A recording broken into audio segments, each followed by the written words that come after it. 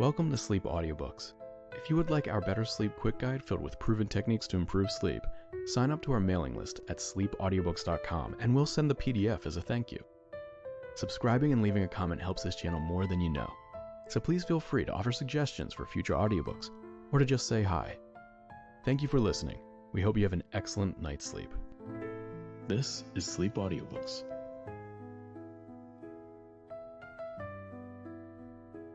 The Door with Seven Locks by Edgar Wallace. Read by Ben Tucker. Chapter 1. Dick Martin's last official job, as he believed, was to pull in Lou Feeney, who was wanted in connection with the Hillborough bank robbery. He found Lou in a little Soho cafe, just as he was finishing his coffee. "What's the idea, Colonel?" asked Lou almost genially as he got his hat. "The inspector wants to talk to you about that Hillborough job," said Dick. Lou's nose wrinkled in contempt. "Hillborough grandmothers," he said scornfully. "I'm out of that bank business. Thought you knew it. What are you doing in the force, Martin? They told me that you'd run into money and had quit." "I'm quitting. You're my last bit of business." "Too bad you're falling down on the last lap," grinned Lou. "I've got 45 well-oiled alibis. I'm surprised at you, Martin. You know I don't blow banks. Locks are my specialty." "What were you doing at 10 o'clock on Tuesday night?" A broad smile illuminated the homely face of the burglar. "If I told you, you'd think I was lying." "Give me a chance," pleaded Dick, his blue eyes twinkling. Lou did not reply at once. He seemed to be pondering the dangers to too great frankness, but when he had seen all sides of the matter, he spoke the truth. "I was doing a private job, a job I don't want to talk about. It was dirty, but honest."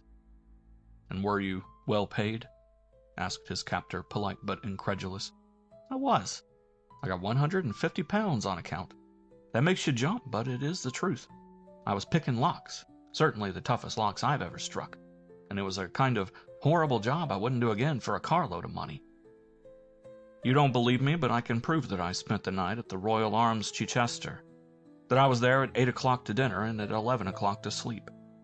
So you can forget all that Hillborough bank stuff. I know the gang that did it, and you know them too, and we don't change cards." They kept Lou in the cells all night whilst inquiries were pursued. Remarkably enough, he had not only stayed at the Royal Arms at Chichester, but had stayed in his own name. And it was true that at 11:15, before the Hillborough bank robbers had left the premises, he was taking a drink in his room 60 miles away. So authority released Lou in the morning, and Dick went into breakfast with him because, between the professional thief-taker and the professional burglar, there is no real ill feeling, and Sub-Inspector Richard Martin was almost as popular with the criminal classes as he was at police headquarters. "No, Mr. Martin, I'm not going to tell you anything more than I've already told you," said Lou good-humoredly.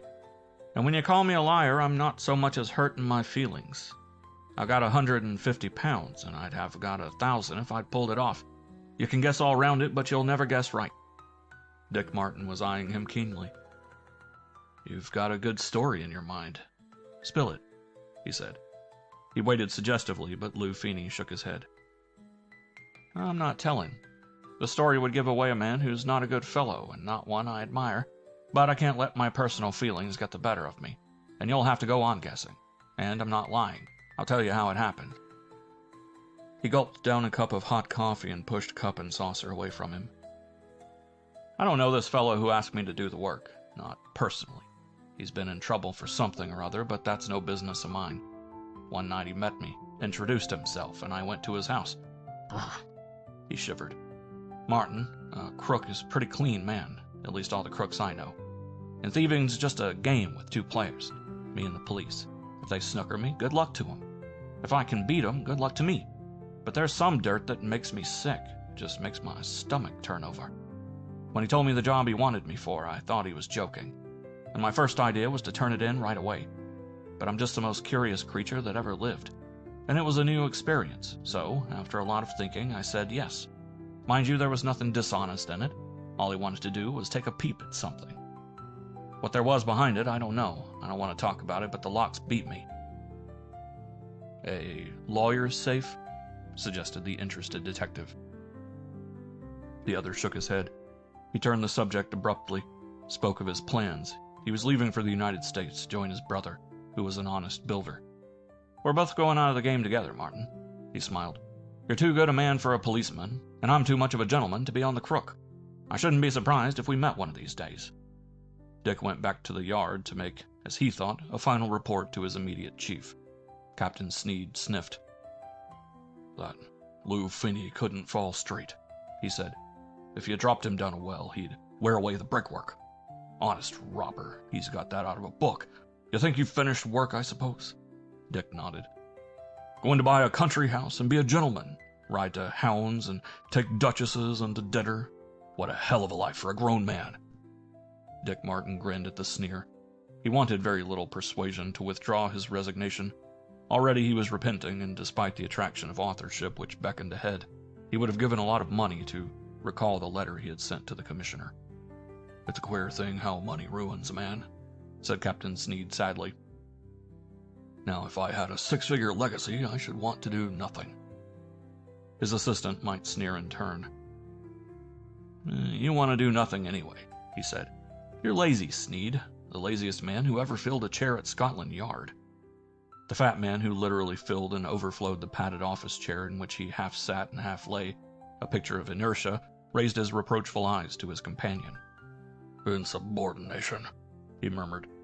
"You're not out of the force till tomorrow. Call me sir and be respectful. I hate reminding you that you're a paltry sub-inspector and that I'm as near being a superintendent as makes no difference. It would sound snobbish. I'm not lazy, I'm lethargic.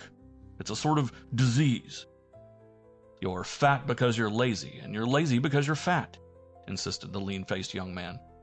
"It's a sort of vicious circle. Besides, you're rich enough to retire if you wanted." Captain Sneed stroked his chin reflectively. He was a giant of a man, with the shoulders of an ox and the height of a grenadier, but he was admittedly inert. He sighed heavily and, groping in a desk basket, produced a blue paper. "You're a common civilian tomorrow, but my slave today. Go along to Bellingham Library. There has been a complaint about stolen books." Sub-Inspector Dick Martin groaned.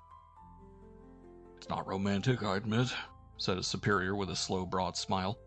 "Kleptomania belongs to the dust and debris of detective work, but it is good for your soul. It will remind you, whilst you're loafing on the money you didn't earn, that there are a few thousand of your poor comrades wearing their feet into ankles with fool inquiries like this." Dick, or Slick as he was called for certain reasons, wondered as he walked slowly down the long corridor whether he was glad or sorry that police work lay behind him, and that on the morrow he might pass the most exalted official without saluting. He was a larceny man, the cleverest taker of thieves the Yard had ever known. Sneed often said that he had the mind of a thief, and meant this as a compliment. He certainly had the skill.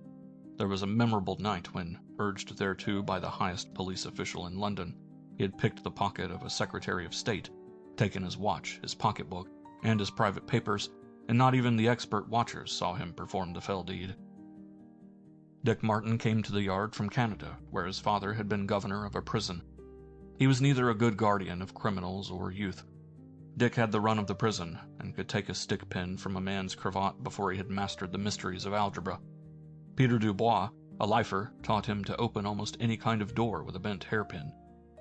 Lou Andrevsky, a frequent visitor to Fort Stewart, made a specially small pack of cards out of the covers of chapel prayer books, in order that the lad should be taught to conceal 3 cards in each tiny palm. If he had not been innately honest, the tuition might easily have ruined him. "Dickie's all right. He can't know too much of that crook stuff," said the indolent Colonel Martin, when his horrified relatives expostulated at the corruption of the motherless boy. "The boys like him. He's going into the police, and the education's worth $1 million. Straight of body, clear-eyed, immensely sane, Dick Martin came happily through a unique period of test to the office. The war brought him to England, a stripling with a record of good work behind him. Scotland Yard claimed him, and he had the distinction of being the only member of the Criminal Investigation Department who had been appointed without going through a probationary period of patrol work. As he went down the stone stairs, he was overtaken by the 3rd Commissioner. "Hello, Martin. You're leaving us tomorrow? Bad luck. It is 1,000 pities you have money. We're losing a good man. What are you going to do?" Dick smiled ruefully. I don't know. I'm beginning to think I made a mistake in leaving it all. The old man nodded. Do anything except lecture, he said. And for the Lord's sake, don't start a private agency. In America, detective agencies do wonderful things. In England, their work is restricted to thinking up evidence for divorces. A man asked me only today if I could recommend... He stopped suddenly at the foot of the stairs and viewed Dick with a new interest. By Jove, I wonder. Do you know Havelock, the lawyer? Dick shook his head. He's a pretty good man. His office is somewhere in Lincoln's Inn Fields. You'll find its exact position in the telephone directory. I met him at lunch, and he asked me... He paused, examining the younger man with a speculative eye. You're the very man. It is curious I did not think of you. He asked me if I could find him a reliable private detective. I told him that such things did not exist outside the pages of fiction. It doesn't exist as far as I'm concerned, smiled Dick. The last thing in the world I want to do is start a detective agency. And you're right, my boy, said the commissioner. I could never respect you if you did. As a matter of fact, you're the very man for the job. He went on a little inconsistently. Will you go along and see Havelock and tell him I sent you? I'd like you to help him if you could. Although he isn't a friend of mine, I know him, and he's a very pleasant fellow. What is the job? Asked the young man, by no means enthralled at the prospect. I don't know, was the reply. It may be one that you couldn't undertake, but I'd like you to see him. I have promised him that I would recommend somebody. I have an idea that it is in connection with a client of his who is giving him a little trouble. You would greatly oblige me, Martin, if you saw this gentleman. The last thing in the world Dick Martin had in mind was the transference of his detective activities from Scotland Yard to the sphere of private agencies. But he had been something of a protege of the third commissioner, and there was no reason in the world why he should not see the lawyer. He said as much. Good, said the commissioner. I'll phone him this afternoon and tell him you'll come along and see him. You may be able to help him. I hope so, sir, said Dick mendaciously. End of Chapter 1. Chapter 2. He pursued his leisurely way to the Bellingham Library, one of the institutions of London that is known only to a select few. No novel or volume of sparkling reminiscence has a place upon the shelves of this institution, founded 100 years ago to provide scientists and littérateurs with an opportunity of consulting volumes which were unprocurable save at the British Museum. On the 4 floors which constituted the building, fat volumes of German philosophy, learned and, to the layman, unintelligible books on scientific phenomena, obscure treatises on almost every kind of uninteresting subject, stood shoulder to shoulder upon their sedate shelves. John Bellingham, who in the 18th century had founded this exchange of learning, had provided in the trust deeds that 2 intelligent females, preferably in indigent circumstances, should form part of the staff, and it was to one of these that Dick was conducted. In a small, high-ceilinged room, redolent of old leather, a girl sat at a table, engaged in filing index cards. I am from Scotland Yard, Dick introduced himself. I understand that some of your books have been stolen. He was looking at the packed shelves as he spoke, for he was not interested in females, intelligent or stupid, indigent or wealthy. The only thing he noticed about her was that she wore black and that her hair was a golden brown and was brushed into a fringe over her forehead. In a vague way he supposed that most girls had hair of golden brown, and he had a dim idea that fringes were popular among working-class ladies. Yes, she said quietly. A book was stolen from this room whilst I was at luncheon. It was not very valuable, a German volume written by Haeckel, called General Morphology. She opened a drawer and took out an index card and laid it before him, and he read the words without being greatly enlightened. Who was here in your absence? He asked. My assistant, a girl named Helder. Did any of your subscribers come into this room during that time? Several, she replied. I have their names, but most of them are above suspicion. The only visitor we have who is not a subscriber of the library was a gentleman named Stelletti, an Italian doctor who called to make inquiries as to subscription. He gave his name? Asked Dick. No, said the girl to his surprise, but Miss Helder recognized him. She had seen his portrait somewhere. I should have thought she would have remembered his name. Why on earth should I remember his name, my good girl? Asked Dick a little irritably. Why on earth shouldn't you, my good man? She demanded coolly, and at that moment Dick Martin was aware of her, in the sense that she emerged from the background against which his life moved and became a personality. Her eyes were gray and set wide apart, her nose straight and small, the mouth was a little wide, and she certainly had golden brown hair. "I beg your pardon," he laughed. As a matter of fact, he had a trick of confidence which could be very deceptive. "I'm not at all interested in this infernal robbery. I'm leaving the police force tomorrow." "There will be great joy amongst the criminal classes," she said politely, and when he saw the light of laughter in her eyes, his heart went out to her. "You have a sense of humor," he smiled. "You mean by that I've a sense of your humor?" she answered quickly. "I have, or I should very much object to being called my good girl, even by an officer of the law." She looked at his card again. "Even with the rank of sub-inspector." There was a chair at his hand. Dick drew it out and sat down unbidden. "I abase myself for my rudeness, and humbly beg information on the subject of Signor Stiletti. The name means no more to me than John Smith, the favorite pseudonym of all gentlemen caught in the act of breaking through the pantry window in the middle of the night." For a second she surveyed him gravely, her red lips pursed. "And you're a detective?" she said in a hushed voice. "One of those almost human beings who protect us while we sleep?" He was helpless with laughter. "I surrender." He put up his hands. "And now, having put me in my place, which I admit is a pretty lowly one, perhaps you will pass across a little information about the purloined literature." "I've no information to pass across." She leaned back in her chair, looking at him interestedly. "The book was here at 2 o'clock. It was not here at 2:30.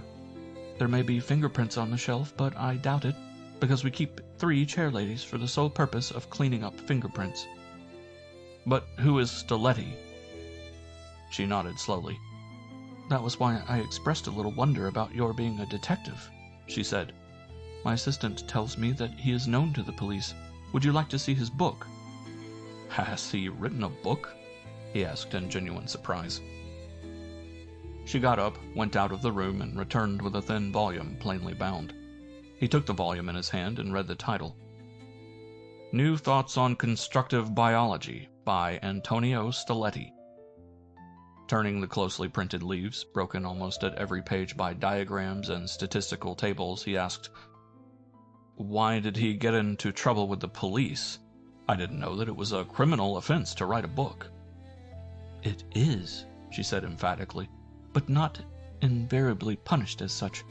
I understand that the law took no exception to Mr. Stiletti being an author, and that his offense was in connection with vivisection or something equally horrid." "What is all this about?" He handed the book back to her. "It is about human beings," she said solemnly, "like you and me, and how much better and happier they would be if, instead of being mollycoddled, I think that is the scientific term, they were allowed to run wild in a wood and fed on a generous diet of nuts." "Oh, vegetarian stuff," said Slick contemptuously.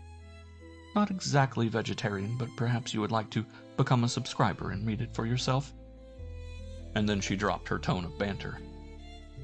"The truth is, Mr. She looked at his card again. "Martin, we are really not worried about the loss of this book of Haeckel's. It is already replaced, and if the secretary hadn't been such a goop, he wouldn't have reported the matter to the police. And I beg of you," she raised a warning finger, "if you meet our secretary, that you will not repeat my opinion of him. Now, please tell me something that will make my flesh creep. I've never met a detective before. I may never meet one again." Dick put down the book and rose to his 72 inches. "Madam," he said, "I have not mustered courage to ask your name. I deserve all the roasting you have given me, but as you are strong, be merciful. Where does Stiletti live?" She picked up the book and turned back the cover to a preface. "Gallows Cottage? That sounds a little creepy, doesn't it? It's in Sussex." "I can read that for myself," he said, nettled, and she became instantly penitent. "You see, we aren't used to these exciting interludes, and a police visitation gets into one's head. I really don't think the book's worth bothering about, but I suppose my word doesn't go very far." "Was anybody here besides Stiletti?" She showed him a list of 4 names. "Except Mr. Stiletti, I don't think anybody is under suspicion. As a matter of fact, the other 3 people were severely historical, and biology wouldn't interest them in the slightest degree. It could not have happened if I had been here, because I'm naturally rather observant." She stopped suddenly and looked at the desk. The book that had been lying there a few seconds before had disappeared. "Did you take it?" she asked. "Did you see me take it?" he challenged. "I certainly didn't. I could have sworn it was there a second ago." He took it from under his coat and handed it to her. "I like observant people," he said. "But how did you do it?" She was mystified. "I had my hand on the book and I only took my eyes off for a second." "One of these days I'll come along and teach you," he said with portentous gravity, and was in the street before he remembered that, clever as he was, he had not succeeded in learning the name of this very capable young lady. Sybil Lansdowne walked to the window which commanded a view of the square and watched him till he was out of sight, a half-smile on her lips and the light of triumph in her eyes. Her first inclination was to dislike him intensely. She hated self-satisfied men. And yet he wasn't exactly that. She wondered if she would ever meet him again. There were so few amusing people in the world, and she felt that. She took up the card. Sub-Inspector Richard Martin might be very amusing indeed. End of Chapter 2. Chapter 3. Dick was piqued to the extent of wishing to renew the encounter, and there was only one excuse for that. He went to the garage near his flat, took out his dingy Buick, and drove down to Gallows Hill. It was not an easy quest because Gallows Hill is not marked on the map and only had a local significance, and it was not until he was on the edge of Selford Manor that he learned from a road mender that the cottage was on the main road, and that he had come about 10 miles out of his way. It was late in the afternoon when he drew abreast of the broken wall and hanging gate behind which was the habitation of Dr. Stiletti. The weed-grown drive turned abruptly to reveal a mean-looking house, which he thought was glorified by the name of cottage. So many of his friends had cottages, which were mansions, and little places, which were very little indeed, when he had expected to find a more lordly dwelling. There was no bell, and he knocked at the weather-stained door for 5 minutes before he had an answer. And then he heard a shuffling of feet on bare boards, the clang of a chain being removed, and the door opened a few inches. Accustomed as he was to unusual spectacles, he gaped at the man who was revealed in the space between door and lintel. A long yellow face, deeply lined and crisscrossed with innumerable lines till it looked like an ancient yellow apple. A black beard that half covered its owner's waistcoat, a greasy skull cap, a pair of black malignant eyes blinking at him. These were his first impressions. "Dr. Stiletti?" he asked. "That is my name." The voice was harsh with just the suggestion of a foreign accent. "Did you wish to speak with me? Yes? That is extraordinary. I do not receive visitors." He seemed in some hesitation as to what he should do, and then he turned his head and spoke to somebody over his shoulder, and in doing so revealed to the detective a young, rosy and round-faced man, very newly and smartly dressed. At the sight of Dick, the man stepped back quickly out of sight. "Good morning, Thomas," said Dick Martin politely. "This is an unexpected pleasure." The bearded man growled something and opened the door wide. Tommy Caller was indeed a sight for sore eyes. Dick Martin had seen him in many circumstances, but never so beautifully and perfectly arrayed. His linen was speckless. His clothes were the product of a West End tailor. "Good morning, Mr. Martin." Tommy was in no sense abashed. "I just happened to call round to see my old friend Stiletti." Dick gazed at him admiringly. "You simply ooze prosperity. What is the game now, Tommy?" Tommy closed his eyes, a picture of patience and resignation. "I've got a good job now, Mr. Martin. Straight as a die. No more trouble for me, thank you. Well, I'll be saying goodbye, Doctor." He shook hands a little too vigorously with the bearded man and stepped past him and down the steps. "Wait a minute, Tommy. I'd like to have a few words with you. Can you spare me a moment whilst I see Dr. Stiletti?" The man hesitated, shot a furtive glance at the bearded figure in the doorway. "All right," he said ungraciously. "But don't be long, I've got an engagement. Thank you for the medicine, Doctor," he added loudly. Dick was not deceived by so transparent a bluff. He followed the doctor into the hall. Farther, the strange man did not invite him. You are police, yes? He said when Dick produced his card. How extraordinary and bizarre. To me the police have not come for a long time. Such trouble for a man because he experiments for science on a little dog. Such a fuss and nonsense. Now you ask me, what? In a few words, Dick explained his errand, and to his amazement, the strange man answered immediately. Yes, the book, I have it. It was on the shelf. I needed it, so I took it. But, my good man, said the staggered detective, you're not allowed to walk off with other people's property because you want it. It is a library. It is for lending, is it not? I desired to borrow, so I took it with me. There was no concealment. I placed it under my arm. I lifted my hat to the young senora, and that was all. Now I have finished with it, and it may go back. Haeckel is a fool. His conclusions are absurd. His theories extraordinary and bizarre. Evidently this was a favorite phrase of his. To you they would seem very dull and commonplace, but to me... He shrugged his shoulders and uttered a little cackle of sound, which Dick gathered was intended to be laughter. The detective delivered a little lecture on the systems of loaning libraries, and with the book under his arm, went out to rejoin the waiting Mr. Caller. He had at least an excuse for returning to the library, he thought with satisfaction. Now, Caller, he began with superfluous preliminaries, and his voice was peremptory. I want to know something about you. Is Stiletti a friend of yours? He's my doctor, said the man coolly. He had a merry blue eye, and he was one of the few people who had passed through his hands for whom Dick had a genuine liking. Tommy Caller had been a notorious knocker-off of motor cars, and a knocker-off is one who, finding an unattended machine, steps blithely into the driver's seat and is gone before the owner misses his machine. Tommy's two convictions had both been due to the unremitting inquiries of the man who now questioned him. I've got a regular job. I'm chauffeur to Mr. Bertram Cody, said Tom virtuously. I'm that honest now. I wouldn't touch anything crook, not to save my life.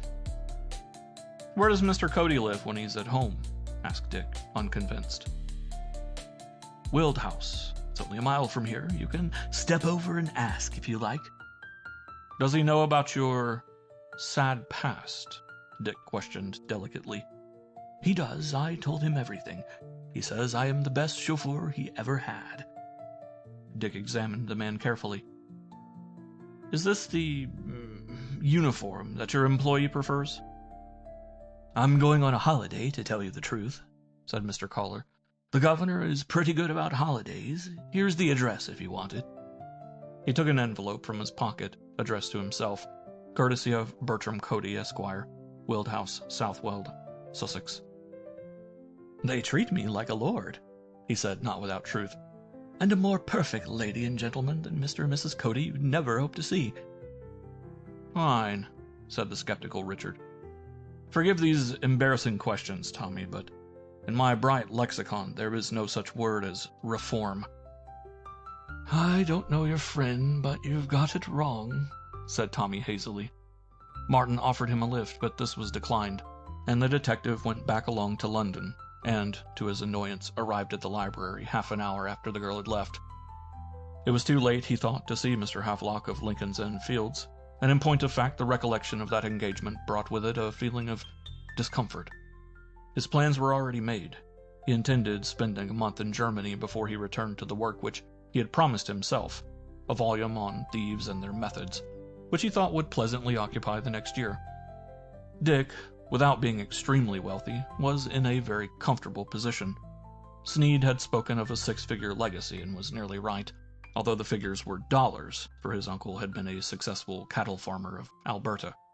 Mainly he was leaving the police force because he was nearing promotion, and felt it unfair to stand in the way of other men who were more in need of rank than himself.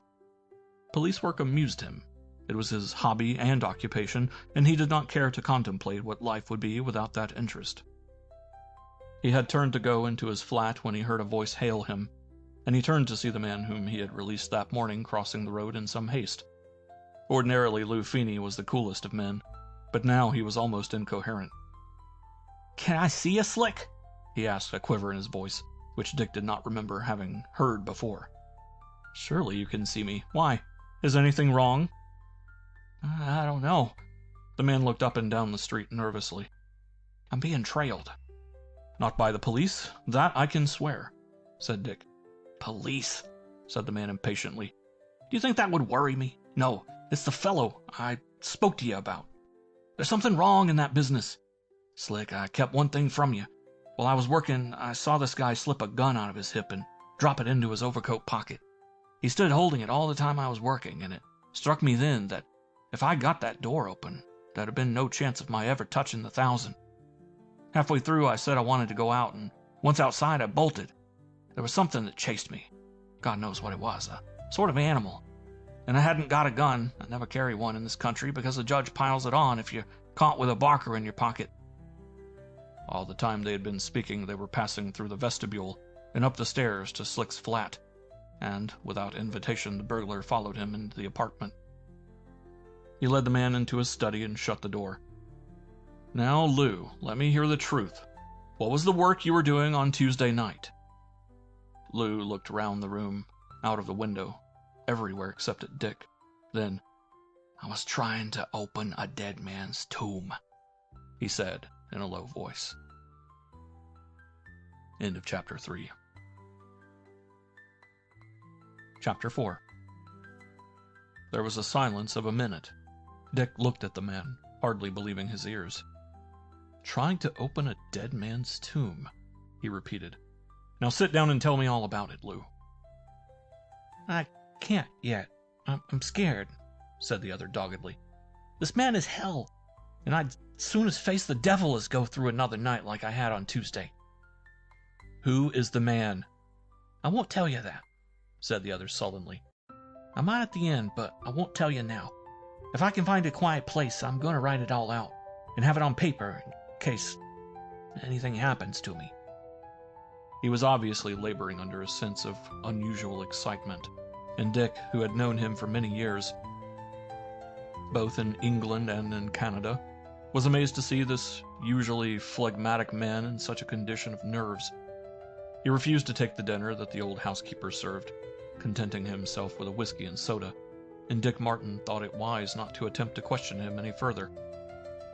"Why don't you stay here tonight and write your story?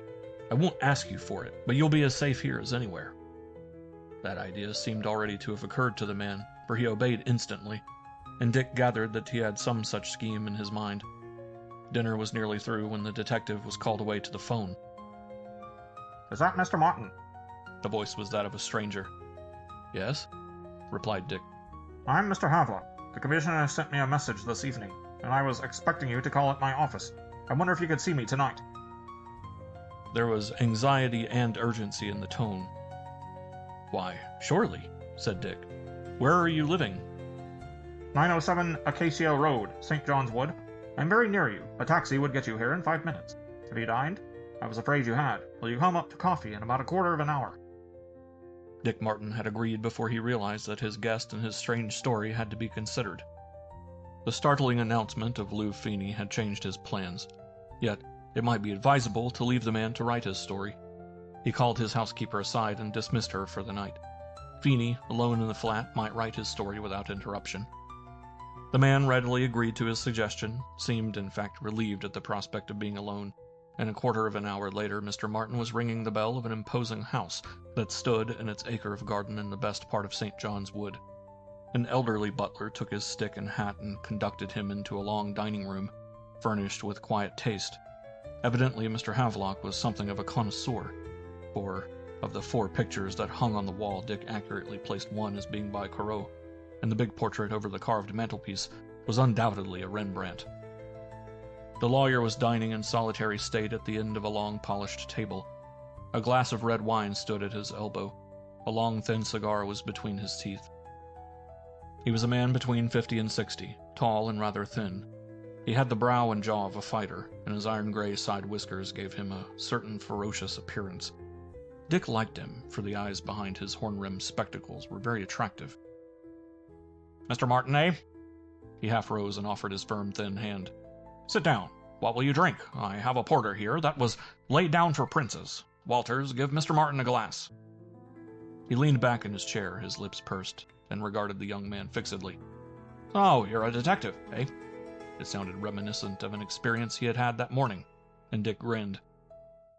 "The commissioner says you're leaving the police force tomorrow, and that you want a hobby. By heavens, I'll furnish you a hobby that'll save me a lot of sleepless nights. Walters, serve Mr. Martin and clear out. And I am not to be interrupted. Switch off the phone. I'm not at home to anybody, however important." When the door had closed behind the butler, Mr. Havelock rose and began a restless pacing of the room.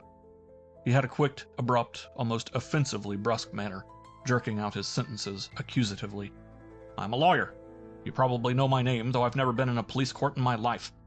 I'm very seldom in any court of law. I deal with companies and estates, and I'm trustee for half a dozen, or maybe a dozen, various charities. I'm the trustee of the Selford estate." He said this with a certain emphasis, as though he thought that Dick would understand the peculiar significance of this. "I'm the trustee of the Selford estate," he said again, "and I wish to heaven I wasn't. Old Lord Selford, not that he was old except in sin and iniquity, but the late Lord Selford, let me say, left me sole executor of his property and guardian of his wretched child. The late Lord Selford was a very unpleasant, bad-tempered man, half mad, as most of these Selfords have been for generations. Do you know Selford Manor?" Dick smiled. "Curiously enough, I was on the edge of it today. I didn't know there was such a place until this afternoon, and I had no idea there was a Lord Selford. Does he live there?" "He doesn't." Havelock snapped the words, his eyes gleaming fiercely from behind his glasses. "I wish to God he did. He lives nowhere. That is to say, he lives nowhere longer than 2 or 3 days together. He is a nomad of nomads. His father in his youth was something of the same nature. Pierce, that is his family name, by the way, and he has always been called Pierce, has spent the last 10 years wandering from town to town, from country to country, drawing heavily upon his revenue, as he can well afford to do because it is a large one, and returning to England only at the rarest intervals. I haven't seen him for 4 years." He said this slowly. "I'll give you his history, Mr. Martin, so that you will understand it better," he went on. "When Selford died, Pierce was 6. He had no mother, and curiously enough, no near relations. Selford was an only child, and his wife was also in that position, so that there were no uncles and aunts to whom I could have handed over my responsibility. The boy was delicate, as I found out when I sent him to a preparatory school at the age of 8, expecting to be rid of the poor little beggar, but not a day passed that he didn't send me a note asking to be taken away. Eventually I found a private tutor for him, and he got some sort of education. It was not good enough to enable him to pass the Little Go, that is the entrance examination to Cambridge, and I sent him abroad with his tutor to travel. I wish to heaven I hadn't, for the travel bug bit deep into his soul and he's been moving ever since. 4 years ago he came to me in London. He was then on his way to America, where he was studying economic conditions. He had a wild idea of writing a book. One of the delusions from which most people suffer is that other people are interested in their recollections." Dick flushed guiltily, but the lawyer went on without apparently noticing his embarrassment. "Now, I'm worried about this boy. From time to time, demands come through to me for money. And from time to time, I cable him very respectable sums, which of course he is entitled to receive, for he is now 24. "His financial position," began Dick. Perfectly sound, said Mr. Havelock impressively. "That isn't the question at all. What is worrying me is the boy being so long out of my sight. Anything may happen to him. He may have fallen into the worst possible hands." He hesitated and added, "And I feel that I should get in touch with him. Not directly, but through a third person. In other words, I want you to go to America next week, and without saying that you came from me or that I sent you, get acquainted with Lord Selford. He travels, by the way, as Mr. John Pierce. He is a very quick mover, and you'll have to make careful inquiries as to where he has gone, because I cannot promise that I can keep you as well informed of his movements as I should like. If, in your absence, I have a cable from him, I will, of course, transmit it to you. I want you to find Pierce, but in no circumstances are you to acquaint the police of America that you are following him, or that there is anything suspicious in his movements. All that I want to know is, has he contacted any undesirable alliance? Is he a free agent? Is the money I send to him being employed for his own benefit? He tells me, by the way, that he has bought a number of shares in industrial concerns in various parts of the world, and some of these shares are in my possession. A great number, however, I cannot account for, and he has responded to my inquiries by telling me that they are safely deposited with a South African banking corporation. The reason I ask you to keep this matter entirely to yourself is because, you will understand, I can't have him embarrassed by the attentions of the local authorities. And most earnestly, I am desirous that he should not know I sent you. Now, Mr. Martin, how does the idea appeal to you?" Dick smiled. "Looks to me like a very pleasant sort of holiday. How long will this chase last?" "I don't know. A few months, a few weeks. It all depends upon the report I receive from you, which, by the way, must be cabled to me direct.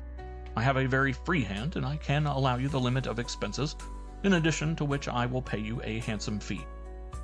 He named a sum which was surprisingly munificent. "When would you want me to go?" The lawyer took out a little pocketbook and evidently consulted a calendar.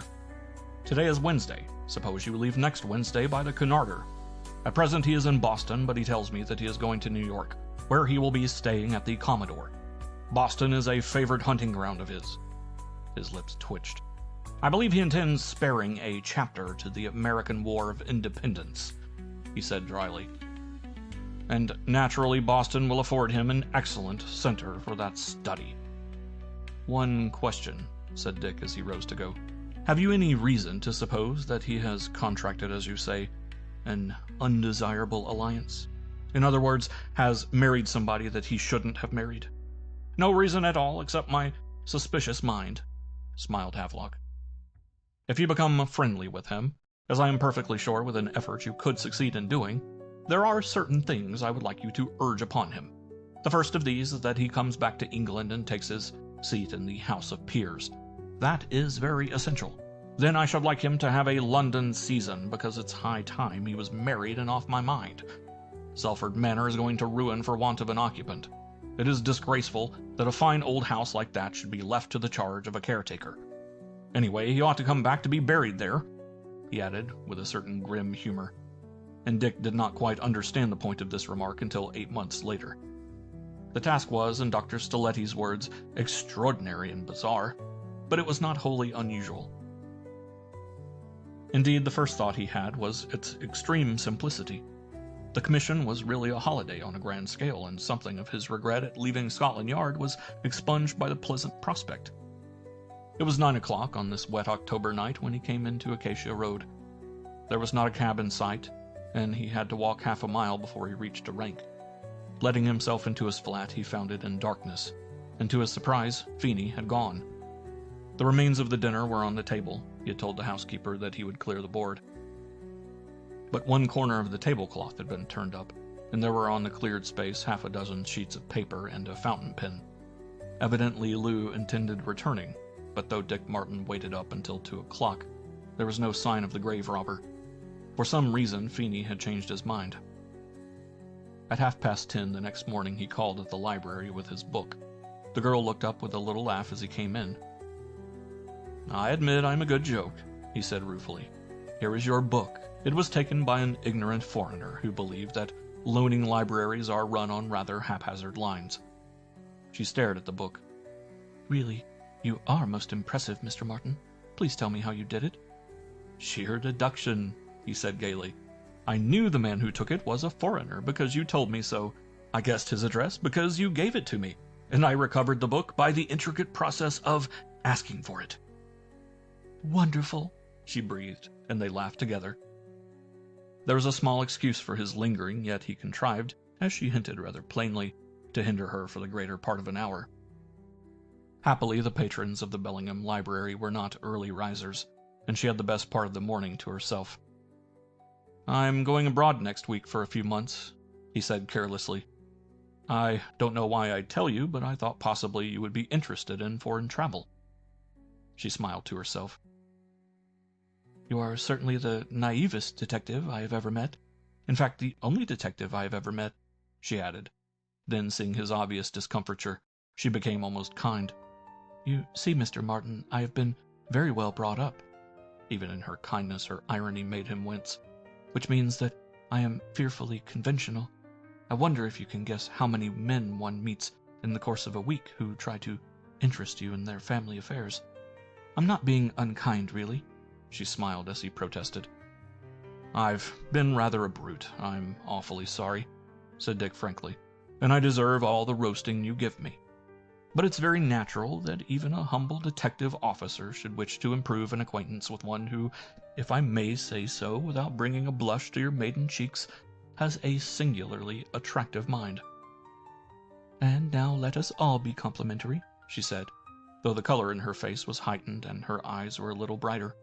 You are the world's best detective, and if ever I lose anything, I am sending immediately for you. Then you'll draw a blank, said Dick triumphantly.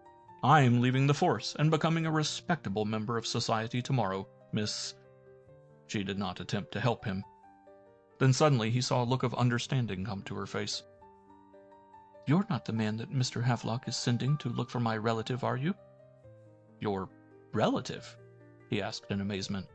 Is Lord Selford a relative of yours? She nodded.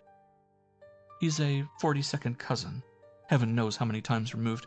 Father was his second cousin. Mother and I were dining with Mr. Havelock the other night, and he said that he was trying to get a man to run Selford to earth. Have you ever met him? Asked Dick.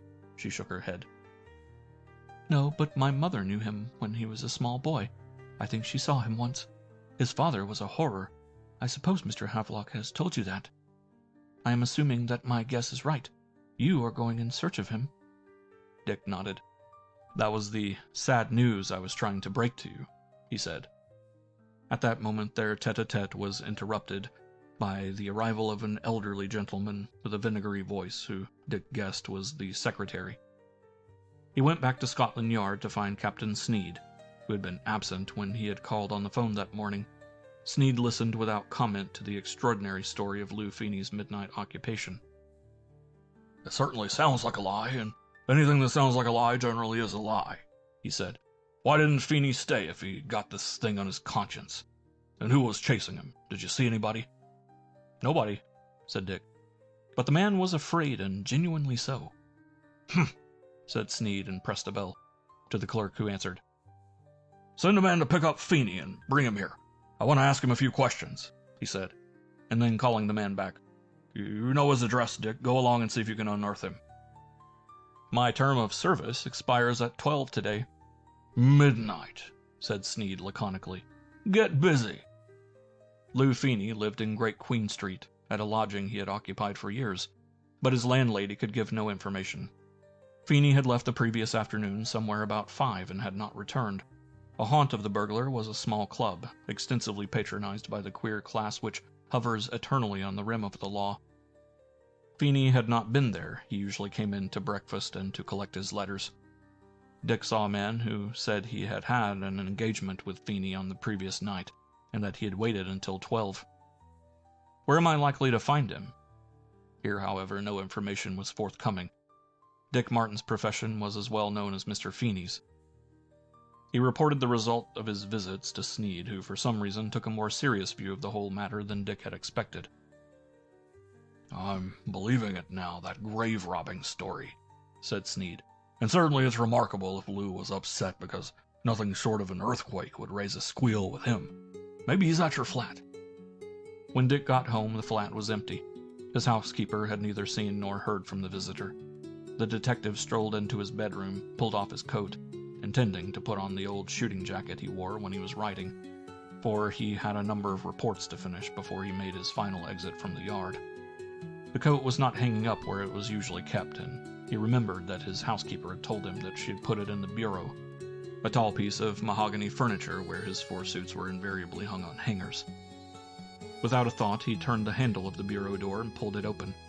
As he did so, the body of a man fell against him, almost knocking him over, and dropped to the floor with an inanimate thud.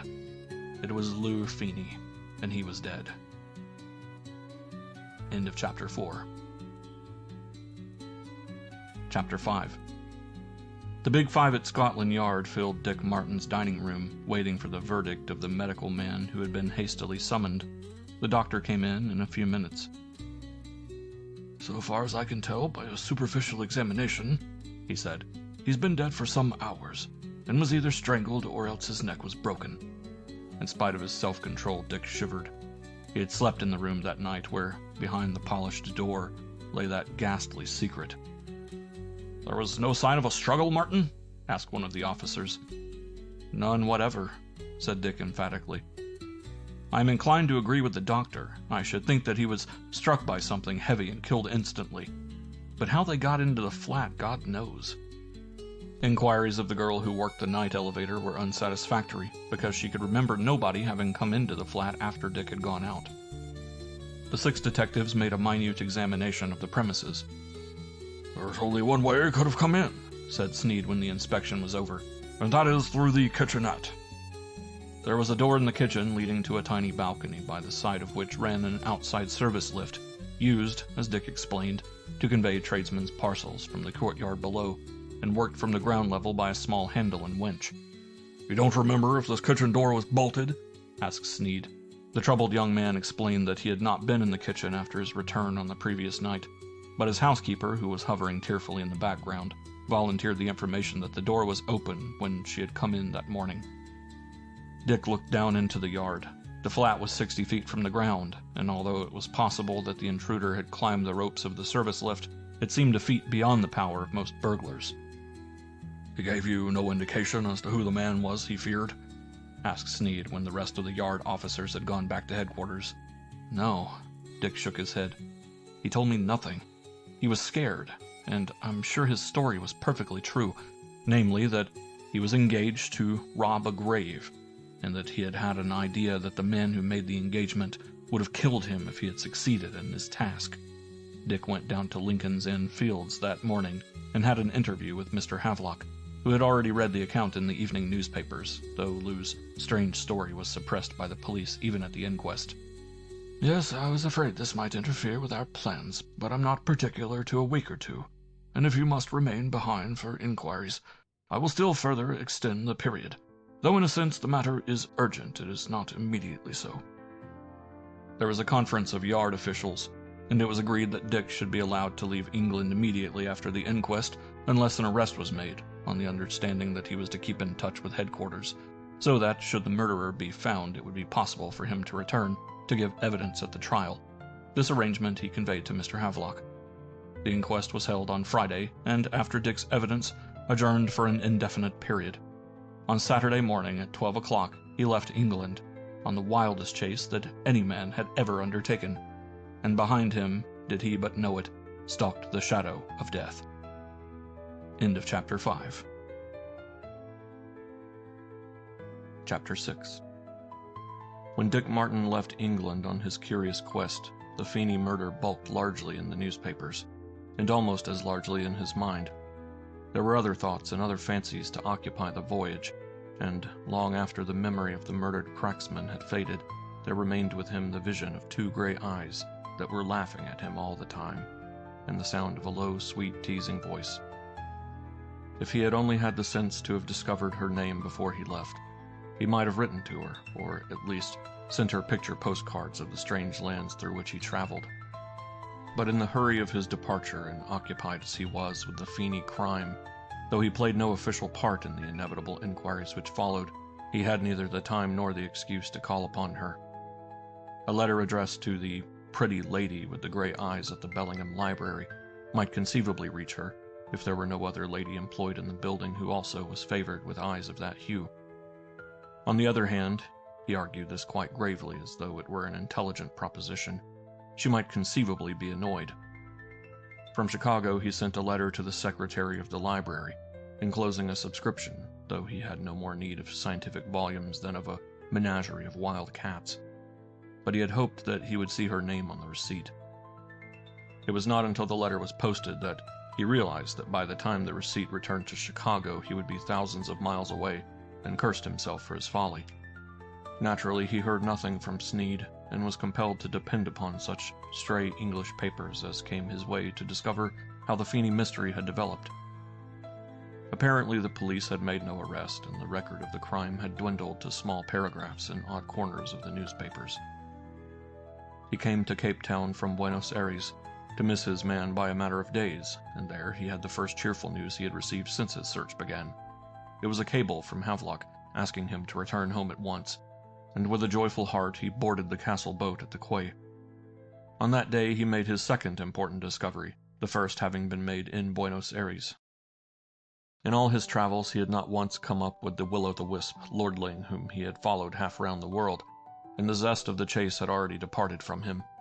From Cape Town to Madeira was a 13-day voyage by the intermittent steamer on which he traveled, having missed the mail by 4 days. To a man with other interests than deck sports, the peculiar characteristics of passengers, and the daily sweepstake, those 13 days represented the dullest period Dick Martin had ever endured. And then when the ship stopped to coal, the miracle happened. Just before the steamer left, a launch came alongside. Half a dozen passengers mounted the stairs, and for a moment Dick thought he was dreaming. It was she. There was no mistaking her. He could have picked her out of a million. She did not see him, nor did he make himself known to her. For now that they were, so to speak, under one roof, and the opportunity that he dreamed of had presented itself in such an unexpected fashion, he was curiously shy, and avoided her until almost the last day of the voyage. She was coolness itself when at last they met. "Oh, yes, I knew you were on board. I saw your name in the passenger list," she said, and he was so agitated that he did not even resent the amusement in her eyes. "Why didn't you speak to me?" he asked brazenly, and again she smiled. "I thought you were here on business," she said maliciously. "My steward told me that you spent most of your evenings in the smoke room, watching people play cards. I was wondering when you were coming into the library. You're a subscriber now, aren't you?" "Yes," he said awkwardly. "I believe I am." "I know because I signed your receipt," she said. "Oh, then you're—" He paused expectantly. "I'm the person that signed the receipt." Not a muscle of her face moved. And then, "What is your name?" he asked bluntly. "My name is Lansdowne, Sybil Lansdowne." "Of course, I remember." "You saw it on the receipt, of course?" He nodded. "It was returned to the library through the dead letter office," she went on ruthlessly. "I never knew a human being who could make a man feel quite as big a fool as you," he protested, laughing. "I mean, as you make me feel," he corrected hastily. And that ended the conversation until the evening. On the dark deck, side by side, they talked commonplaces until— "Start light on the port bow, sir," said a muffled voice on the bridge deck above. The two people leaned over the rail in the narrow deck space forward and saw a splash of light quiver for the fraction of a second on the rim of the dark sea and vanish again. "That is a lighthouse, isn't it?" Dick edged a little closer to the girl, sliding himself stealthily along the broad rail. "Starlight," he explained. "I don't know why they call it start. Finish would be a better word, I guess." A silence. Then, "You are not American, are you?" "Canadian by habit, British by birth, mostly anything people want me to be. A kind of renegade." He laughed softly in the darkness. "I don't think that is a nice word. I wondered if I should meet you when I came aboard at Madeira. There are an awful queer lot of people on board this ship." "Thank you for those kind words," said Dick gravely, and she protested. He went on. "There never was an ocean-going ship that wasn't full of queer people. I'll give you 100 million if you can travel on a packet where some passenger doesn't say, 'My, what a menagerie,' about the others. No, Miss Lansdowne, you're not being trite. Life's trite anyway. The tritest thing you can do is to eat and sleep. Try living originally and see how quick you go dead. Here's another queer thing about ships. You never have the nerve to talk to the people you like till you're only a day from port. What they do with themselves the rest of the time I've never found out. 5 days from Madeira, and I never spoke to you till this afternoon. That's proof." She drew a little farther from him and straightened herself. "I think I'll go below now," she said. "It is rather late, and we have to get up early." "What you're really thinking," said Dick very gently, "is that in a second or so I'll be pawing your hand and saying, 'Wouldn't it be wonderful if we could sail on like this forever under the stars and everything?' I'm not. Beauty attracts me, I admit it. I know you're beautiful because I couldn't find anything odd about your face." He heard her laughing. "That's beauty in a sentence, something that isn't odd.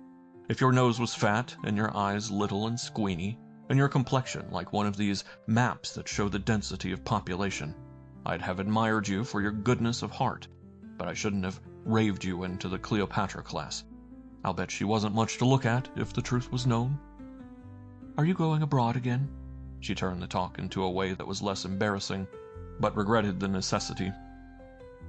No, I'm staying in London, in Claregate Gardens. I've got a pretty nice little flat. You can sit in the middle of any room and touch the walls without stretching, but it's big enough for a man without ambitions. When you get to my age, I'll be 30 on the 14th of September, you might like to send me flowers. You're content to settle down and watch the old world wag around. I'll be glad to get back. London takes a hold of you, and just when you're getting tired of it, up comes a fog like glue gas, and you can't find your way out. She sighed. Our flat is smaller than yours. Madeira was heaven after Coram Street. What number? Asked Dick brazenly. One of the many, she smiled. And now I really must go. Good night. He did not walk back with her to the companionway, but strolled to the ship's side, where he could watch the slim figure as it passed quickly along the deserted deck. He wondered what had taken her to Madeira, for he guessed that she was not one of those fortunate people who, to escape the rigors of an English winter, could afford to follow the path of the vernal equinox. She was much more pretty than he had thought, beautiful in a pale oriental way. It was the slant of her gray eyes that suggested the East. Not pale exactly, yet not pink. Perhaps it was the geranium red of her lips that by contrast gave the illusion of pallor. Then he decided that she was not that. He thought of thin people in terms of brittleness, and she was supple and plastic. Amazed to find himself analyzing her charm, he strolled along the deck and turned into the smoking room. Although the hour was past 11, the tables were occupied, and by the usual crowd. He walked to one in the corner and stood watching the play until, after many uneasy and resentful glances, the big man, who up until his arrival had been the most jovial and the most successful player, threw down his cards. "Going to bed," he growled, gathered up his winnings, and rose. He stopped before Slick. "You won 100 from me last week," he said. "You pay that back before you leave this ship." "Will you have it in notes or money?" asked Dick Martin politely. "Or maybe you'd prefer a check?" The big man said nothing for a moment, then, "Come outside," he said. Dick followed him to the dim lights of the promenade deck. "See here, mister, I've been waiting for a chance to talk to you. I don't know you, though your face is kind of familiar. I've been working this line for 10 years, and I'll stand for a little competition, but not much. What I won't stand for is a cheapskate like you taking me on and skinning me for a century with a stacked deck of cards. Get me?" "In fact, what your soul kind of pines for is honor amongst card sharps," said Dick. "Ever seen this?" He took a metal badge from his pocket, and the big man gurgled apprehensively. "I'm not entitled to wear that now because I've left the Royal Canadian Police," said Dick Martin, replacing the badge. "I carry it around for old time's sake. You remember me? I'd say you did. I pinched you in Montreal 8 winters ago for selling mining stock that was unattached to any mine." "Dick Martin?" The big man invoked a great personage. In the seclusion of his cabin, which he shared with 2 of his confederates, the big fellow wiped the perspiration from his forehead and grew biographical. "He's the fellow that went up to the Klondike and took Harvey Wells. He had a mustache then, that's why I didn't recognize him. That feller's mustard. His father was governor of the jail at Fort Stewart and used to allow his kid to play around with the boys. They say he can do anything with a pack of cards except make it sing. He caught Joe Haldy by picking his pocket for the evidence, and Joe's as white as Broad Street." Next morning, Mr. Martin came down the gangway plank of the Grail Castle, carrying a suitcase in each hand. One of the flat gang that attends all debarkations to look over likely suckers marked his youth and jauntiness and hooked his friend, the steward, who was usually a mine of information. "Mr. Richard Martin. He's a regular time chaser. Came to the Cape from Argentine. Got to the Argentine from Peru and China. Been down to New Zealand and India, God knows where." "Got any stuff?" The steward was dubious. "Must have. No, he's not a drummer. He had the best cabin on the ship and tipped well. Some boy came aboard at Cape Town and tried to catch him at bridge, but he beat him." The prospecting member of the flat crowd sneered. "Card people scare suckers," he said with all the contempt which a land thief has for his seagoing brother. "Besides, these Cape boats are too small and everybody knows everybody else. A card man would starve on that line. So long, Harry." Harry the steward returned the farewell indifferently and watched the tout hurry down to the examining shed. Martin was waiting for the arrival of the customs officer with a bored expression on his lean brown face. "Mr. Martin, isn't it?" The advance guard of the Confidence Men smiled pleasantly as he offered his hand. "I'm Burzin. Met you at the Cape," said the newcomer, keeping the high note of heartiness. "Awfully glad to see you again." His hand was not taken. Two solemn blue eyes surveyed him thoughtfully. The tout was well dressed, his linen was expensive. The massive gold cigarette case that peeped from his waistcoat pocket was impressive. "We must meet in town. At Wandsworth Jail. Or maybe Pentonville," said Dick deliberately. "Get to blazes out of this, you amateur tale teller." The man's jaw dropped. "Go back to your papa." Dick's long forefinger dug the man's waistcoat, keeping time with his words. "Or to the maiden aunt who taught you that line of talk, and tell him or her that suckers are fetching famine prices at Southampton." "See here, my friend," the shoreman began a bluster to cover his inevitable retreat. "If I kick you into the dock, they'll hold me for the inquest. Seep!" The con man seeped. He was a little angry, a little scared, and very hot under the collar, but he kept well away from the brown-faced man until he saw the first train pull out. "If he's not a copper, I'm a Dutchman," he said, and felt for his cigarette case and the solace of shredded Virginia. The case was gone. Precisely at that moment, Mr. Martin was extracting a cigarette from its well-filled interior, and weighing the gold in his hand, had concluded that it was at least 15 carat and worth money. "What a beautiful case!" The girl sitting opposite to him stretched out her hand, a friendly assurance that was very pleasing to Dick Martin. In her simple tailored costume and a close-fitting little hat, she was another kind of girl, radiating a new charm and a new fragrance. "Yes, it's rather cute," Dick answered soberly. "I got it from a friend. Glad your holiday is over?" She stifled a sigh as she gave the case back to him. "Yes, in a way. It wasn't exactly a holiday, and it was dreadfully expensive. I can't speak Portuguese either, and that made it difficult." He raised his eyebrows at that. "But all the hotel folks speak English," he said, and she smiled ruefully. "I wasn't one of the hotel folk. I lived in a little boarding house on the Mount, and unfortunately the people I had to see spoke only Portuguese. There was a girl at the boarding house who knew the language a little, and she was helpful. I might have stayed at home for all the good I did." He chuckled. "We're in the same boat. I've been 30,000 miles rustling shadows." She smiled whimsically. "Were you looking for a key too?" she asked, and he stared at her. Which?" She opened the patent leather bag that rested on her knees and took out a small cardboard box. Removing the lid, she shook into her hand a flat key of remarkable shape. Yet, it was rather like an overgrown Yale, except that the serrations were not confined to one edge, but were repeated in complicated ridges and protuberances on the other. "That's certainly a queer-looking object," he said. "Was that what you were looking for?" She nodded. "Yes, though I didn't know this was all I should get from my trip, which sounds a little mad, doesn't it? Only there was a Portuguese gardener named Silva who knew my father. He used to be in the service of a relative of ours. Didn't I boast once that I was relative to Lord Selford? By the way, what is he like?" "Like the letter O, only dimmer," he said. "I never saw him." She asked a question and then went on. "About 3 months ago, a letter came to my mother. It was written in very bad English by a priest, and said that Silva was dead, and that before he died he asked her forgiveness for all the harm he had done to us. He left something which was only to be given into the hand of a member of our family. That sounds remarkable, doesn't it?" Dick nodded, impatient for her to continue. "Of course, it was out of the question for Mother or I to go. We have very little money to spare for sea trips. But the day after we got the letter, we had another, posted in London, and containing £100 in notes, and a return ticket to Madeira." "Sent by?" She shook her head. "I don't know. At any rate, I went. The old priest was very glad to see me. He told me that his little house had been burgled 3 times in 1 month, and that he was sure the burglars were after the little package he was keeping for me. I expected something very valuable, especially as I learnt that Senor Silva was a very rich man. You can imagine how I felt when I opened the box and found this key." Dick turned the key over in his hand. "Silva was rich. A gardener, you said? Must have made a lot of money, eh? Did he leave a letter?" She shook her head. "Nothing. I was disappointed and rather amused. For some reason or other, I put the key into the pocket of the coat I was wearing, and that was lucky or unlucky for me. I had hardly left the priest's house before a man came out of a side alley, snatched my bag, and was out of sight before I could call for help.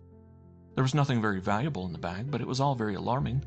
When I got on board ship, I put the key in an envelope and gave it to the purser. Nobody bothered you on the ship? She laughed quietly, as at a good joke. Not unless you would call the experience of finding your trunk turned out and your bed thrown onto the floor a bother. That happened twice between Madeira and Southampton. Is it sufficiently romantic? It certainly is, said Dick, drawing a long breath. He looked at the key again. What number, Coram Street? He asked. She told him before she realized the impertinence of the question. What do you think is the meaning of these queer happenings?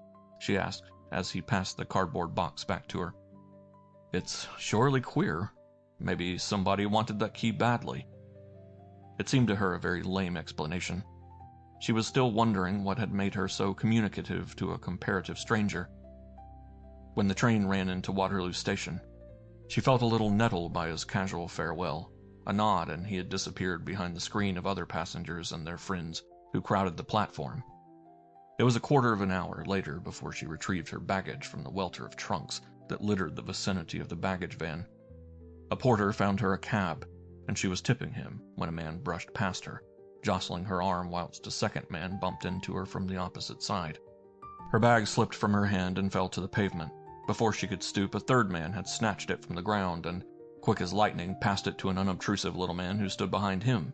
The thief turned to fly, but a hand grasped his collar and jerked him round, and as his hands came up in defense, a fist as hard as ebony caught him under the jaw and sent him flying. "Get on your feet, thief, and produce your bag-snatching permit," said Dick Martin sternly. End of Chapter 6. Chapter 7. At 10 o'clock the next morning, Dick Martin walked blithely into Lincoln's Inn Fields. The birds were twittering in the high trees, the square lay bathed in pale April sunshine. And as for Slick, he was at peace with the world, though he had traveled nigh on 30,000 miles and had failure to report at the end of them. Messrs. Havelock and Havelock occupied an old Queen Anne house that stood shoulder to shoulder with other mansions of the period. A succession of brass plates on the door announced this as the registered office of a dozen corporations, for Mr. Havelock was a company lawyer, who, though he never appeared in the courts, gave the inestimable benefit of his advice to innumerable and prosperous corporations. Evidently the detective was expected, for the clerk in the outer office was almost genial. "I will tell Mr. Havelock you're here," he said, and came back in a few seconds to beckon the wanderer into the private sanctum of the senior partner. As Dick Martin came in, he was finishing the dictation of a letter, and he smiled a welcome and nodded to a chair.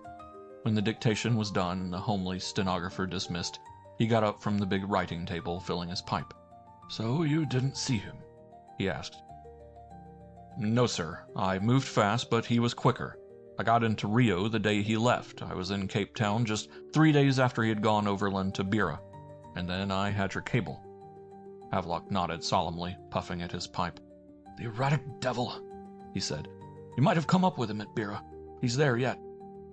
Walking to his desk, he pressed a bell, and his secretary made a reappearance. "Give me the Selford file, the current one," he said, and waiting until she had returned and given him a large blue folder. From this he took a cable form and handed it to his visitor. Slick read, "Havelock, London. Who is this man Martin chasing after me? Have already mailed power of attorney. Please leave me alone. Shall be in London August. Pierce." The cable was dated Cape Town 3 days before Dick had arrived there. "I could hardly do anything else," said Mr. Havelock, rubbing his nose irritably with his knuckle. "Did you hear anything about him?" Dick chuckled. "That fellow didn't stand still long enough for anyone to notice him," he said. "I've talked to hotel porters and reception clerks and 7 kinds of broken English, and none of them had anything on him. He was in Cape Town the day the new High Commissioner arrived from England." "Well," asked Havelock after a pause, "what has that to do with it?" "Nothing." Another pause, and then, "What do you really suspect?" asked Dick. Mr. Havelock pursed his lips. "I don't know," he admitted frankly. "At the worst, that he is married, or has become entangled in some way with a lady whom he is not anxious to bring to England. Dick fingered his chin thoughtfully. Have you had much correspondence from him? And when the other nodded, may I see it? He took the portfolio from Mr. Havelock's hand and turned the leaves. There were cablegrams addressed from various parts of the world, long and short letters, brief instructions, obviously in reply to some query that Havelock had sent. Those only take you back for a year. I have 1 or 2 cases filled with his letters, if you would like to see them. Dick shook his head. These are all in his handwriting? Undoubtedly. There is no question that he is being impersonated, if that is what you mean. The detective handed back the portfolio with a little grimace. I wish I'd caught up with him, he said. I'd like to see what kind of bird he is, though I know a dozen young fellows whose feet start itching the moment they sit still. I'm sorry I haven't been more successful, Mr. Havelock, but, as I say, this lad is a swift mover. Maybe at some later time I'll ask to see the whole of these letters. I'd like to study them. You can see them now if you wish, said the lawyer, reaching for the bell. The detective stopped him. So far as the alliance is concerned, I think you can rest your mind. He was alone in New York and alone in San Francisco. He landed without any encumbrances at Shanghai, and I trailed him through India without there being a hint of a lady in the case. When he comes back in August, I'd like to meet him. You shall, Mr. Havelock smiled grimly, if I can nail him down long enough to give you time to get here. Dick went home, turning over in his mind 2 important problems. In his pocket, a very handsome check for his services. The elderly woman who kept house for him was out marketing when he arrived. Sitting down at his desk, his head in his hands, his untidy hair rumpled outrageously, he went over the last 6 exciting months of his life. And at the end, the question in his mind was not answered. Presently, he pulled the telephone towards him and called Havelock. I forgot to ask you, why does he call himself Pierce? Who? Oh, you mean Selford. That is his name, Pierce. John Pierce. I forgot to explain to you that he hated his title. Oh, did I? Have you an idea? None, said Slick untruthfully, for he had several ideas. He had unpacked all but 1 suitcase, and this he now proceeded to turn onto the table. It was full of documents, hotel bills, notes he had made in the course of his tour, and at the bottom of the case a square sheet of blotting paper which he took out carefully and held up to the light. It was the blotted impression left by an envelope. Mr. Bertram Cody, Weald House, South Weald, Sussex.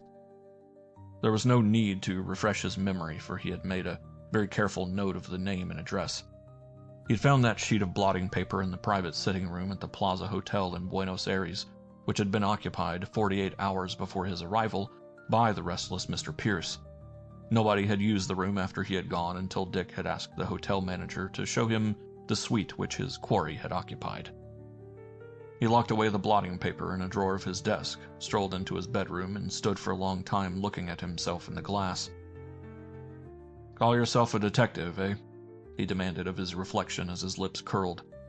You poor, four-flushing mutt.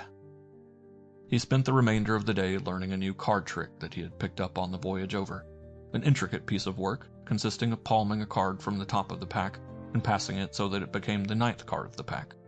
With a stopwatch before him, he practiced until he managed to accomplish the transfer in the 15th part of a second. Then he was satisfied. When dusk descended on the world, he got out of his car and drove southward leisurely. End of Chapter 7. Chapter 8. Show him in, said Mr. Bertram Cody. He was a little bald man with a gentle voice and the habit of redundancy. He required 5 minutes to say all that any other man could express in 3 sentences. Of this fault, if fault it was, he was well aware and made a jest of his weakness. Fixing his large gold-rimmed spectacles, he peered at the card again. Mr. John Rendell, 194 Collins Street, Melbourne. The name meant nothing to Mr. Cody. He had known a Rendell in the 80s, a highly respectable tea importer, but the acquaintance was so slight a one that it was hardly likely. He had been studying a small pocket notebook when the visitor was announced, a red Morocco case that had, in addition to diary and writing space, a little pocket for cards, slips for stamps, and a tiny flat purse. He pushed the book under a heap of papers at his hand as the stranger entered. Mr. Rindle, said a woman's harsh voice in the shadowy part of the room where the door was, and there came out of the gloom a tall, good-looking young man, who certainly bore no resemblance to the long-forgotten China merchant. "Will you sit down?" said Mr. Cody gently. "And will you please forgive the semi-darkness in which I live? I find that my eyes are not as good as they were, and the glare of lights produces a very painful effect. This table lamp, carefully shaded as it is, supplies my needs adequately, though it is insufficient for my visitors. Fortunately, if you will forgive what may appear to you as rudeness, I receive most of my callers in the daytime." The visitor had a quick smile and was evidently a man to whom the semi-darkness of the big, richly furnished library was in no sense depressing. He groped in the shadows for the chair which revealed itself by the light on its polished back and sat down. "I'm sorry to come at this hour, Mr. Cody, but I only arrived yesterday by the Moldavia." "From China," murmured Mr. Cody. "From Australia. I transshipped at Colombo." "The Moldavia did not call it Colombo owing to an outbreak of cholera," interrupted Mr. Cody, more gently still. The visitor laughed. "On the contrary, it called, and I and some 30 passengers embarked. The outbreak was reported after we left port. You're confusing the Moldavia with the Morania, which missed the call a week later." The color deepened on Mr. Cody's plump face. He was deeply wounded, and in his most tender part, for he had been guilty of an error of fact. "I beg your pardon," he said in a hushed and humble voice. "I am humiliated to discover that I have made a mistake. It was the Morania. I beg your pardon. The Moldavia had a smooth voyage?" "No, sir. We ran into the Simoon and had 3 boats carried away." "The 2 lifeboats on the spar deck and a cutter on the aft deck?" nodded Mr. Cody. "You also lost a lascar, washed overboard. Forgive me for interrupting you. I am an omnivorous reader." There was a pause in the conversation here. Mr. Cody, his head on one side, waited expectantly. "Now, perhaps," he suggested almost timidly. Again the visitor smiled. "I've called on a curious errand," he said. "I have a small farm near 10 Mile Station, a property which adjoins a station of yours in that part of the world." Mr. Cody nodded slowly. He had many properties in the overseas states. They were profitable investments. "I have reason to believe that there is gold on your property," Rendell went on. "And I take this view because I am by training an engineer, and I know something about metallurgy. 6 months ago I made a discovery which very naturally I was not anxious to advertise until I was certain of my facts." He talked lucidly of conglomerate and outcrop, and Bertram Cody listened, nodding his head from time to time. In the course of his description, Mr. Rendell unfolded a map on the desk, a small-scale map that did not interest Bertram Cody at all. "My theory is that there is a reef running from here to here." When his guest had reached the end of his discourse, "Yes, I know there is gold at 10 Mile Station. The discovery was made by our agent and duly reported to us, so that the fear you had, Mr. Rindle, that he was keeping his find a secret has no foundation. There is gold, yes, but not in paying quantities. The matter has already been reported in the newspaper press. You would not have seen that, of course. Nevertheless, I am grateful to you. Human nature is indeed a frail quality, and I cannot sufficiently thank you for your thoughtfulness and, the trouble to which you have been put."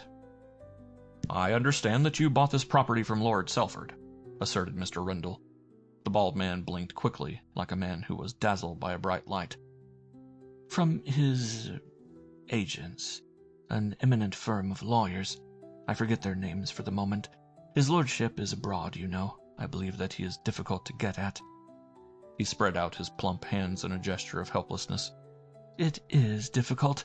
This young man prefers to spend his life in travel. His agents hear of him in Africa. They have a letter from the, wild pampas of the Argentine. They send him money to China.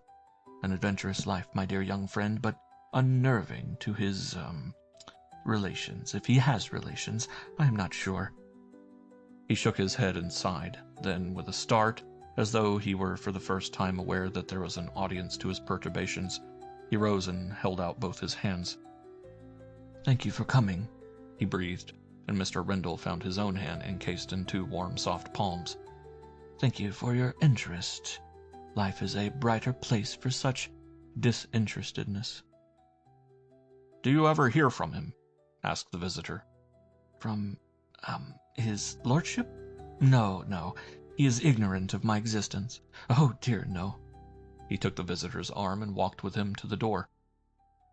You have a car? He was almost grateful to his guest for the possession of such an article. I am glad.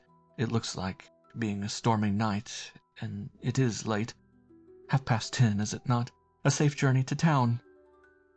He stood under the portico until the rear lights of the car disappeared behind a clump of rhododendrons that bordered the drive. Then he went back into the hall. The stout hard woman in black silk, who Dick had thought was Mr. Cody's housekeeper, followed her husband into the study and closed the door behind him. Who was he? She asked. Her voice was uneducated, strident, and complaining.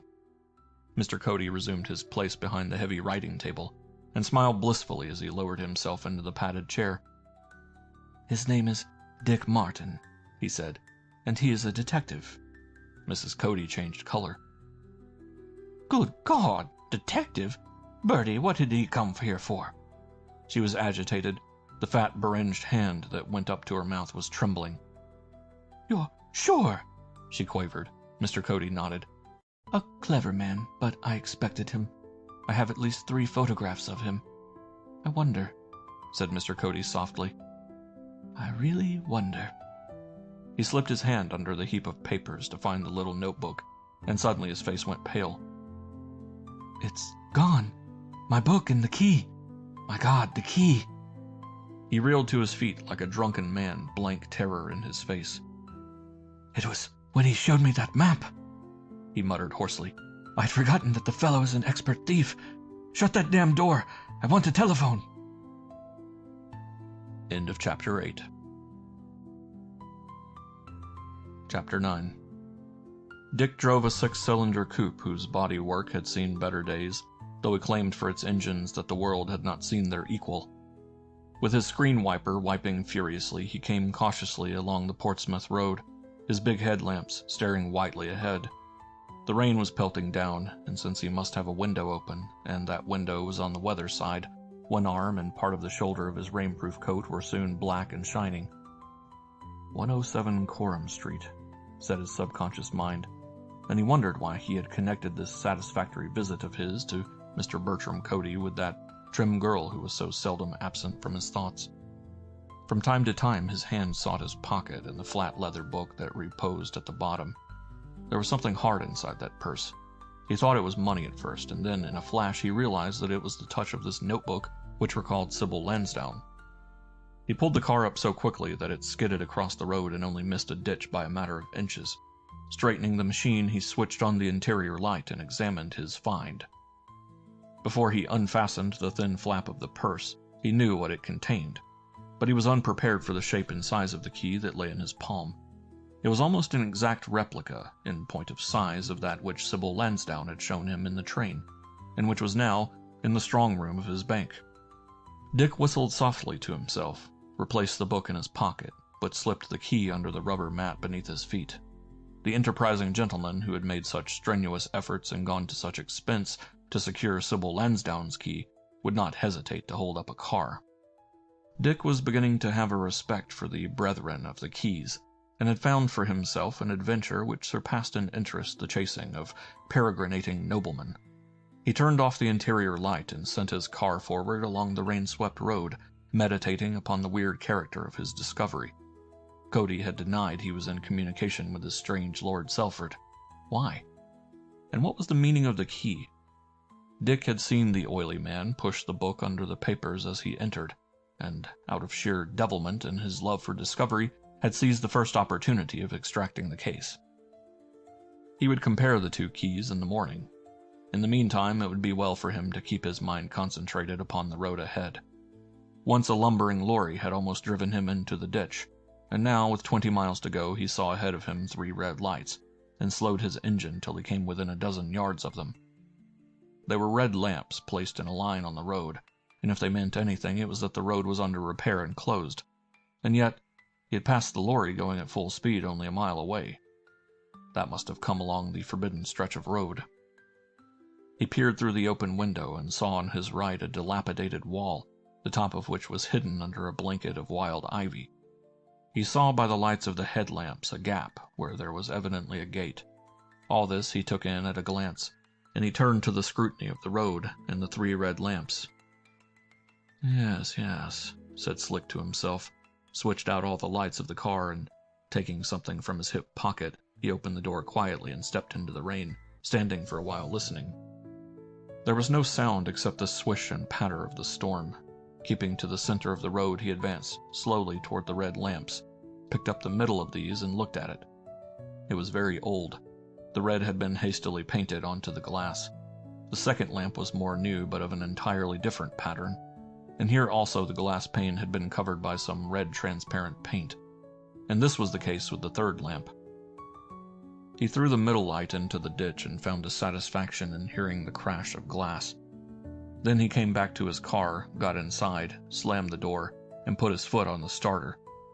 The little motor whined round, but the engines did not move. There must be some reason for this, he thought, for the car was hot, and never before had it failed. Again he tried without success, then, getting down from the machine, he walked to the back to examine the petrol tank. There was no need, for the little indicator dial said empty. Yes, said Slick again, staring down at this evidence of his embarrassment.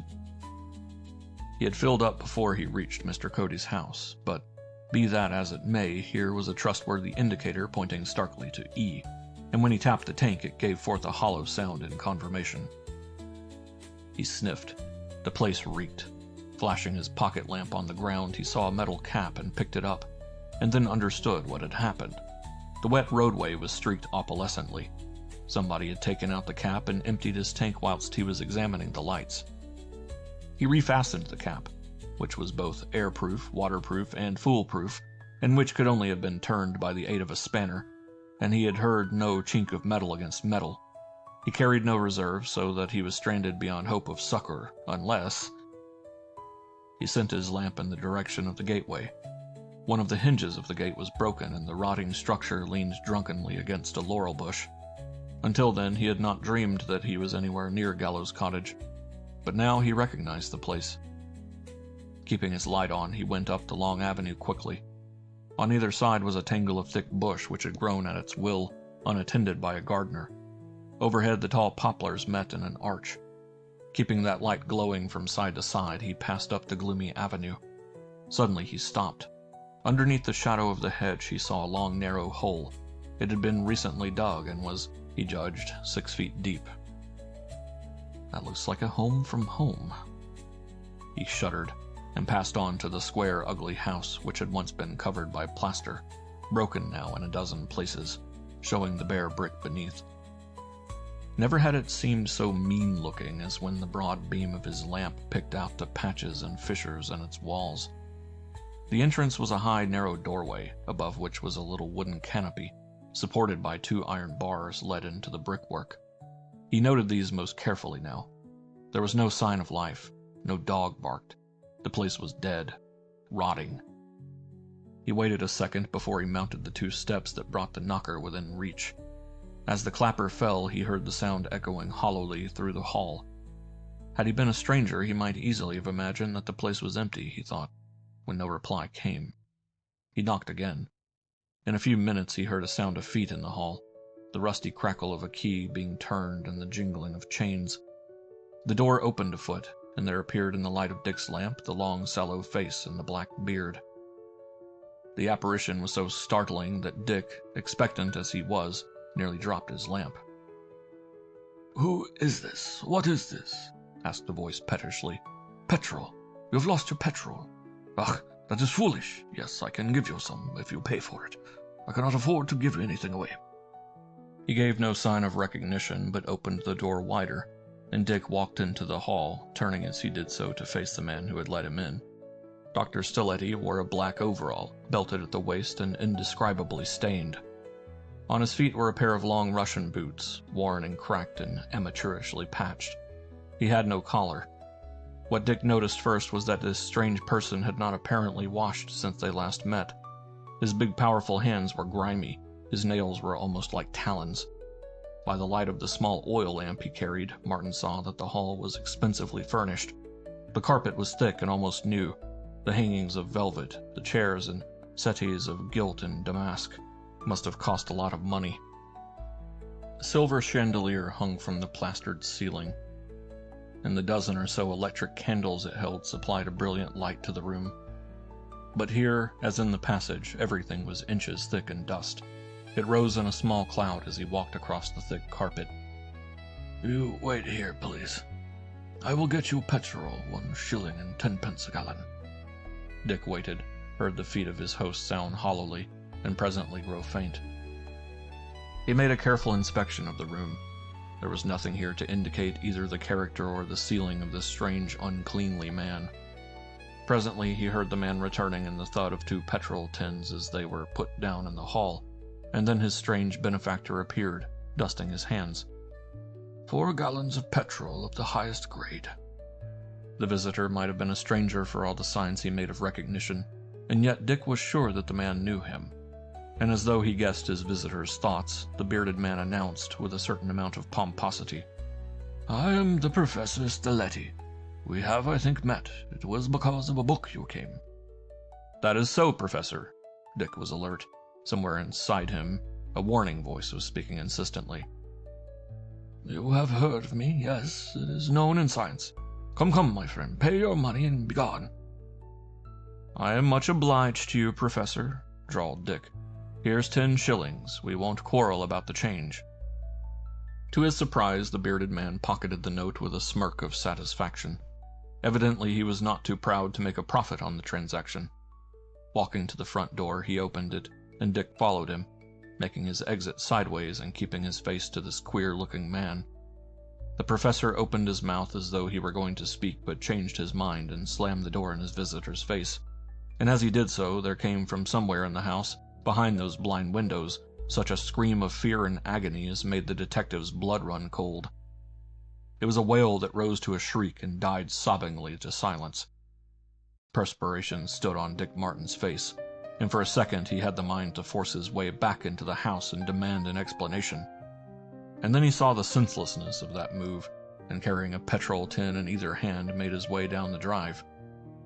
He was wearing rubber-soled shoes that caused little or no noise, and he was glad, for now his ears must serve where his eyes failed. By reason of his burden, he had to dispense with the use of his lamp. He had passed that section of the hedge where he had seen the hole, when his quick ears detected something moving behind him. It was the faintest sound, and only one with his keen sense of hearing could have detected it, above the noise of the falling rain. It was not a rustle. It was something impossible to describe. Dick turned round and began to walk backwards, staring into the pitch-black darkness before him. The noise grew more distinct. A twig snapped in the bushes to his right, and then suddenly he saw his danger and dropped the tins. Before he could reach his gun, he was at grips with something naked, hairless, bestial. Huge bare arms were encircling his shoulders, a great hand was groping for his face, and he struck blindly at a bare torso, so muscled that even as he struck he realized that he was wasting his strength. Suddenly, with a mighty effort, he jerked round, gripped the huge arm with both his hands, and, stooping, jerked his assailant over his head. There was a thud, a groan, a ghastly sobbing, blubbering sound that was not human, and in the next fraction of a second, Dick's automatic was in his hand and the safety catch pushed down. "Stay where you are, my friend," he breathed. "I'd like to have a look at you." He picked up the torch he had dropped and turned the light on the ground. Nobody was there. He flashed the lamp left and right without discovering a trace of his assailant. Was he behind him? Turning, he sent the rays in the direction of the house, and in that second caught sight of a great figure, naked except for a loincloth, disappearing into the bushes. "Jumping snakes," breathed Dick Martin, and lost not a second in reaching the road, refilled the empty tank, and started the engine.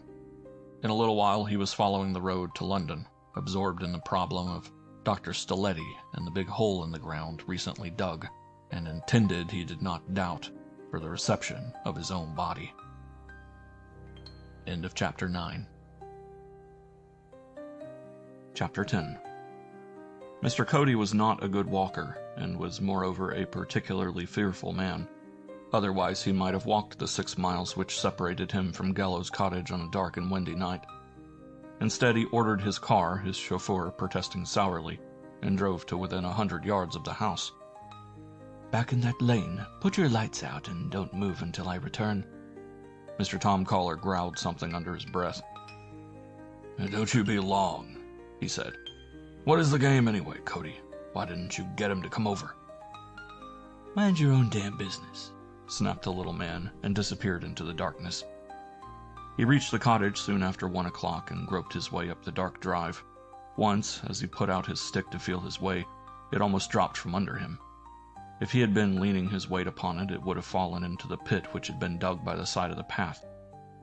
He did not knock at the door, but, making a half-circuit of the house, tapped at one of the dark windows, and returned to find the front door open and Stiletti waiting in the hall. "Ah, it is you. So strange to find you at such an hour. Come in, my dear friend. I received your telephone message, but alas, fate was against me." "He got away?" asked the other fearfully. Dr. Stiletti shrugged and stroked his long beard. "It was fate," he said. "Otherwise he would be quite close to us. I spread the lamps on the road and myself emptied his petrol and got back to the house before he came. The situation was extraordinary and remarkable. There was nothing between him and death but the thin end of this card." He held a soiled and greasy playing card in his hand. He had been playing patience when the knock came. "There was one weak link, and so it snapped." Cody looked round the gloomy hall like a man frightened. "What will happen now?" he asked in a whisper. Again the doctor shrugged. "The police will come sooner or later, and they will make a search of my house. Does it matter? What shall they find here but a few rats lawfully dead?" "Did you?" Cody did not complete the question. "I sent somebody after him, but somebody failed like a bungling idiot. You cannot develop muscle except at the expense of brain, my dear fellow. Will you come in?" He led the way back to his workroom. The desk at which he worked had been cleared of its unpleasant properties, and was half covered with playing cards. "First you may tell me, who is this man? I have seen him before. He came to me to ask some questions about a book. It was the day your chauffeur was here. I seem to know him, and yet I do not know him." Cody licked his dry lips. His heavy face was white and drawn. "He is the man Havelock sent after Selford," he muttered, and the doctor's eyebrows went up to a point. "Can that possibly be? How extraordinary and bizarre. So he is the gentleman that the clever lawyer sent to look for Selford." He began to laugh, and the sound of his laughter was like the cackling of parchment. "That is too good a joke. The real, good, simple Havelock. So clever a man. And," he demanded archly, "did our friend find my lord? No. That is remarkable. Perhaps he did not move quick enough. Perhaps he went by train when the airplanes were procurable." He seated himself at the table, tapping a tattoo with his uncleanly fingers upon its surface. "What else does my friend want?" he asked, eyeing the other keenly. "I want some money," said Cody in a sulky voice.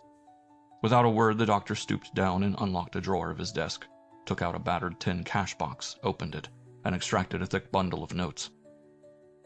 "There are fewer to pay," he said. "Therefore your money is increased. If I die, it will be to your benefit. Per contra." "Don't let's talk about death," shivered the little man, his trembling hand straying to his bald head. "We don't want any of that sort of thing. We've gone right away from our first idea, which was good. If you take life—" "Have I taken life?" "Have you?" demanded Cody, and waited. The doctor's red mouth curled in a smile. "There was Mr. Feeney," he said carefully. "Is that how you name him? He certainly died, but I think that must have been suicide." He chuckled again. "I do not love people who go to policemen. That is very bad for business, because the policemen have no imagination. Now suppose I go to a policeman." He was eyeing the other from under his drooping lids. "And suppose I make statements. What a catastrophe." The little man jumped to his feet, quivering. "You dare not," he said hoarsely. "You dare not." Again Stiletti shrugged his thin shoulders. "Why do I stay in this cold and horrible country?" he asked, when I could be sitting on the patio of my own beautiful villa in Florence. There I would be away from these stupid policemen." He stopped suddenly and raised his finger to signal for silence. Cody had not caught the faint squeak against the shuttered window, but the doctor had heard it twice. "There is somebody outside," he whispered. Is it? Stiletti shook his head. "No, it is not Beppo." His lips curled at the word, as though he were enjoying the best jest in the world. "Wait." He crossed the room noiselessly and disappeared into the dingy passage. Cody heard the sound of a door being softly unlocked, and there was a long wait before the man returned. He was blinking as though the return to the light was painful to his eyes, but Cody had seen him in this condition before and knew that this strange, unearthly man was laboring under an unusual emotion. He carried in his hand a thing that looked like a telephone earpiece with a rubber attachment. "Somebody was listening at the window, my friend. I will give you 3 guesses. You were not driven here by car." I walked, said the other shortly. "Your excellent chauffeur, he suffers from curiosity." I tell you I walked. No chauffeur came with me. "He could walk also. What is this?" He took from his pocket a cap and laid it on the table. "Do you recognize this? No?" Cody shook his head. "He has taken this off to put on the earpieces. The microphone I could not find, but he listened, yes." Who was it? It couldn't have been Caller, said Cody fretfully. He is my wife's nephew. "And adores her?" sneered the doctor. He turned the cap inside out and read the name of the seller. "How strange it would be if, after all, you harbored in your house a spy." How can that be? Said the other violently.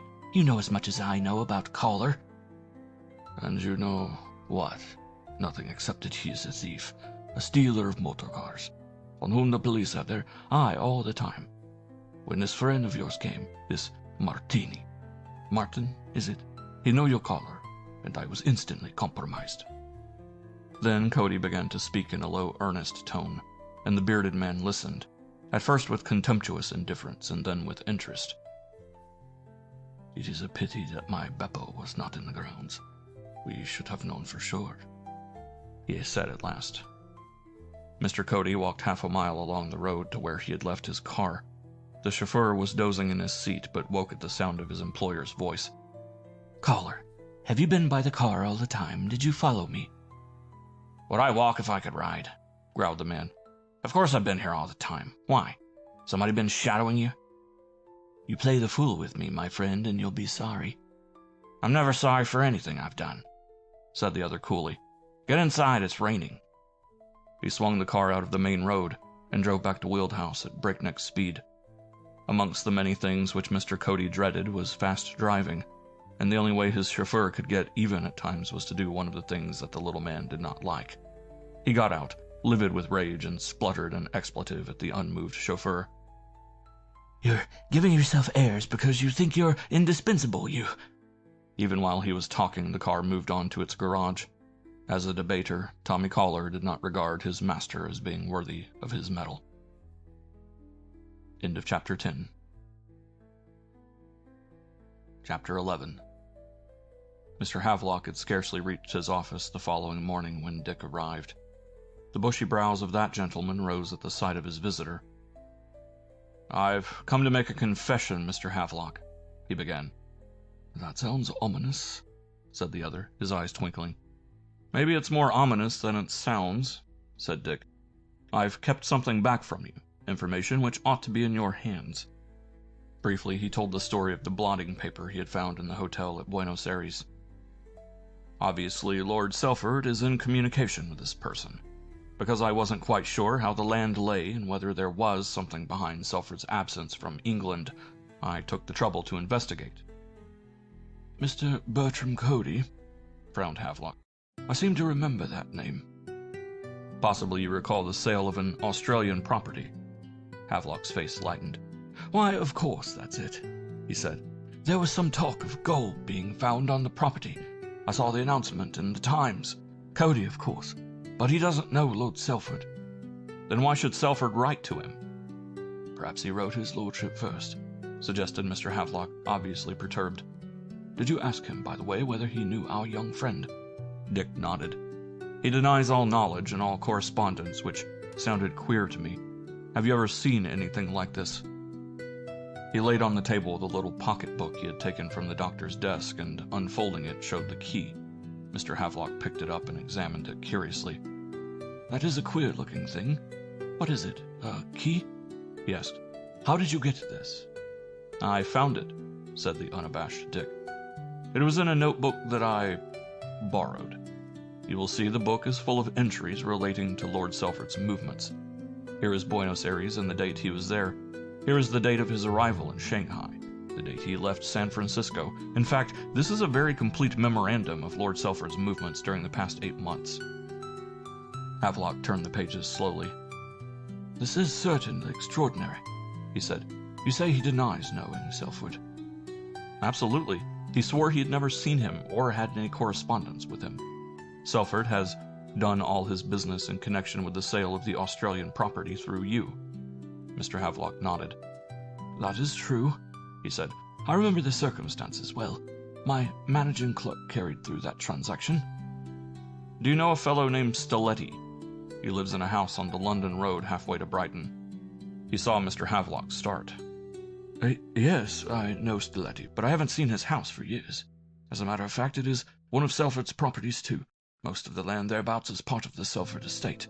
Cody must be a leaseholder of ours. As for Gallows Cottage, I remember that we leased it to Stiletti after his trouble in London. He was prosecuted for practicing vivisection without a license," he explained. "An uncleanly, Svengali-looking man." "That describes him so completely," said Dick, "that a policeman could recognize him." "What has he been doing?" "Why, I'll tell you," said Dick slowly. He had good reason for his tardiness, for the solution of the Selford mystery had come to him with dramatic suddenness, and he was trying to think of two things at one and the same time, to piece together loose ends to which he might well devote the labor of months. Nevertheless, his story was a fairly faithful narrative of his adventure. "Have you been to the police?" asked Havelock when he had finished.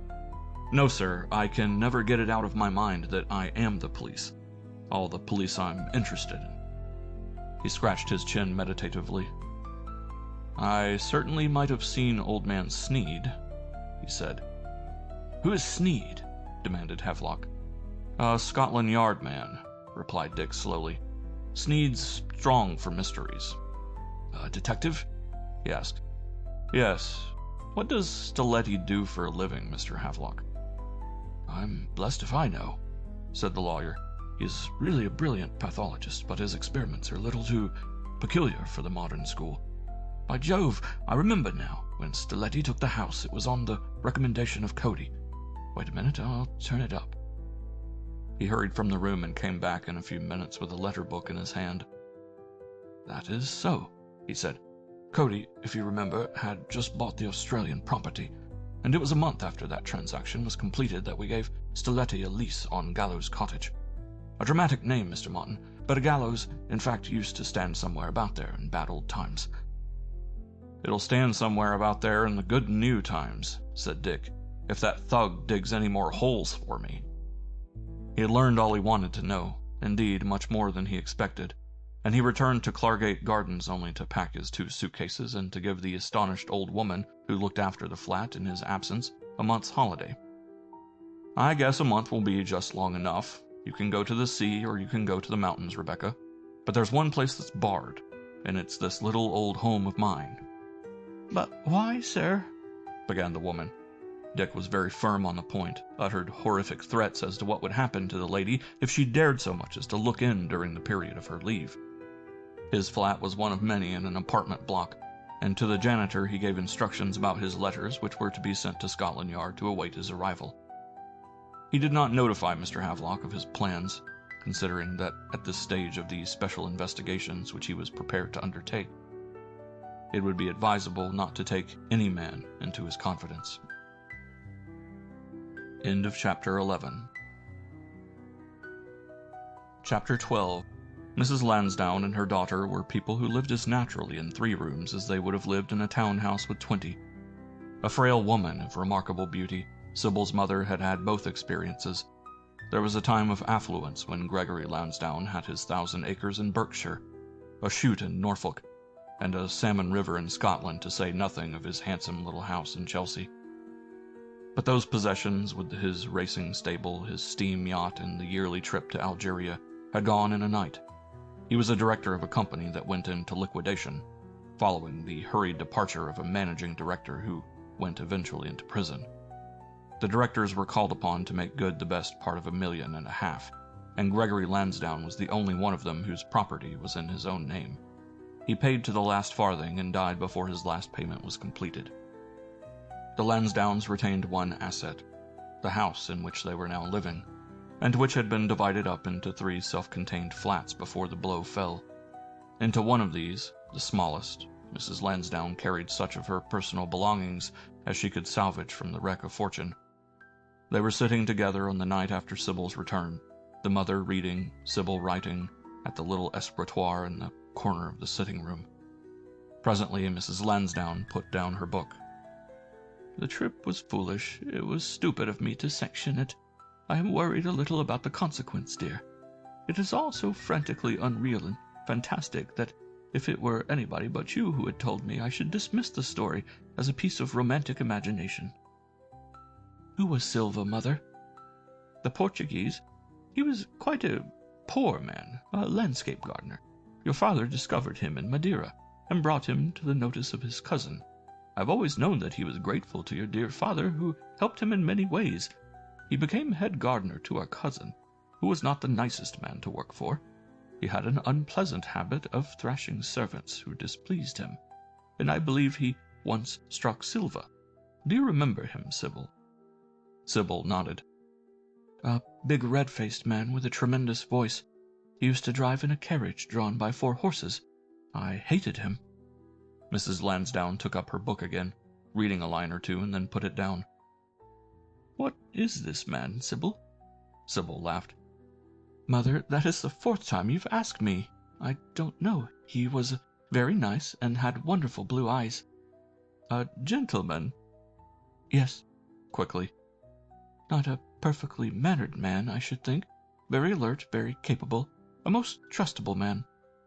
Mrs. Lansdowne turned a page of her book without reading. "What is he? His profession, I mean?" Sybil hesitated. "I don't know. Now. He used to be a detective inspector, but he has left the police force. Didn't I tell you?" And then a little defiantly, "What is the social position of a detective?" Her mother smiled to herself. "About the same as a librarian, my dear," she said quietly. "In the matter of professions, he is on the same plane as my little girl. It wasn't wise to ask you that." The girl got up from the table and, putting her arms about the older woman, hugged her. "You are thinking because I poured out my young heart to him, as they say in sentimental stories, that I'm in love with him. Well, I'm not. He amuses me awfully. He says the quaintest things, and I like him in spite of the strong language I heard him use to a man on the quay when I was waiting to get my baggage examined. He's very straight and clean. I feel that. I'm glad the wretched key was lost. I could have swooned on his neck for joy when he hit that horrible thief. But I'm no more in love with him than... He's probably married and has a large and rosy family." There was a knock at the door. Sybil went to open it and gazed open-eyed and in some embarrassment at the subject of their conversation. "Won't you come in, Mr. Martin?" she said a little awkwardly. He walked past her into the tiny square hall and presently followed her into the sitting room. One shrewd glance the older woman gave him and was satisfied. "You're Mr. Martin," she smiled as she took his hand in hers. "I wanted to thank you personally for your care of my daughter." "I'm rather glad you mentioned that, because I didn't know exactly how I was going to start my interesting conversation," said Dick, choosing, to the girl's consternation, the least stable and most fragile of all the chairs in the room. Safety first is a mighty well-hackneyed expression, but like all these old slogans you're tired of hearing, it is concentrated truth. Your key, by the way, Miss Lansdowne, is in my bank, and if anybody pushes you very hard, you can tell them so." She stared at him open-mouthed. "But I thought the key was lost." "The bag was lost," he corrected. When I handed you back that box on the train, I took the liberty of extracting the key. You heard it rattle, and it was heavy enough for a key, for I put a half-crown piece in the box." "But it was never out of my sight," gasped the girl. Dick smiled sweetly. "The art of ringing changes is to keep everything in sight." "But it is impossible," said Sybil. He had an exasperating habit of passing to the next subject without apology. "Miss Lansdowne, I'm going to shock you pretty badly. You had an idea when you met me that I was a respectable member of society. I was.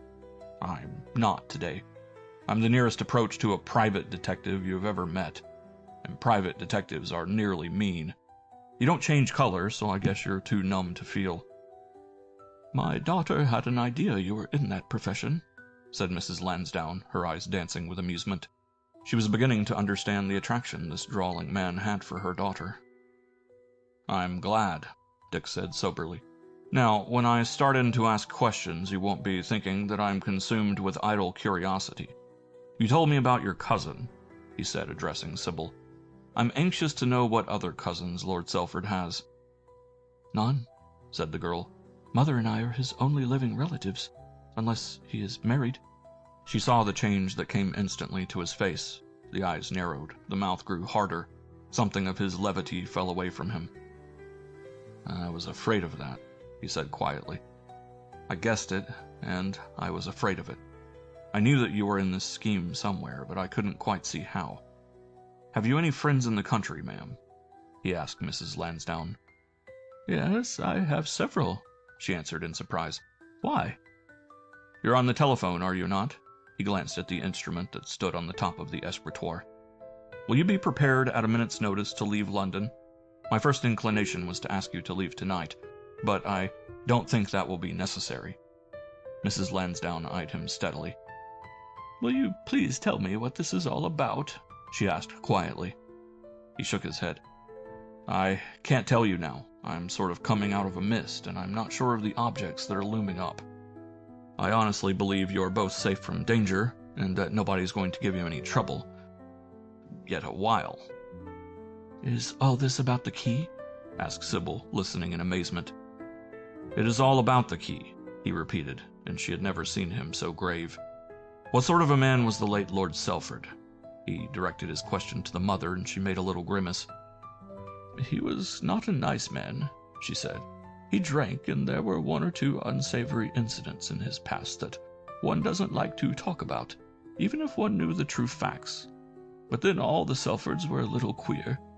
The founder of the house behaved so badly in the 15th century that he was excommunicated by the Pope. You have heard of the Selford tombs?" He shook his head. To all appearance, the words had no significance to him. Tombs.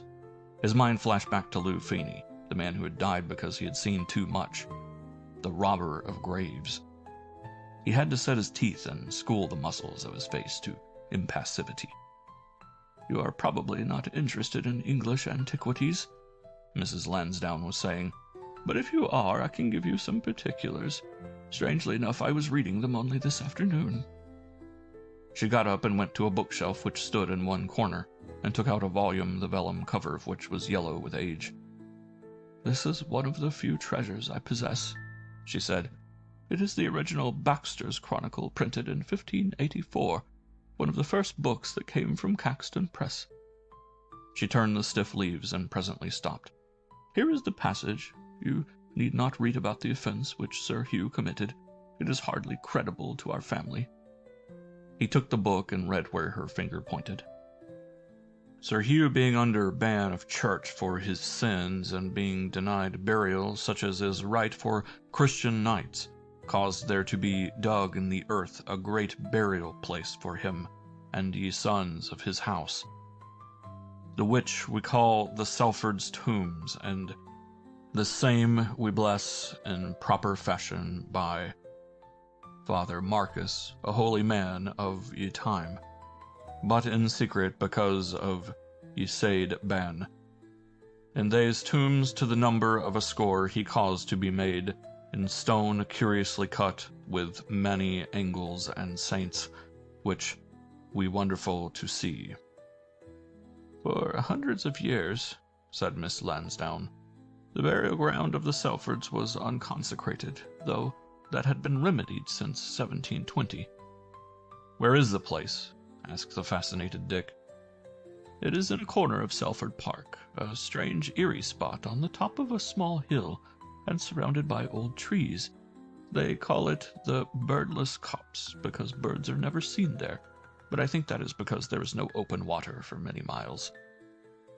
He had to frame every word he spoke lest he betrayed the wild sense of exaltation he felt. "Who is occupying the manor house? I suppose there is a manor house attached to the park?" She nodded. "It is in the hands of a caretaker during Lord Selford's absence. Mr. Havelock told me that our kinsman hates the place, and would sell it but for the fact that it is entailed." He covered his face with his hand, trying to concentrate his thoughts. "Have you ever seen this wandering Selford?" "Only once, when he was a boy, whilst he was at school. He has written to me. In fact, I had a letter quite recently. I will get you the letter if it would interest you. Are you very much interested in Lord Selford?" "Very much," he said emphatically. She went out of the room and came back with a small wooden box which she opened. She sorted out a number of letters and presently placed one before him. It was from Berlin and had been written in April of 1914. "Dear Aunt, it is so many years since I have written to you, or you have heard from me, that I am almost ashamed to write. But knowing how interested you are in queer china, I am sending you by registered post an old German beer mug of the 15th century. Yours affectionately, Pierce." The handwriting was the same as he had seen in Mr. Havelock's office. "Of course I'm not his aunt," said Mrs. Lansdowne, still searching amongst the letters. "I'm in reality his cousin twice removed. Here is another letter." This, Dick saw, was sent from an hotel in Colombo, and was only a year old. "I am making great progress with my book, though it is rather absurd to call a collection of disjointed notes, as it is at present, by such an important title. I cannot tell you how sorry I was to hear of your great trouble. Is there anything I can do? You have only to command me. Please see Mr. Havelock and show him this letter. I have already written to him, authorizing him to pay you any money you may require." Dick did not ask what the trouble had been. He guessed, from the black which Mrs. Lansdowne still wore, that her loss was a recent one. "I did not see Mr. Havelock, of course, though he very kindly wrote to me on receipt of Pierce's letter offering his help. And now that I've satisfied your curiosity, Mr. Martin, perhaps you will satisfy mine. What are these alarming instructions you give us, and why should we be prepared to leave town at any hour of the day or night?" Sybil had been a silent but interested audience, but now she asserted her views. "I'm sure Mr. Martin wouldn't ask us to do anything that was absurd, Mother," she said, "and if he wishes us to be ready to leave at a second's notice, I think we should do as he asks. It is in connection with the key?" She turned her grave eyes on Dick. "Yes," he said, "and something else. As I say, I'm only groping for the moment. Certain facts are definitely established in my mind beyond question, but there are others which have got to be worked out." He asked Mrs. Lansdowne if she had heard of Stiletti, but she shook her head. "Do you know Mr. Cody?" he asked, and she thought hard for a long time. "No, I don't think I do," she replied. End of Chapter 12. Chapter 13. A few minutes later, Dick took his leave and walked down towards Bedford Square. Once or twice he looked back. On the opposite side of the road, a man was keeping pace with him about 20 yards to his rear. Immediately behind him was another saunterer. At the corner of Bedford Square, a taxicab was waiting, and the driver hailed him urgently. But Dick ignored the invitation. He was taking no risks tonight. The two men he might deal with, but trouble awaiting him in a strange taxicab might be more difficult to overcome. Presently he saw a taxi coming towards him, and, stopping the driver, got in and was driven to the station hotel. Through the glass at the back of the car he saw another taxi following him. When he paid off his own at the entrance of the hotel, he observed, out of the corner of his eye, the second taxi pull up some distance away and two men get out. Dick booked a room, gave the cloakroom ticket to a porter, and slipped through the side entrance, which opens directly onto the station platform. A train was on the move as he emerged, and, sprinting along, he pulled open a carriage door and jumped in.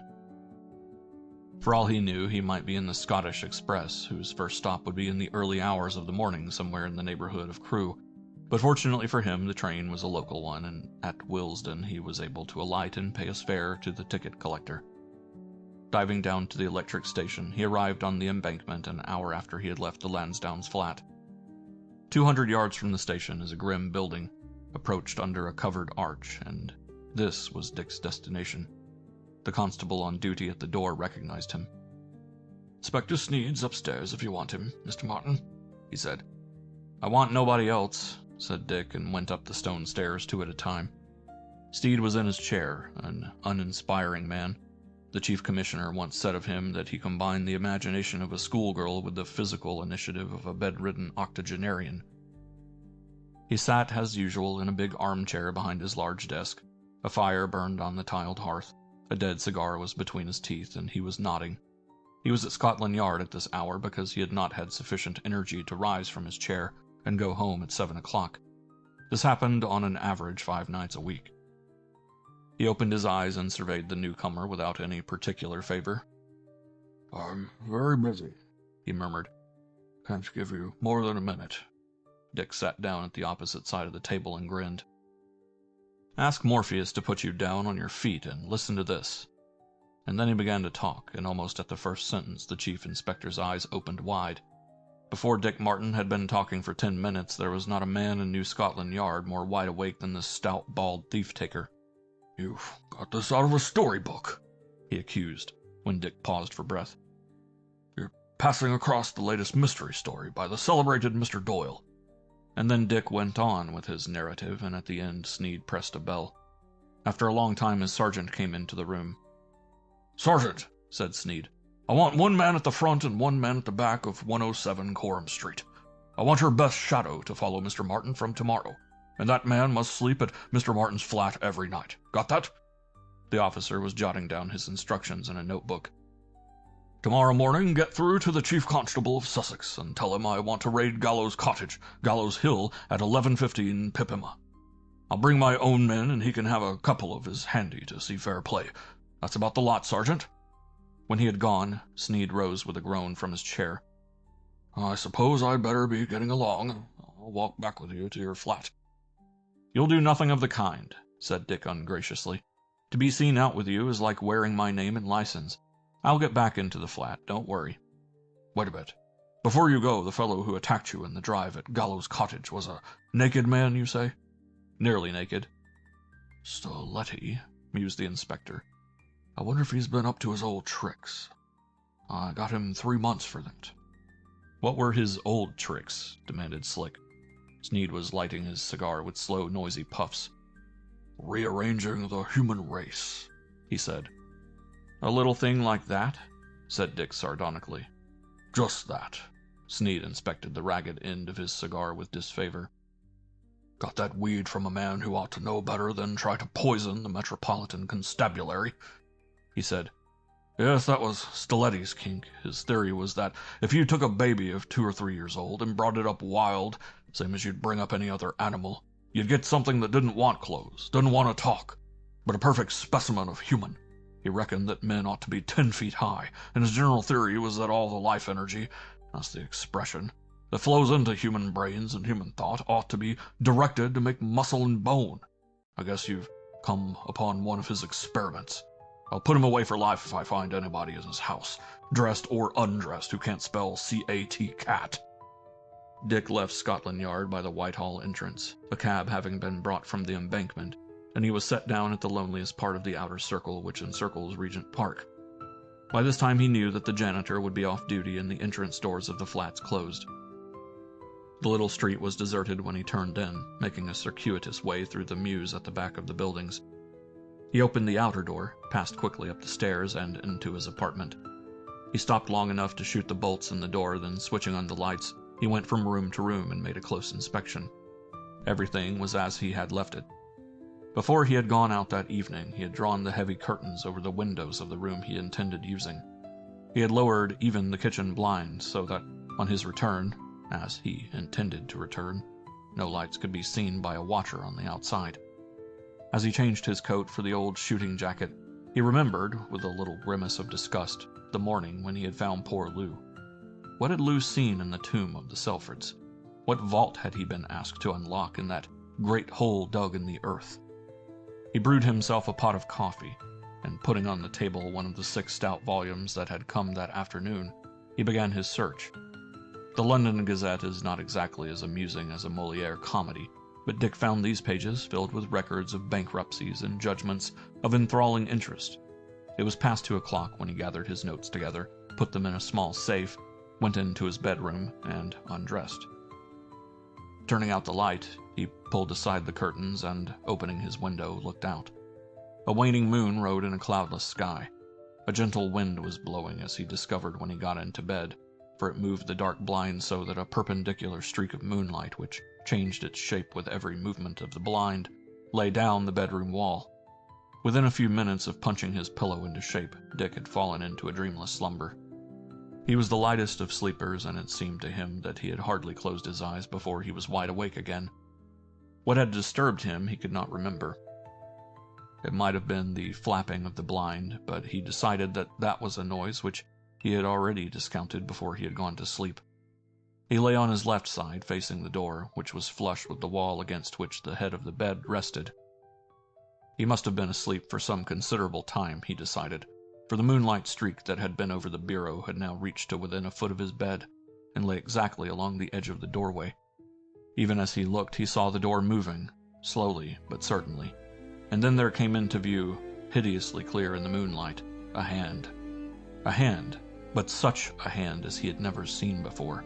The great thick fingers were like the tentacles of an octopus, blunt at their points, the skin about the knuckles wrinkled, the fat thumb squat. It was holding the edge of the door, pushing it slowly inward. In a second he had rolled out of bed on the opposite side and dropped to the floor as something big and heavy leaped onto the bed with a guttural, inhuman cry that was terrible to hear. As Dick dropped, his left hand thrust upward under the pillow and gripped the Browning that was there. So doing, his bare forearm touched for a second the back of a swollen hand, and he had for a moment a sense of physical sickness. Facing his unseen enemy, he reached back for the blind, and with one jerk tore it down. Instantly the room was flooded with moonlight. Save for himself, it was empty. The door was wide open, and, changing his pistol hand, he reached round for the switch of the light that lit the hall. At a glance he saw that the front door was still locked and bolted, but the door of the kitchenette was wide open. So also was the window when he got there, and, bending over the iron rail of the balcony, he saw a shape scuttling down a rope ladder fastened to the balcony rail. As he searched the yard with his eyes, the figure vanished into the shadows. He waited, listening, looking down into the mews, hoping to get another glimpse of his assailant. Then he heard the soft purr of a motor car that grew fainter and fainter and presently passed from hearing. Dick went into his study. The clock pointed to 4, and in the east the sky was already paling. Who was this unknown murderer? He was satisfied that it was the same man who had attacked him at Gallows House. He pulled up the rope ladder. It was an amateur affair, evidently homemade, for the rungs were of rough, unshaven wood, and the supporting rope hand-plated. How they got onto the little balcony outside the kitchen door was a mystery, though he suspected that a stone attached to twine had been thrown over the projecting rail, and that first a cord and then a ladder had been pulled up. That this surmise was not far from the truth, he discovered when daylight came and he was able to search the courtyard below. Here he found cord and string, and to the latter was attached a small iron bolt. It was easy enough, now he came to examine the crime in the light of knowledge. By this way had come the murderer of Lou Feeney. The back of Claregate Gardens looked on to a mews from which there were 2 egresses, and only a wall need to be surmounted to reach the paved courtyard immediately behind the flats. Possibly not 10 minutes had elapsed between the arrival of the assassin and that moonlight vision of his hideous hand. Day had come now, and Dick was reeling with weariness. He threw himself down on the bed, half-dressed as he was, pulled the coverlet over him, and was immediately asleep. End of Chapter 13. Chapter 14. It was the ringing of the telephone bell that woke him. He rolled over on the bed and took down the receiver. "Hello?" he said in genuine surprise. "Your voice was the last in the world I expected to hear." There was a little laugh at the other end of the phone. "You recognized it? That's rather clever of you. I came down to see you half an hour ago, but the hall porter was certain that you were not in." "Is anything wrong?" he asked quickly. There was a little hesitancy. No," said Sybil Lansdowne. "Only I wanted to consult with you. That is the technical term, isn't it?" "Come along by all means. I will mollify the porter." She did not know why the porter should need mollification until she arrived. He had had no time to shave, to do any more than jump in and out of the bath, and he was in the throes of cooking when he opened the door to her. "The truth is," he said, "I've sent my housekeeper away. That's rather a grand name for a daily help, but it impresses most people." "Then I'll be impressed," she laughed and sniffed. "What is that burning?" He clasped his forehead and flew into the kitchenette, the girl at his heels. "When you fry eggs," she said severely, "you usually put fat in the pan. You are not domestic, Mr. Martin. And what on earth is that?" She pointed to the crude rope ladder that lay in the corner of the kitchen. "My fire escape," he said glibly. "I'm one of those scared folk who can't go to sleep unless they're sure that they're not going to be roasted, with or without fat," he added maliciously, "before they wake." She was looking at him suspiciously. "It never occurred to me that you were that kind of man," she said, and sliced the eggs scientifically from the pan onto a plate. 12 o'clock is disgracefully late for breakfast, but I'll wait till you have finished. You've just got up, I suppose? Did I wake you?" "You did," he confessed. "Now, Miss Lansdowne, what is troubling you?" "Finish your breakfast," she ordered, and was adamant to his wheedling until he had drunk his coffee. "I was talking to Mother last night after you'd left. I'm afraid you've rather worried her, and you need not feel penitent about it because I realized that you only said as much as you thought necessary. We had a long, long talk, and the upshot of it was I went to see Mr. Havelock this morning, and I told him all about my Portuguese trip and the incident of the key. Mr. Havelock was very worried, and he wants me to have police protection. In fact, I had the greatest difficulty in dissuading him from telephoning to Scotland Yard. I then made a suggestion to him which rather surprised him, I think." "What was the suggestion?" "I won't tell you. I'd like to spring my surprise on you without warning. Have you a car?" He nodded. "Will it hold 3? "Who is the other?" asked Dick, nettled at the thought that what at first had promised to be a tete-a-tete was to be spoiled by the inclusion of a third person. "Mr. Havelock.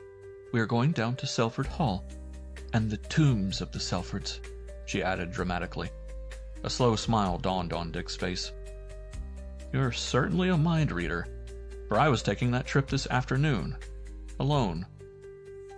"You wouldn't have been able to see the tombs alone," said the girl, "and I warn you it's an awfully creepy place. In fact, Mother isn't particularly keen on my going down with you. Mr. Havelock has very kindly agreed to come, and I'm relieved because he knows the place and its history. We are to call for him at 2:30 at his office. And will you bring the key you have?" "The 2 keys," he corrected. "I'm sort of collecting keys just now. Yes, I'll be there." She gathered up her bag and rose. "What is the mystery?" he asked, sensing from her air of quiet triumph that she had made some important discovery. "You will know this afternoon," she said. He saw her from the door, took off his coat and shaved, and by 1 o'clock he had retrieved the keys from his banker, and just before 1:30 his car drew up at the door of 107 Coram Street. The girl was waiting for him, for no sooner had he knocked than the door opened and she appeared. "Have you the keys?" she asked, almost before he had greeted her. "Mother doesn't like my going. She is nervous about anything connected with the Selford family." "What is the mystery?" he asked. "You shall see. I feel in my most mysterious mood. You haven't asked me why I'm not at the library. It is Founder's Day, and to celebrate the birth of the man who opened the library, we close it. Are you a good driver?" "I have few equals," he admitted modestly. "But are you a good driver?" It was only then, as she chattered on inconsequently, that he realized that she was a little overwrought. Perhaps some of her mother's nervousness had been communicated to her. Certainly if she had had a premonition of danger, that terrible day was to justify her fears. If Dick had half guessed what horrors lurked in the lap of that warm spring day, he would have driven the car into the nearest lamp-post. The machine turned into Lincoln's Inn Fields and stopped before the Havelock building. When Mr. Havelock came down to the car, He was smiling broadly, as though there were an element of humor in the adventure. "How does it feel," he asked as the car moved westward, "for a detective to receive a clue from an amateur? Are you very much chagrined at Miss Lansdowne's remarkable theory?" "I haven't heard the theory," said Dick, skillfully dodging between a bus and a taxicab. "I've got my thrill coming." "I hope you will get it," said Havelock dryly. "Frankly, I would not have come on this little jaunt, but for the fact that my monthly visit to Selford Hall is due, and a lawyer never loses an opportunity of saving unnecessary expenses. You, Mr. Martin, will appear in the expense sheet of the Selford estate as a liability." Like other men whose jokes were infrequent, he was amused at the slightest of his own jests. The car flew through Horsham, bore to the right onto the Pulborough Road, and nearly 2 hours after they had left the city, it pulled up before a pair of imposing lodge gates. At the sound of the horn, an untidy-looking woman came from the lodge, opened the gates, and dropped a curtsy to Mr. Havelock as the car sped up a well-tended drive. "We have to keep the place in spick-and-span order," explained Mr. Havelock, "and one of my jobs is to engage a staff of servants the moment our globe-trotting young lord decides to settle down in his native land." "Are there any servants in the hall itself?" asked Dick. Havelock shook his head. "A caretaker and his wife only," he said. "Once a month we have a contingent of women in from the village to clean up and dust and polish. As a matter of fact, the place is in a very good state of repair, and why he doesn't let it is beyond my understanding. By the way," he said suddenly, "I had a letter from him this morning. He is delaying his arrival till December, which probably means that he won't be home this winter." "Where is he now?" asked Dick, looking over his shoulder. Mr. Havelock smiled. "I shouldn't like to be very explicit on the subject. He was at Cairo when the Egyptian mail left. He's probably now in Damascus or Jerusalem. I don't mind confessing that I often wish him in Jericho." At that moment the hall came into view, a Tudor house of severe and unpleasing lines. To Dick's untutored eye it had the appearance of a large brick barn, to which twisted chimneys and gables had been added. The car drew up at the broad gravelled space before the porch. "We'd better get down here. We have a mile walk across the rough," said Havelock. At the sound of the car wheels, the caretaker, a middle-aged man, had appeared, and with him the lawyer exchanged a few words about the estate. It seemed that the caretaker was also acting as bailiff, for he reported a fence that needed repairing and an oak that had been uprooted in a recent storm. "Now then," said Havelock.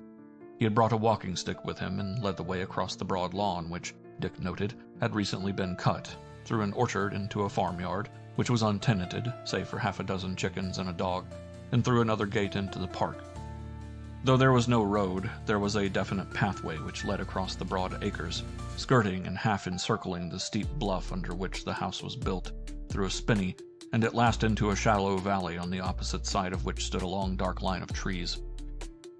As they climbed the gentle slope that led to the wood, Dick was struck by the lifelessness of the dark copse, which he would have recognized from Mrs. Lansdowne's description.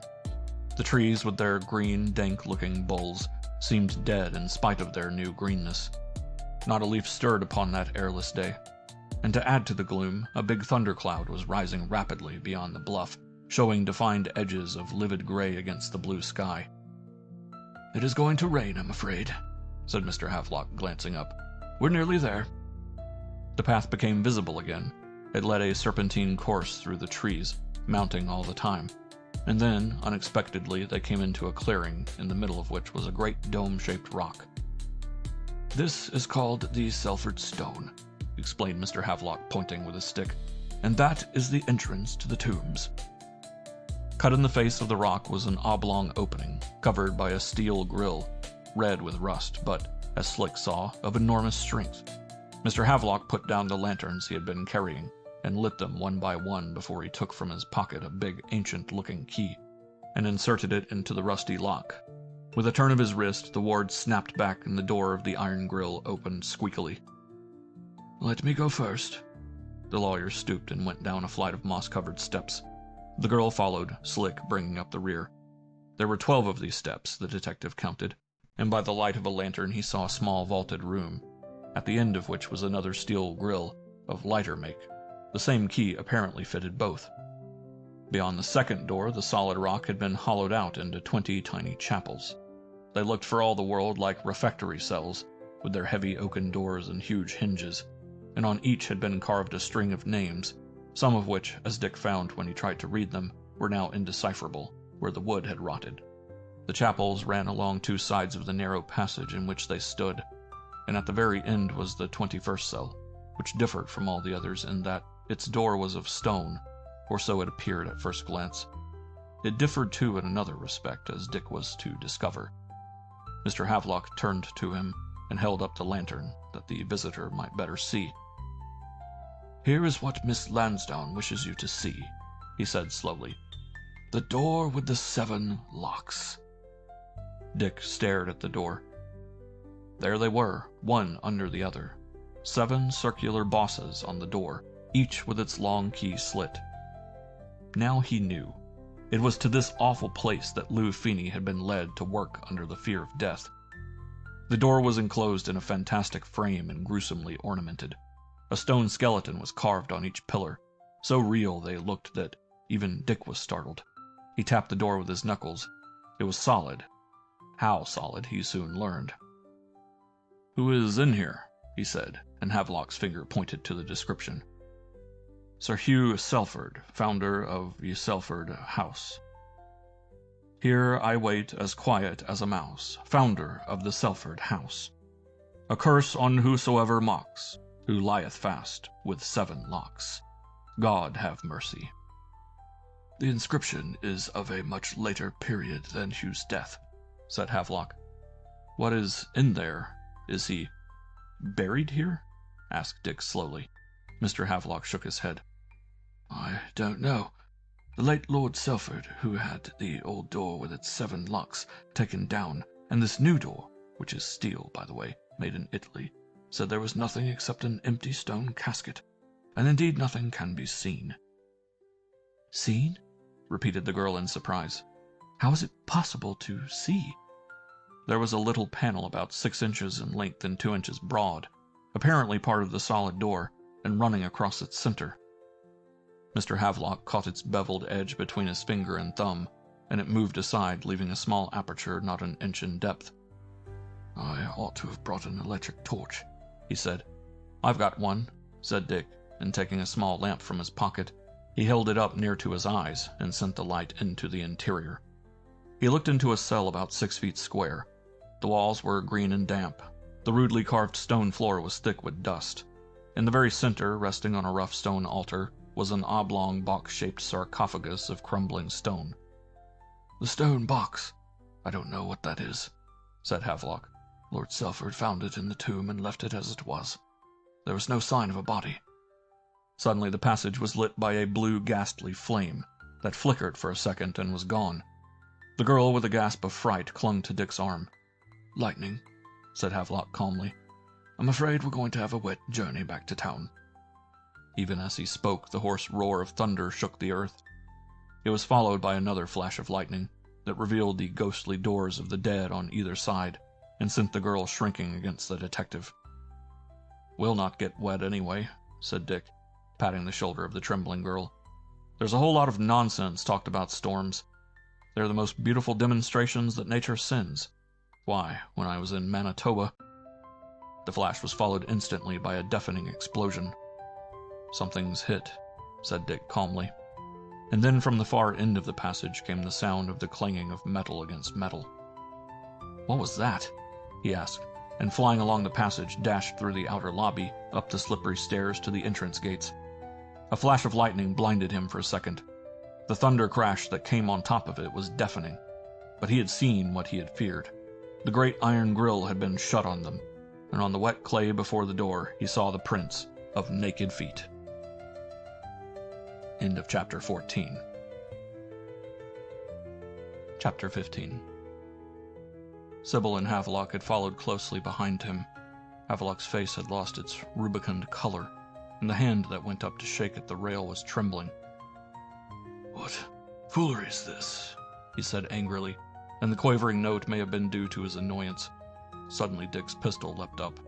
Twice he fired at the figure he glimpsed through the dripping rhododendrons. It had grown in a few minutes from bright sunlight to a gloom that was almost terrifying. The clouds sent the rain hissing in his face. But the flicker of lightning had given him a glimpse of the huge fleshy arms. "Oh, don't shoot! Please, please don't!"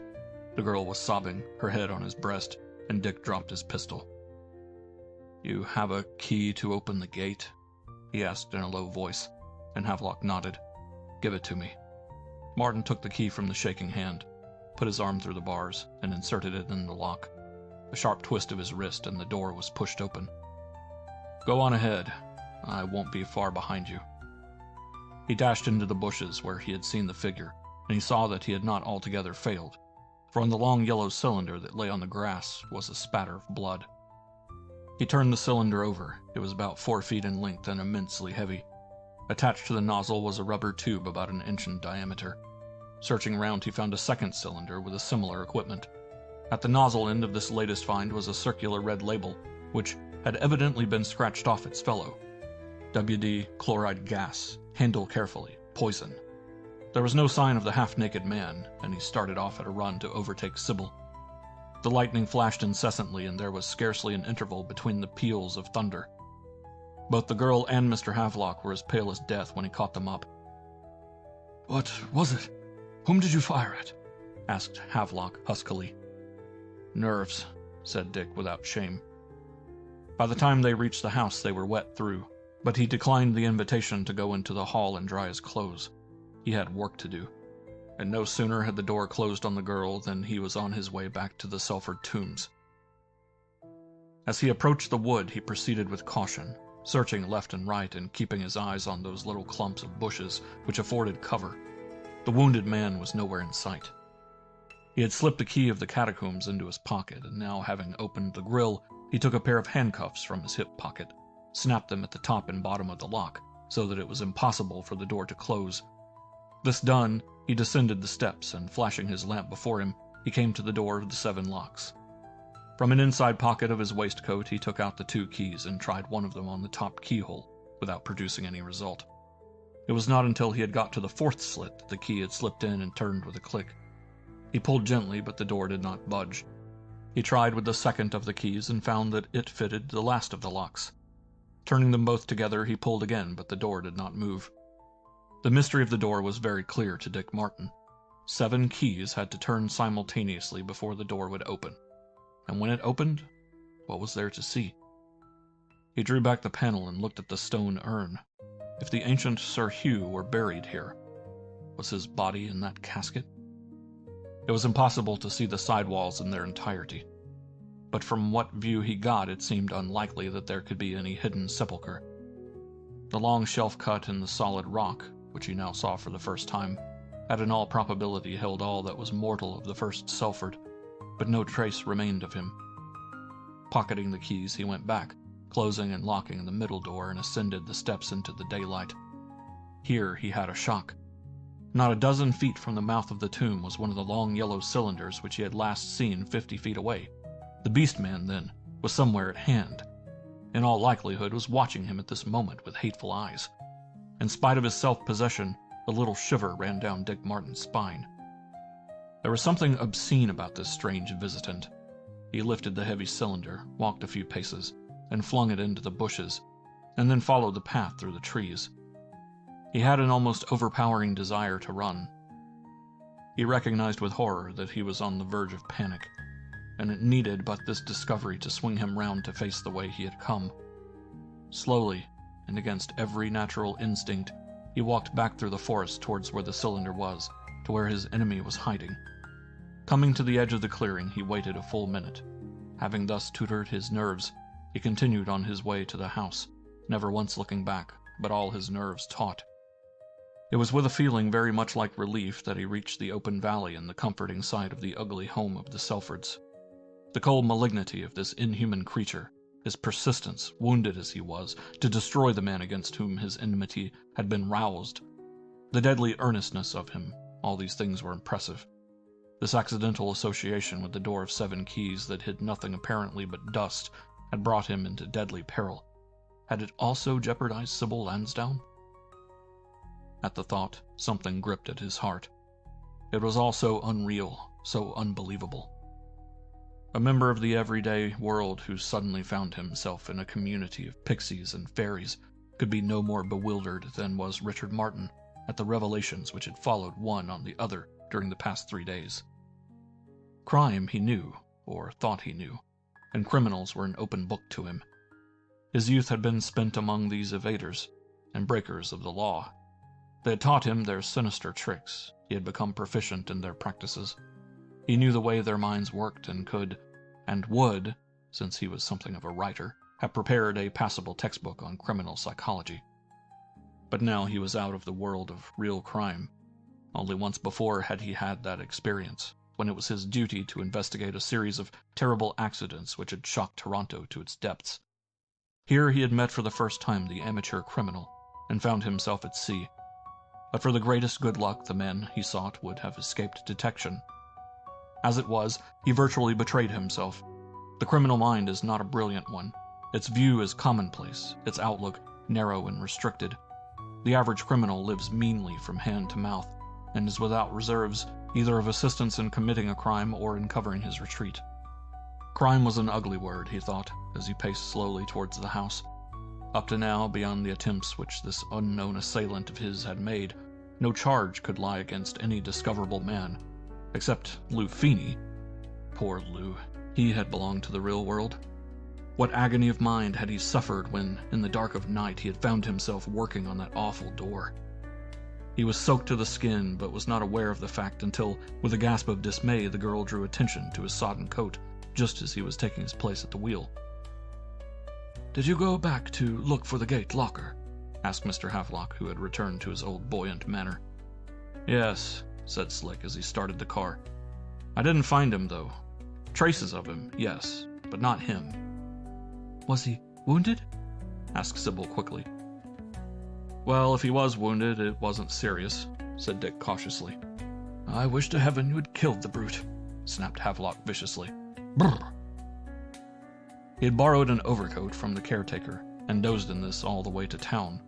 They overtook and passed through a corner of the storm near Leatherhead, but the three people were too occupied with their own thoughts even to notice the incident. They put Mr. Havelock down at his house in St. John's Wood, and Sybil, who was feeling very guilty for having brought an elderly man on this unpleasant adventure, was suitably apologetic.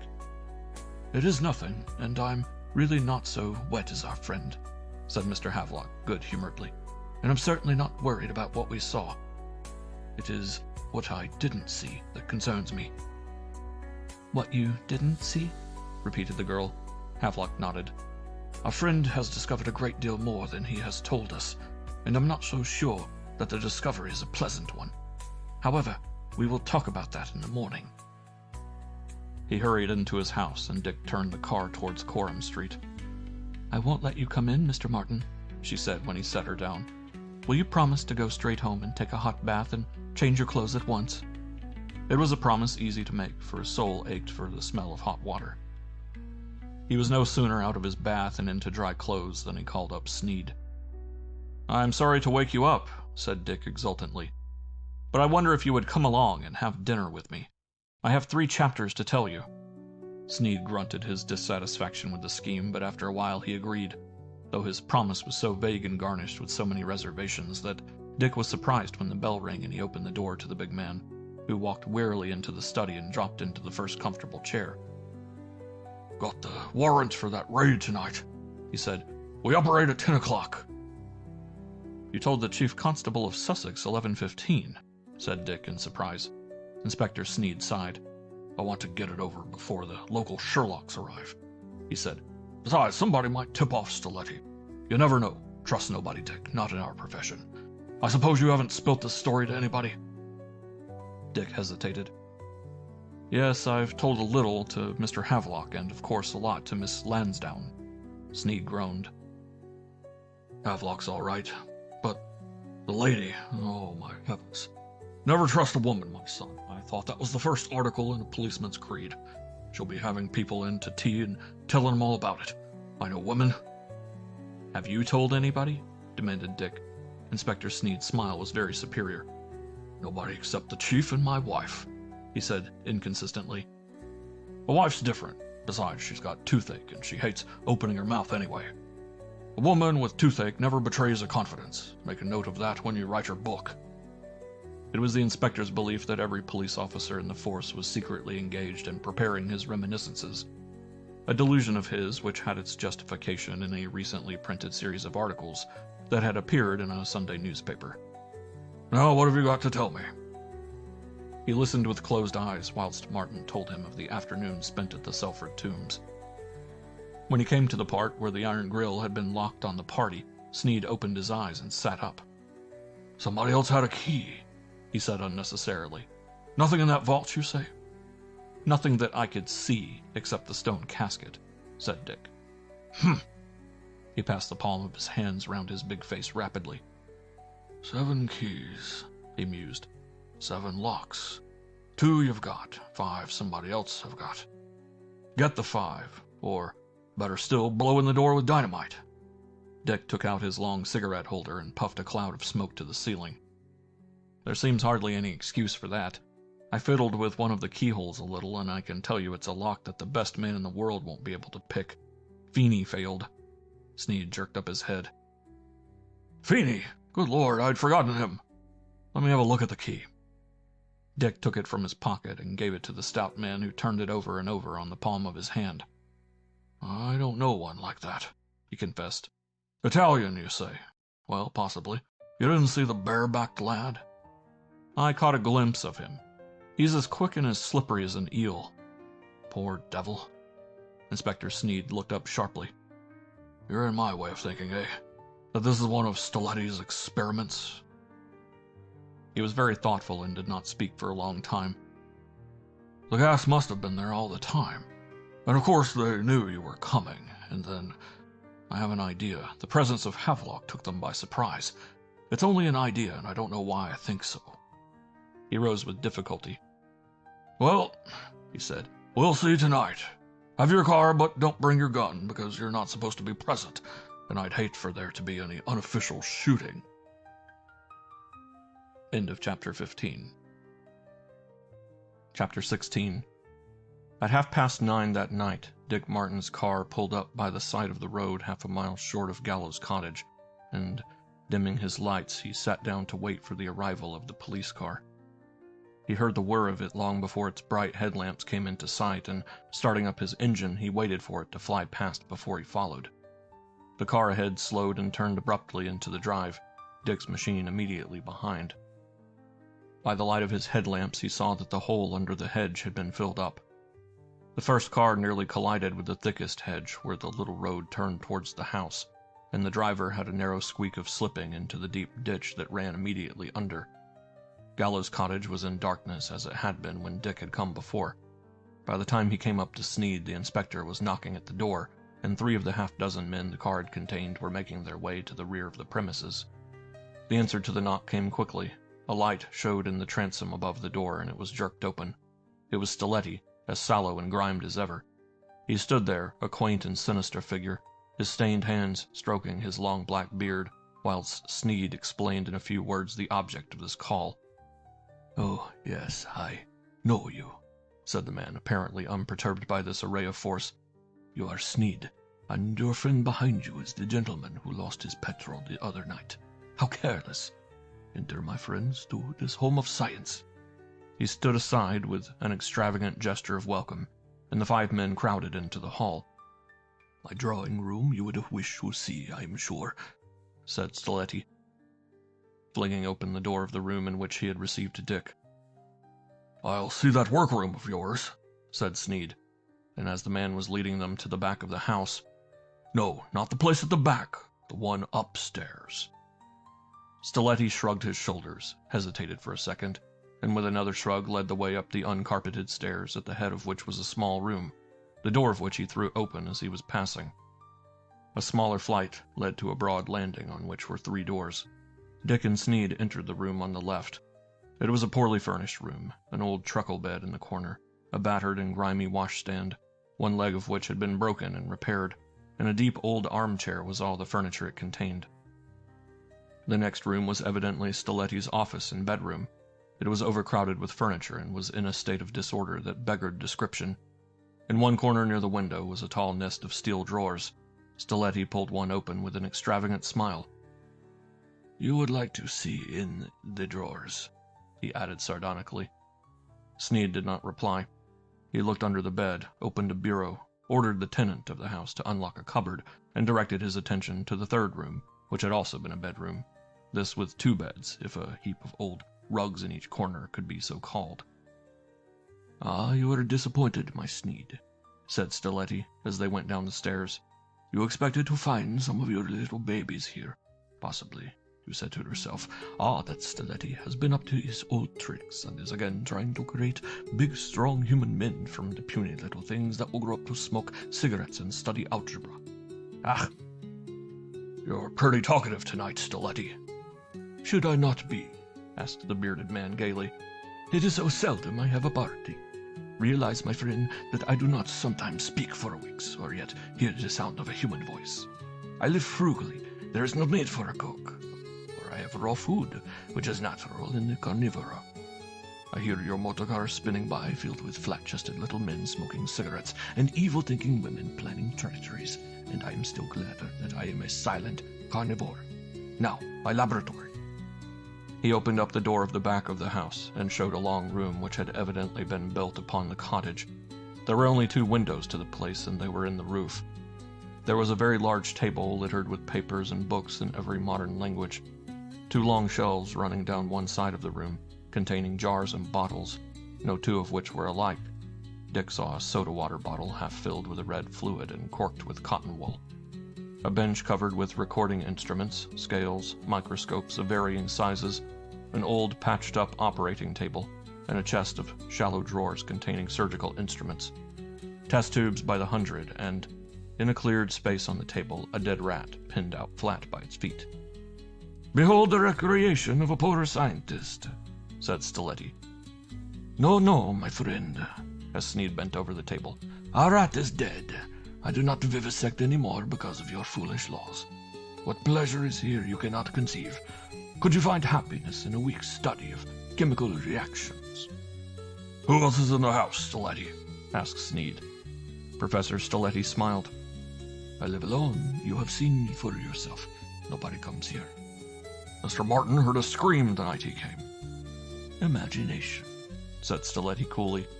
"He was also attacked in the drive by a half-naked man. Was that imagination?"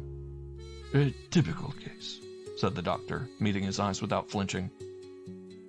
"Somebody else sleeps upstairs. You've beds for 4 people." A broad smile wrinkled the yellow face. "I never lose hope of friends coming to me, but alas, they do not arrive. I am alone. Stay here for a week, a month, and see for yourself. Leave one of your so clever officers to watch me. It should not be difficult to prove my loneliness." "All right," said Sneed, after a pause, and turning, walked out of the house. The professor stood on the doorstep and watched the car till it disappeared, then, locking and bolting the heavy door, he went leisurely up the stairs to his room. Opening a drawer of his desk, he took out a long dog whip and whistled the lash in the air. Then he crossed to the steel nest of drawers and pushed home the one that had come out. The only one, in fact, that would come out. Pressing one of the knobs of the false drawers, the whole of the front swung out like a door. "Come to your bed, it is late," said Stiletti.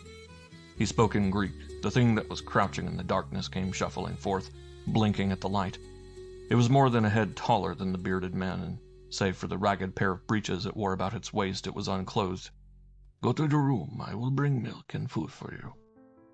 Stiletti, standing at a distance from his creation, cracked his whip, and the big man with the blank face went trotting through the door across the landing, into the room with one bed. Stiletti pulled the door tight and locked it. Then he went down the stairs, through the laboratory, and out by a small door to the grounds at the back of the house. He still carried his whip, and swung the lash as he walked, humming a little tune. He passed through a fringe of fir trees, and, stopping under a spreading oak, whistled. Something dropped from the bough above almost at his feet, and sat crouching, its knuckles on the ground. "Room, milk, sleep," he said to the figure, and cracked his whip when the listening shape moved too slowly. At the snap of it, the strange thing that had dropped from the tree broke into a jog trot, disappearing through the laboratory door, and Stiletti followed at his leisure. He went upstairs a little later, carrying 2 huge bowls of milk and 2 plates of meat on a tray. When he had fed his creatures and locked them in their dens, he went back to his workroom, dismissing slaves and detectives from his mind, utterly absorbed in his present studies. End of Chapter 16. Chapter 17. Mr. Havelock was reading a letter for the third time that morning. Twice he had consulted his managing clerk, and he was reading it for the third time when Dick Martin was shown in. I hope I didn't get you out of bed too early, Mr. Martin, and I have to apologize for bringing you into this matter, which ended so far as you were concerned when you returned. I had this letter this morning. I'd like you to read it. The letter was in writing, which was by now familiar to Dick. It bore the address of a Cairo hotel. Dear Havelock, it began, I had your cable about Dr. Cody, and I am writing at once to tell you that I certainly know this man, and I have had correspondence with him. So why he should deny all acquaintance with me I can't understand, unless it is the natural reticence of a man who may not want other people to know his business. Cody wrote to me a long time ago asking me for a loan. It was for a very considerable sum, £18,000, and I had no inclination to advance this amount to a total stranger. He told me he had got into a very bad state, and that he wished to clear out of England to get away from a man who had threatened to kill him. I forget the whole story now, but it struck me at the time that the man was sincere. I wish you would send me £25,000 in French notes, register the parcel as usual, and address me at the Hotel de Paris, Damascus. I hope to go on to Baghdad, and thence into southern Russia, where I believe there is a big property to be bought for a song. The letter was signed Pierce. Do you usually send him money when he asks for it? Invariably, said the other in a tone of surprise. And you are sending him this large sum? Mr. Havelock bit his lip. I don't know. I'm rather troubled about the matter. My managing clerk, in whose judgment I have complete faith, advises me to cable his lordship, asking him to appoint another agent. The responsibility is too big, and after yesterday's horrible experience I am almost inclined to wash my hands of the matter. It would, of course, mean a heavy loss to us, because the management of the Selford estates brings us in nearly £5,000 a year. Dick was staggered at the figure. It must be an enormously wealthy estate, he said. It is, agreed Havelock, and unfortunately for me it is increasing in value every day. It will soon become unwieldy. Did Lord Selford leave anything in the nature of a treasure? Asked Dick as he remembered a question he had intended asking. Havelock shook his head. No, beyond the cash at the bank, which was a large sum, £50,000 or so, there were no fluid assets, but he left a number of undeveloped coal lands in Yorkshire and Northumberland, which have since proved very valuable, in addition to which he had several large properties in Australia and South Africa, which have also enhanced in value to an enormous extent. You are thinking about the door with the 7 locks. He smiled. Believe me, there is nothing there so far as I know, and I've seen every document, private and general, which the late Lord Selford has left. That little cell is as much a mystery to me as it is to you. It could be cleared up in 24 hours if I had his lordship's permission to force the door. But I have never asked for it because I have never seen the necessity for it. Then he smiled. I've been hearing stories about you, Mr. Martin. They tell me that you can pick a lock as skillfully as any cracksman. Most locks, said Dick promptly, but none of the 7. I realize my limitations. Now, I could open that safe, he pointed to a little black safe standing in the corner of the room, as easily as I could open your office door. I won't say I could do it with a hairpin, but I have half a dozen instruments at home that would make that receptacle about as valuable a store as a cardboard box. But I've got kind of an instinct that tells me when I'm beaten, and I know I'm beaten on those 7 locks. Has Lord Selford any relations? He asked abruptly. Havelock nodded. 1, he said, Miss Sybil Lansdowne, and of course her mother. Though in law, Miss Lansdowne would be regarded as the heir to the property, supposing Lord Selford died without issue. He took up the letter from the table, and his eyes ran over the written page. I'm almost inclined to send you to Damascus with the money, he began, but Dick shook his head. No, sir, he was emphatic. I've had one chase after this young man, and that is enough to last me for a lifetime. During the years he's been abroad, has he received much money from you? The greater part of 500,000, replied Havelock quietly. Generally for the purchase of estates, the deeds of which have never come to me. I've complained about this once or twice, but he has assured me that the title deeds were in good keeping. "One question I want to ask you before I go," said Dick after turning the matter over in his mind. "Is it possible that these letters are forgeries?" "Absolutely impossible," replied Havelock. "I know his handwriting and its peculiarities as well as, indeed better than, I know my own. I can assure you that not 2 years ago he wrote one of the letters I have in my file under my own eyes." "He could not be impersonated?" "Absolutely not. He is rather a thin-faced, sandy-haired man who speaks with a little lisp. And the better to identify him, he has a round red patch, a birthmark on his cheek, just below his ear. I've thought of all these possibilities. He might be impersonated, he might be held to ransom, or have fallen into the hands of some unscrupulous gang which was bleeding him. In fact, if I had not seen him at intervals during the past years, I should have become seriously alarmed. But there it is. If he chooses to wander about the world, I have no power to stop him, and his hobby is not so reprehensible that I can invoke the aid of the law to pin him down in England and keep him here. You are sure you would not like to take the trip to Damascus?" "Perfectly sure," answered Dick immediately. "I can think of nothing I want to do less." 2 disturbing factors had come into the life of Sybil Lansdowne, and she found it difficult to concentrate her mind even upon rare editions of those inanimate volumes which once had seemed so interesting. In one case, the library helped to enlarge her knowledge. She collected all the literature available upon the history of the old county families, but there was little about Selford, except in one volume, written by a priest, which told in too lurid detail the story of Sir Hugh's many sins. Sybil closed the book hastily when it became a little too detailed. "I'm afraid we are not a nice family," she said as she put the volume back on its high shelf. There was nothing in the library that could help her unravel her feelings about Mr. Martin. Sometimes she thought she liked him very much indeed. At other times she was equally certain that he annoyed her.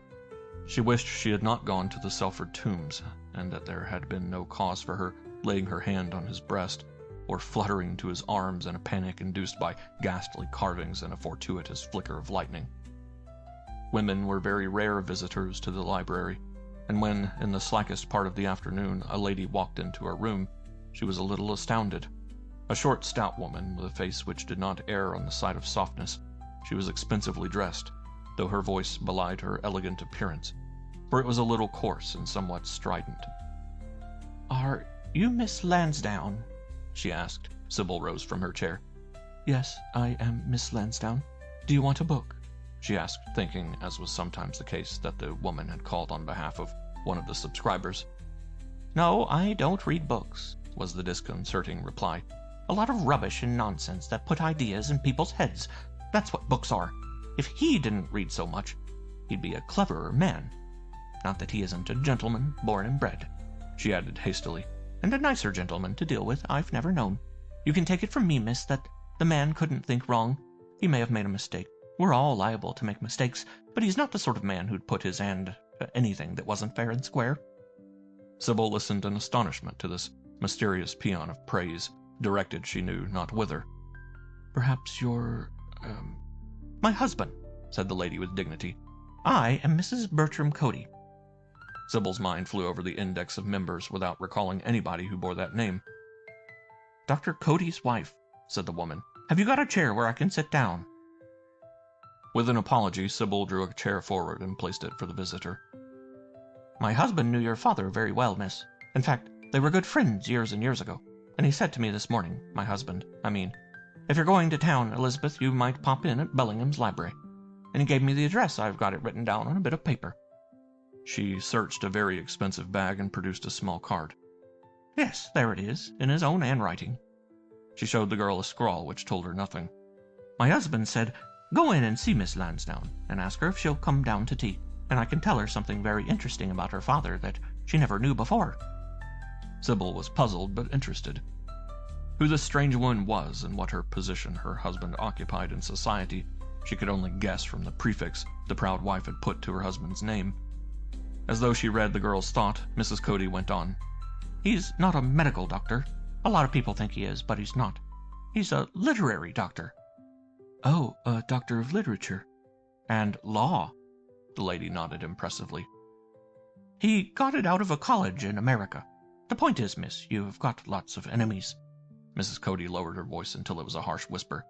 My husband said, see the young lady and ask her not to breathe a word of what I've said, because it may cost me dear. It may cost me dear. She repeated the words slowly and imposingly. Take the Rolls Royce, he said, and maybe you can persuade her to come down and have a cup of tea. It wouldn't take her an hour, and nobody would know she'd been. But why shouldn't people know I've been? Asked the girl, secretly amused, and yet with a feeling at the back of her mind that there was something more serious in this communication than she could for the moment see. Because, said Mrs. Cody, one of these enemies. They're not only after you, miss. Her voice was very solemn, and in spite of her amusement, Sybil was impressed. But they're after that Canadian man, the policeman. You mean Mr. Martin? Asked the girl quickly. Again, Mrs. Cody nodded her head. That's the fellow, the detective. They tried to get him once, but perhaps he hasn't told you about it. The next time he'll be popped off, as sure as my name's Elizabeth. There was a telephone on the table, and Sybil looked at it for a moment in doubt. What had my father to do with all this? She asked. Mrs. Cody pursed her lips, as though she could tell if she would. My husband will tell you that, miss, she said. Sybil examined the woman more critically. She was undoubtedly the most commonplace individual she had met for a long time, but her wealth was advertised by an abundance of jewelry. For with every movement of her head, 2 big diamond earrings winked and sparkled in the afternoon sunlight. Her fingers were scarcely visible under the rings that covered them, for she wore no gloves, and across her ample bosom was a huge diamond brooch. How far is it? Asked Sybil. Less than an hour. It's in Sussex. She explained the route and the exact situation of the house. If you could get away in time for a cup of tea. I could do that, said the girl thoughtfully, for this is my early afternoon. Mrs. Cody consulted a jeweled watch. I'll wait for you, she suggested. You'll find my Rolls Royce, she rolled the words sonorously, waiting in the square. You can't mistake it. It's black, picked out with little red lines. But please don't wait. I shall be half an hour yet. I don't mind waiting, but I think I'd better stay in the car till you come. You're going to have a big surprise, young lady, and you'll thank me until your dying day that my husband sent me to see you. Sybil called up to her flat, but her mother was out, and she remembered that Mrs. Lansdowne had gone to a bridge party, her one recreation. She called Dick Martin with no better result, and at 4 o'clock she went out into the square and looked for the limousine. She had not far to look. A handsome car was drawn up near the curb, and at her appearance moved slowly towards her. The chauffeur, a round-faced, young-looking man of 30, she guessed, was dressed in sober livery. Mrs. Cody opened the door for her, and she got into an interior that was so heavily perfumed that she mechanically turned the lever that lowered the windows. I hope you telephoned to your mother, my dear, said Mrs. Cody with a sidelong glance at the girl. I did, but she was not at home. Then you left a message with the servant? Sybil laughed. We do not support such a luxury, Mrs. Cody, she said. Mother and I do the work of the house ourselves. Mrs. Cody sighed. You told someone else where you were going, I hope, my dear. You should always do that when you're going out in case of accidents. No, I told nobody. I tried to get a friend on the phone, but he was out too. For a second, the ghost of a smile dawned on the hard face and vanished again. You can't be too careful, said the lady sententiously. Do you mind setting back Miss What's-Your-Name in the corner? It's more comfortable. It was also more unobservable, but this Sybil did not notice. End of chapter 17. Chapter 18. Soon they were speeding in a southwesterly direction, and although Mrs. Cody was not an entertaining hostess, the girl found plenty to think about, and certainly did not resent the silence of this overdressed woman. In less than an hour the car swung through a pair of heavy iron gates up a long avenue, and stopped before a medium-sized house. Sybil had never met the stout and smiling man who came to meet her. Ah, so this is the daughter of my old friend, he said almost jovially. Little Sybil, you don't remember me, of course. Sybil smiled. I'm afraid I don't, Dr. Cody, she said. You wouldn't, my dear, you wouldn't. His manner was paternal, but Mrs. Cody, who knew her husband much better than most people, and who could detect his most subtle nuances of tone, shot one cold, baleful glare in his direction that was eloquent of her experience. If Cody saw her, his manner certainly did not change. He took the girl's arm, much against her will, and led her into the handsome library, fussing over her like an old hen with a chick. She must have the best chair and a cushion for her back. Tea at once, my dear. You must be tired after your journey. I am, said Mrs. Cody emphatically. I'd like a word with you, see. Certainly, my dear. Are you quite comfortable, Miss Lansdowne? Quite, said the girl, finding it difficult not to smile as she saw Mrs. Cody flounce out with a red face and slam the door behind her. In the hall, the chauffeur was lighting a cigarette. He glanced round at the woman as she came out. Who's she, Auntie? He asked. Mrs. Cody shrugged her ample shoulders. She's the girl the old man was telling you about, she said shortly. You ask too many questions. He's been complaining about you. I thought she was. He ignored the complaint. Not a bad looker. I'm surprised at you leaving them two alone. Never mind what you're surprised at, she said tartly. Go and put that car in the garage, and come and see me when it's done. There's plenty of time, answered the dutiful nephew coolly. What's the old man going to do? How do I know? She snapped, but he was in no way abashed. Has she got the key? Of course she hasn't got the key, you fool, she stormed. And don't stand there asking me silly questions, and don't poke your nose into my business. And what do you know about keys? Her nephew looked at her meditatively. You're a queer couple, you and him, he said. But it's no business of mine. That girl's certainly a good looker. I'm going through to the kitchen to have some tea. The old man's given Cook and Mrs. Hartley a holiday, and the maid's away sick. It's rum that they should all be away together. He was strolling to the front door when he spoke, and now he turned back. Got everybody out of the house, he frowned. What's the great idea, Aunt? Not so much, Aunt. I'm Mrs. to you, you jailbird. I've told you about that before. She was trembling with fury, and he knew her well enough to realize that this was not a moment to provoke her to further anger. For 7 years, with a pleasant interregnum, he had preserved the polite fiction of being a pampered menial in the house of Mrs. Cody. His wages were good. He knew a little of the private affairs of the widow whom Dr. Cody had most unexpectedly married, and for the consideration he received in the shape of a good bed and excellent allowance, plus the assistance he had in the garage, he was quite willing to be blind to the many curious happenings that he had witnessed in that house. He walked towards his aunt, his cigarette drooping from his big mouth. What time am I taking that girl back to town? She's staying here. You needn't bother.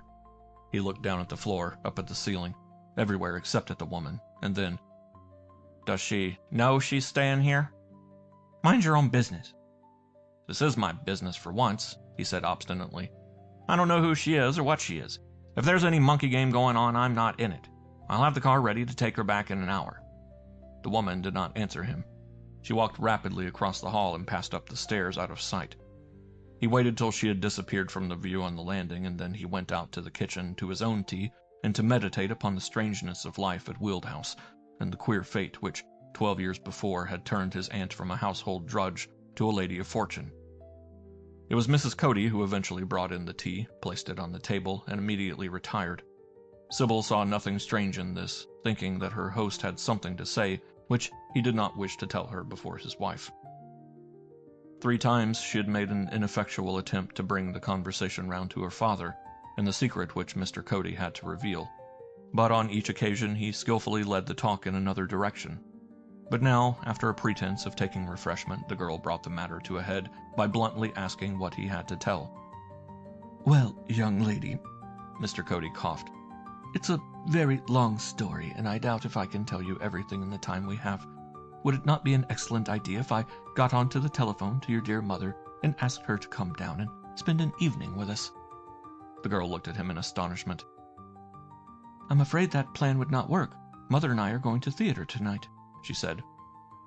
Sybil was ordinarily a very truthful person, but even very truthful people may be permitted to invent excuses for avoiding disagreeable experiences. May I not telephone and ask her? Knowing that her mother would not be back at the flat for another hour, she agreed. He went out of the room and was gone 5 minutes. When he returned, a broad smile suffused his face, and he was rubbing his hands. Excellent, excellent, he said. Your dear mother has promised to come down this evening. I am sending the car for her. She says she can exchange the theater tickets for another night. Sybil listened. petrified with amazement, and into her annoyed amusement there crept a cold thread of fear. The man was lying. The theater engagement had been invented on the spur of the moment, and her mother was not at the flat, she well knew. Danger. As if a red light had flashed before her eyes, she saw it. There was some terrible peril threatening her, and she must temporize. "I'm so glad," she said with a calmness she did not feel. And then, in an easy conversational voice, "You have a very pretty house here, Mr. Cody." "Yes, it is a gem," he said complacently. "Would you like to see over it? It has a remarkable history. Originally a dower house, in the gift of a relative of yours, Lord Selford. I leased it many years ago." "You know Mr. Havelock, don't you?" she said in surprise. He fingered his chin. "No, I cannot say that I know Mr. Havelock very well. I've done business with him. In fact, I once bought an Australian property from him. But in the present case, the house was leased to me through a third person, and I very much doubt whether Mr. Havelock is aware that I am the leaseholder. Do you know him well?" "Slightly," she said. All the time her busy brain was working. What should she do? She wanted an excuse for seeing the grounds. A main road passed near the entrance lodge, and she knew there was a village close at hand.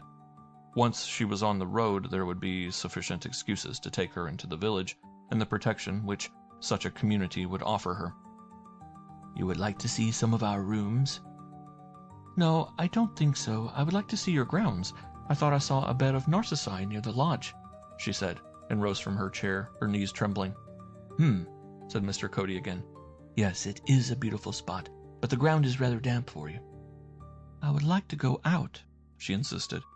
"Very good, if you will wait till I have had my second cup of tea." He busied himself with the tray and the teapot.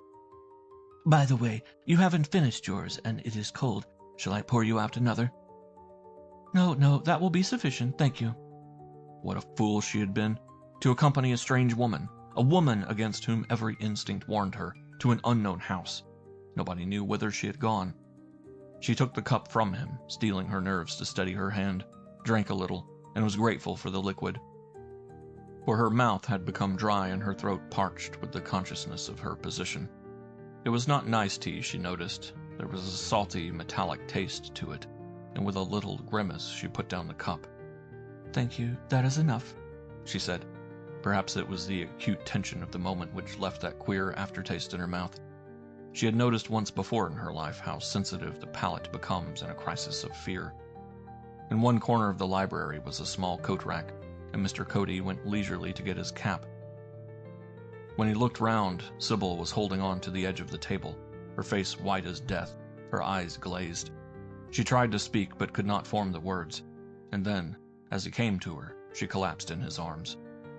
He half carried, half dragged her to the sofa, and putting a cushion beneath her head, walked out of the library, locking the door behind him. End of Chapter 18. Chapter 19. The round-faced chauffeur was standing in the open doorway smoking. "Where is Mrs. Cody?" asked Cody sharply, his face going dark at the sight of the man's insolent indifference. "Upstairs." "Go and tell her I want her." "Go and tell her yourself," said the man without troubling to turn his head. Cody's face went purple. It was evident that this was not by any means the first of their encounters. He mastered his rage with an effort and in a milder tone. "Go down to the village for me, will you, Tom? I want some postage stamps." "I'll be going down later," said Tom, unmoved by this olive branch. "Where is that girl?" "Girl? Which girl?"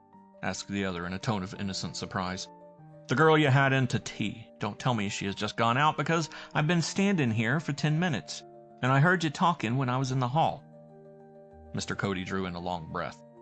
"She's resting. The young lady is not very well. I've given her treatment." "Oh, shut up," said the other contemptuously. "You ain't a medical doctor, you're a doctor of laws, and God knows some of 'em want doctoring from what I've seen of 'em. When's she going home? I've got the machine ready." "She may not go home tonight, Tom." Mr. Cody was mildness itself now. "It was arranged that she should stay tonight." Tom scratched his cheek irritably. "She didn't know anything about it," he said. When she got out, she asked me if there wasn't another way back to town because she wanted to call in to see a friend. This latter was sheer mendacity on the part of Tom Collar, and it was a slight coincidence that Mr. Cody had been twice deceived in half an hour. "She's not well, I tell you," he said sharply. "And whilst we're on this subject, your place is in the kitchen. I've stood about as much from you as I'm likely to stand, Collar. You don't think because I married your aunt that you own this place, do you? Because if that's your idea, you're going to get a shock. I've endured quite enough insolence from you, and you can go." Tom nodded. "I know I can go," he said. "Because why? Because nobody could stop me if I wanted to go. I could go this very minute if I liked. I don't like. This is a good job, and I'm not going to lose it. I don't know what your dirty business is." Mr. Cody exploded with anger.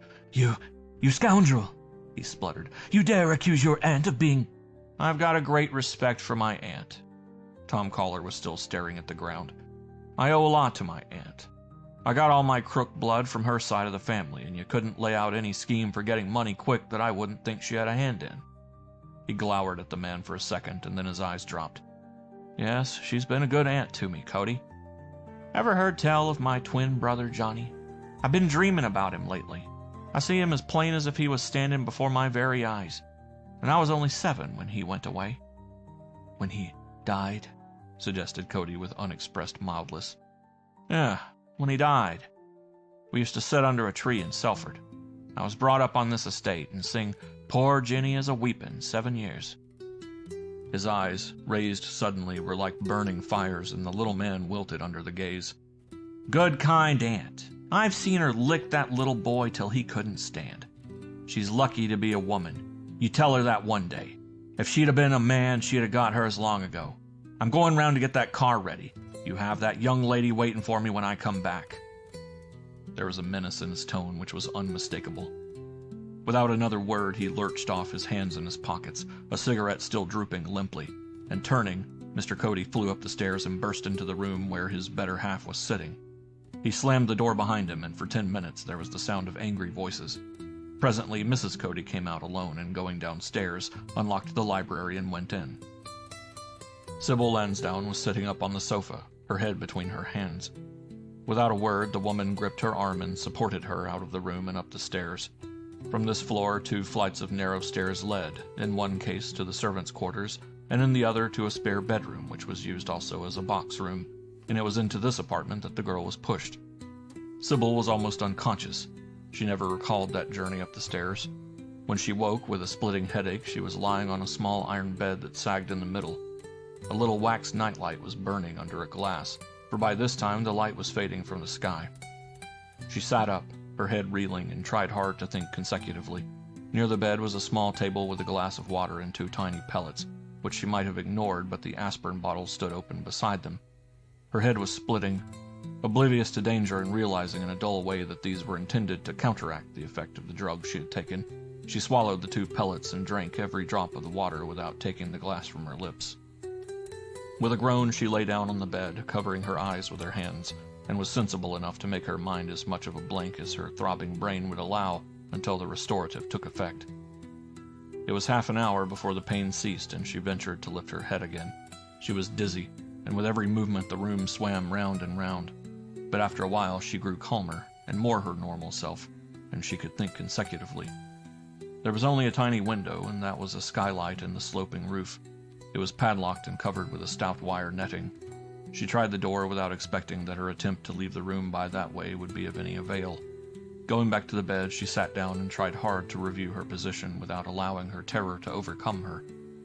She must have been mad to have gone alone with that woman. To that vain conclusion she naturally returned. But she was so confident of herself, and the counsel of perfection was very hard to follow, even in the most perfect of beings. The excuse was so flimsy, she told herself. Not a London child would have been deceived by this promise of family revelations. She dared not let herself think of her mother. She tried the door again. It was heavily locked and probably bolted as well, for it resisted her strength at every point of its surface. It was very old and had the appearance of being something of a misfit, for there was a gap of 1.5 inches between its bottom and the floor. She walked back to the bed and sat down, trying to order her thoughts. The key. Was her detention remotely connected with that strip of steel? She was puzzled, but she would not allow herself to be utterly bewildered. She argued, as coldly as the circumstances would allow her, that, for some reason which she could not define, the key had something to do with her tragic situation. She pulled up a chair and, mounting it, reached up to the skylight, but it resisted all her efforts, and supposing she could force the window, it was utterly impossible that she could displace the 3 iron bars which covered the window. As she was standing on the chair, she heard a footstep in the passage, firm and heavy, and, getting down to the floor, she turned to face the man who came in. It was some little time before the door was opened. As she rightly surmised, it was fastened with bolts, and these had to be shot before, with a click, the key turned and Cody came in. He was one large, affable smile. "My dear young lady, I'm afraid you have had a bad time. Do you have these attacks very often?" "I don't know what attacks you mean, Dr. Cody," she answered steadily. Very sad," he murmured, shaking his head mournfully. "I was really afraid for your life. Is there insanity in your family?" The audacity of the question took her breath away. "I don't suggest there is," he went on. "Only I must say that your conduct is a little strange. You probably remember your screaming fit? No? Ah, I did not expect you would. It was very lamentable." "Mr. Cody?" She tried to keep her voice even, but it required a great effort. "I want to go home to my mother." He looked hard at her for a long time. "I suppose you do," he mused. "I suppose you do, but you need have no fear, my dear young lady. Your mother has been notified and is already on her way." There was a little table in the corner of the room, and he drew it to the center and put down upon it the small black portfolio he was carrying under his arm. From this he took a folded sheet of paper, smoothed it gently, took out his fountain pen, unscrewed the top, and fixed it. "The position," he began in his old oracular manner, "is a little irregular. It is not customary for me to receive young ladies who fall into hysterics, and I confess that I was considerably alarmed. My dear wife is prostrate with anxiety. She said, and very rightly, the position is a very awkward one for you, Bertram. Suppose this young lady suggests that you administered to her some noxious drug, and that you are detaining her against her will, although you and I are well aware that her illness was brought about by natural causes. A censorious world may well look skeptically upon our explanation." Sybil waited, knowing full well that if Mrs. Cody had made any kind of speech, it would not have been in those terms. "Therefore it has occurred to me," Mr. Cody went on, "that it would be an excellent idea if you, of your own free will, made a statement to this effect, that I, Bertram Cody, Doctor of Literature and Law, have behaved with the greatest kindness and propriety, and that I placed you in this locked room only for one purpose, namely to restrain you from doing a serious injury to yourself." She glanced at the paper on the table. "I can hardly confess that I'm mad," she said with a half-smile. "I do not expect you to do that," said Mr. Cody hastily. "That reference to your condition of mind does not appear in this document. It is merely a certificate of my probity, very dear to me. A mere whim of mine, but I am a whimsical person." He smiled broadly, picked up the pen, gave it to her. "Can I read the document?" she asked. "Is it necessary?" He was almost reproachful. "If you will sign this, I will see that you are conducted at once to your mother." "You told me my mother was on her way," interrupted Sybil suspiciously. "My idea," the man went on, calmness itself, "was to meet her halfway. I have telephoned, asking her to stay at the Mitre Inn, Dorking." He handed the pen to the girl, and again she hesitated. The document was written on a quarto sheet and was closely typewritten.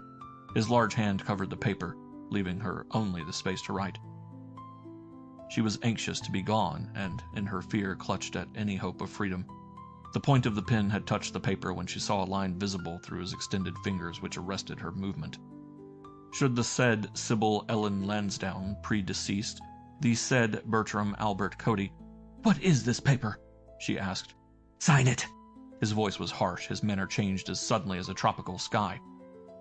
"I shall not sign any document that I haven't read," she replied, and laid down the pen. The smile left his face hard and menacing. "You will sign that, or by God, I'll—" He checked himself with an effort, and strove again to recover the appearance of geniality. "My dear young lady," he said with a queer admixture of irritation and blandness. Why trouble your pretty little head about the wording of legal documents? I swear to you that this letter merely exculpates me from any— I will not sign it, she said. You won't, eh? He gathered up the document and thrust it into his pocket. She shrank back as he advanced towards her. Suddenly she darted to the door and tried to pull it open. Before she could succeed, he had caught her by the waist and flung her back. You'll wait here, my young lady, till you change your mind. You will wait without food. If I had my way, without sleep. I've given you a chance for your life, you poor fool, and you haven't had the sense to grasp it. Now you can stay here until you recover your reason. In another second he had passed through the door, slamming it after him. She heard the bolts shot home with a sinking heart. For a time she was too paralyzed by her discovery to make any fresh attempt to escape. But after a while she took hold of herself and regained a little of her self-possession, though she so trembled that, when she stood upon the chair to try the skylight again, she could scarcely maintain her balance. When she saw that escape by that way was impossible, she made preparations to keep the door against an intruder.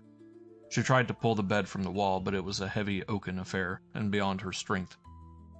A rickety washstand was the only prop she could find, and the back of this she wedged beneath the door handle and sat down to wait. Hour followed hour, and there was no sound in the house, and at last, overcome by weariness, she lay down on the bed and, in spite of all her efforts to keep awake, was soon fast asleep. She woke with a wildly beating heart and sat up. She had heard a sound in the passage outside, a shuffling, stealthy sound, which her guardian senses had heard in her deepest slumber. What was it? She listened, and for a long time there was nothing to break the silence. Then from somewhere below she heard a dull crash, as though something heavy had fallen. She listened, her hand on her heart, striving to check her racing pulse. No! She shuddered and almost fainted with horror.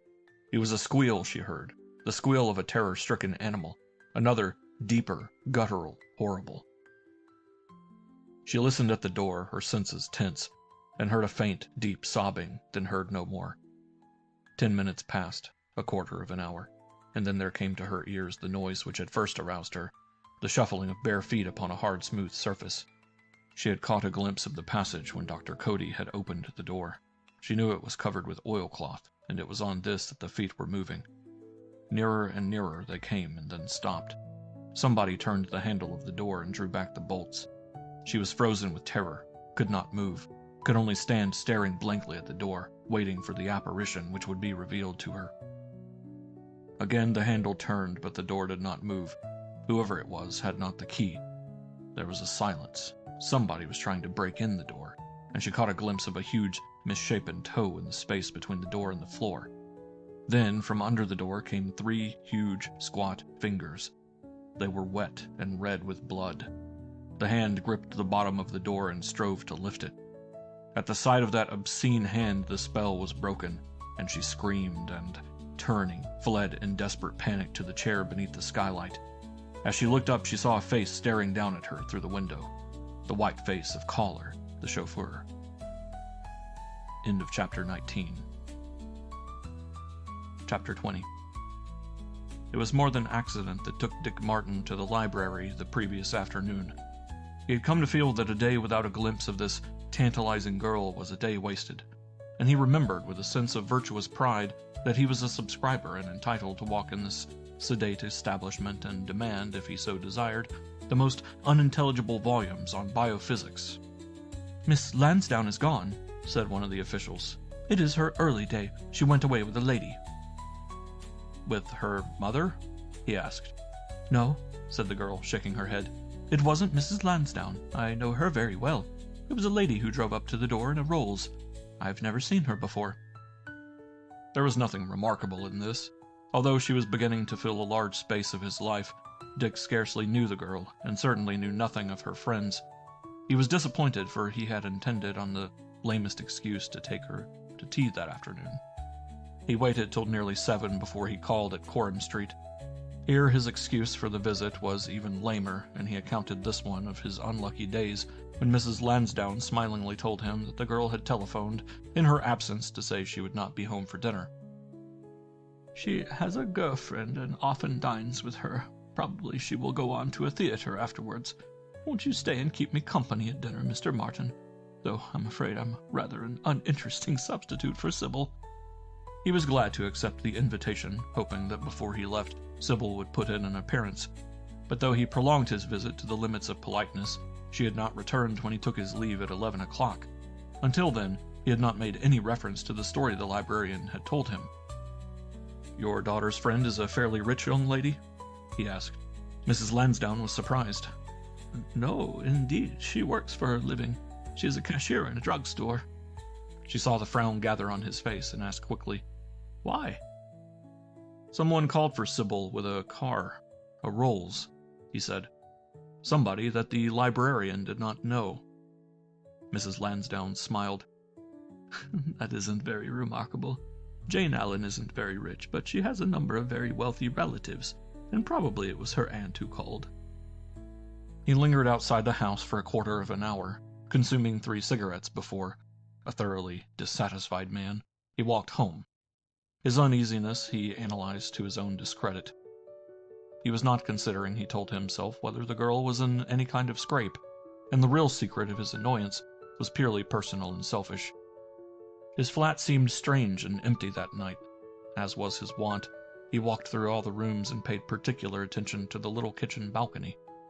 Behind every door he had put a portable alarm, a tiny triangle to which was attached a bell, the apex of the triangle being fixed in the wood of the door so that any attempt to open it would assuredly arouse him. This done, he switched the telephone through to his room, undressed slowly, and went to bed. Sleep did not come easily, and he took a book and read. The clock was striking 1 as he dozed off. He was half awake and half asleep when the telephone bell sounded in the passage, and putting on the light he sat up and took the instrument from the table by the bed. "Hello?" "Trunk call," said a man's voice. There was a click, a silence, and then, "Murder! I'm being murdered! Oh God, they're here! The boys! Murder!" His spine crept. "Who is it speaking?" he asked quickly. There was no answer. "Who are you? Where are you speaking from?" Still no answer. Then a deep groan and a curse, a shriek that ended in a thick sob. "Don't touch me! Don't touch me! Help!" There was a crash and no further sound. Dick worked rapidly at the hanger of the telephone and presently got the exchange. "Where was I called from?" "Somewhere in Sussex," said the local man. "Do you want me to find out?" "Yes, and quick. I'm Mr. Martin of Scotland Yard. Will you call me?" "I'll ring you in a minute," was the reply. Instantly Dick was out of bed and dressed with feverish haste. The voice he had not recognized, but some instinct told him that this call was no hoax, and that he had listened in to the very act of slaughter. He dared not ring Sneed in case he interfered with the call which was coming through. He was lacing his shoes when the bell rang. "It was from South Weald, Sussex," Dick uttered an oath. Cody's house. It was Cody speaking. He remembered the voice now. "Get the nearest police station to South Weald and tell them I ask you to send men straight away to Mr. Cody's place, Weald House. There is trouble there. Will you do this for me?" And when the man had replied in the affirmative, "Now get me Brixton 9007, he said. Sneed must know, if he could only arouse that lethargic man from his sleep. To his surprise, the call came through almost immediately, and Sneed's voice answered him. "I've been playing bridge with a few nuts from headquarters," he began. "It was like taking money from children." "Listen, Sneed," said Dick urgently. "There's trouble at Cody's place. He's just called me through." In a few words, he gave the gist of the terrible message which had reached him. "That sounds bad," said Sneed's thoughtful voice. "I've got a car down here." "Mine is faster. I'll pick you up. Where are you?" "I'll be under the railway arch in Brixton Road. I can bring a couple of men with me, Inspector Elbert and Sergeant Staines. They're here with me." This was good news. He knew instinctively that in the work ahead of him he would need all the assistance he could procure. "I'll be with you in 10 minutes. Dick grabbed his overcoat and flew to the door. As he flung it open, he stepped back in amazement. A white-faced woman was standing on the threshold. "Mrs. Lansdowne!" he gasped, and his heart sank. "Sybil did not go with Jane Allen," she said in a low voice. "She hasn't returned?" Mrs. Lansdowne shook her head. "Come in," said Dick, and took her into the dining room. "Now tell me." Mrs. Lansdowne's story was all he might have expected. She had waited until 12 and then, growing a little uneasy, had walked round to the boarding house where Jane Allen lived. She found the girl in bed. She had not seen Sybil, nor had she made any arrangements to meet her. Is there anybody else to whom she could have gone? I've been able to ring up 2 friends she might be staying with, but they have not seen her, said Mrs. Lansdowne. I was fortunate enough to get in touch with the girl who works with Sybil at the library, and she described the woman who came for my girl. A very overdressed woman, middle-aged, who wore a lot of jewelry and spoke in a very common voice. Mrs. Cody. She saw him turn pale and gripped him by the arm. Is anything very wrong? She asked huskily. I don't know. Will you stay here? I'm going to see. Can I come with you? No. He shook his head. I'll be gone a little more than an hour, then I'll phone you. Won't you try to read? You will find books in my room that will interest you. She shook her head. I must go home in case Sybil returns, but don't wait for me. I have a cab at the door. There was no time for polite protests. He dashed out of the house ahead of her, and was in the mews unlocking the garage door before she had reached the cab. Within a few minutes of the promised time, the big car drew up under the railway at Brixton, where Sneed and his 2 friends were waiting. Jump in, said Dick. I've got something to tell you. I'm trying to get the hang of it. Your head will be cooler than mine. As the machine sped southward, he told of Sybil's disappearance. That was Mrs. Cody, all right, he said. I met her some time ago. She's certainly a daisy, but what harm could she do to the girl? Dick Martin was not prepared with an answer. The Sussex sluice will be there before we reach the house, he began, but the other scoffed. You don't know our police system, or you wouldn't be so sure. Probably the nearest station to South Weald hasn't a telephone. And even if it had, it's unlikely that a police officer would act on telephoned instructions unless he were sure of the sender. I'm not so certain that we aren't on a fool's chase. I've thought of that too, said Martin. But weighing it up, there are long odds against that possibility. No, the man who phoned me was not acting. They passed the next quarter of an hour without speaking. We're somewhere near Stiletti's house, aren't we? Said Sneed, waking from a doze. On the left, replied the other curtly. They flashed past the dark entrance of the drive. From the road the house was invisible, and only the high trees standing against the moonlit sky marked its situation. Rum thing about this Lord Selford business, said Sneed meditatively. There's trouble wherever you touch it. I wonder what he's done. What who's done? Selford? Asked Dick, rousing himself with a start. The fat man nodded. Why is he keeping out of England? Why is he running around like a Christianized wandering Jew, wearing out his shoe leather whilst the ancestral chair is collecting dust? You've never seen him, have you? No, said Dick shortly. I've seen a photograph of him, but I've never seen him. Sneed shifted round and peered through the darkness at his companion. Seen a photograph of him, he said slowly. Sure, said Dick. He was in Cape Town the day the new Governor-General arrived. He came out onto the balcony of the hotel to watch the procession, and one of the newspaper boys took a picture shot of the crowd. I didn't know this, only the hotel porter had seen it in the paper and pointed him out to me. And then I went along to the newspaper office and got a first-hand print, and had it enlarged. What is he like? Asked Sneed curiously.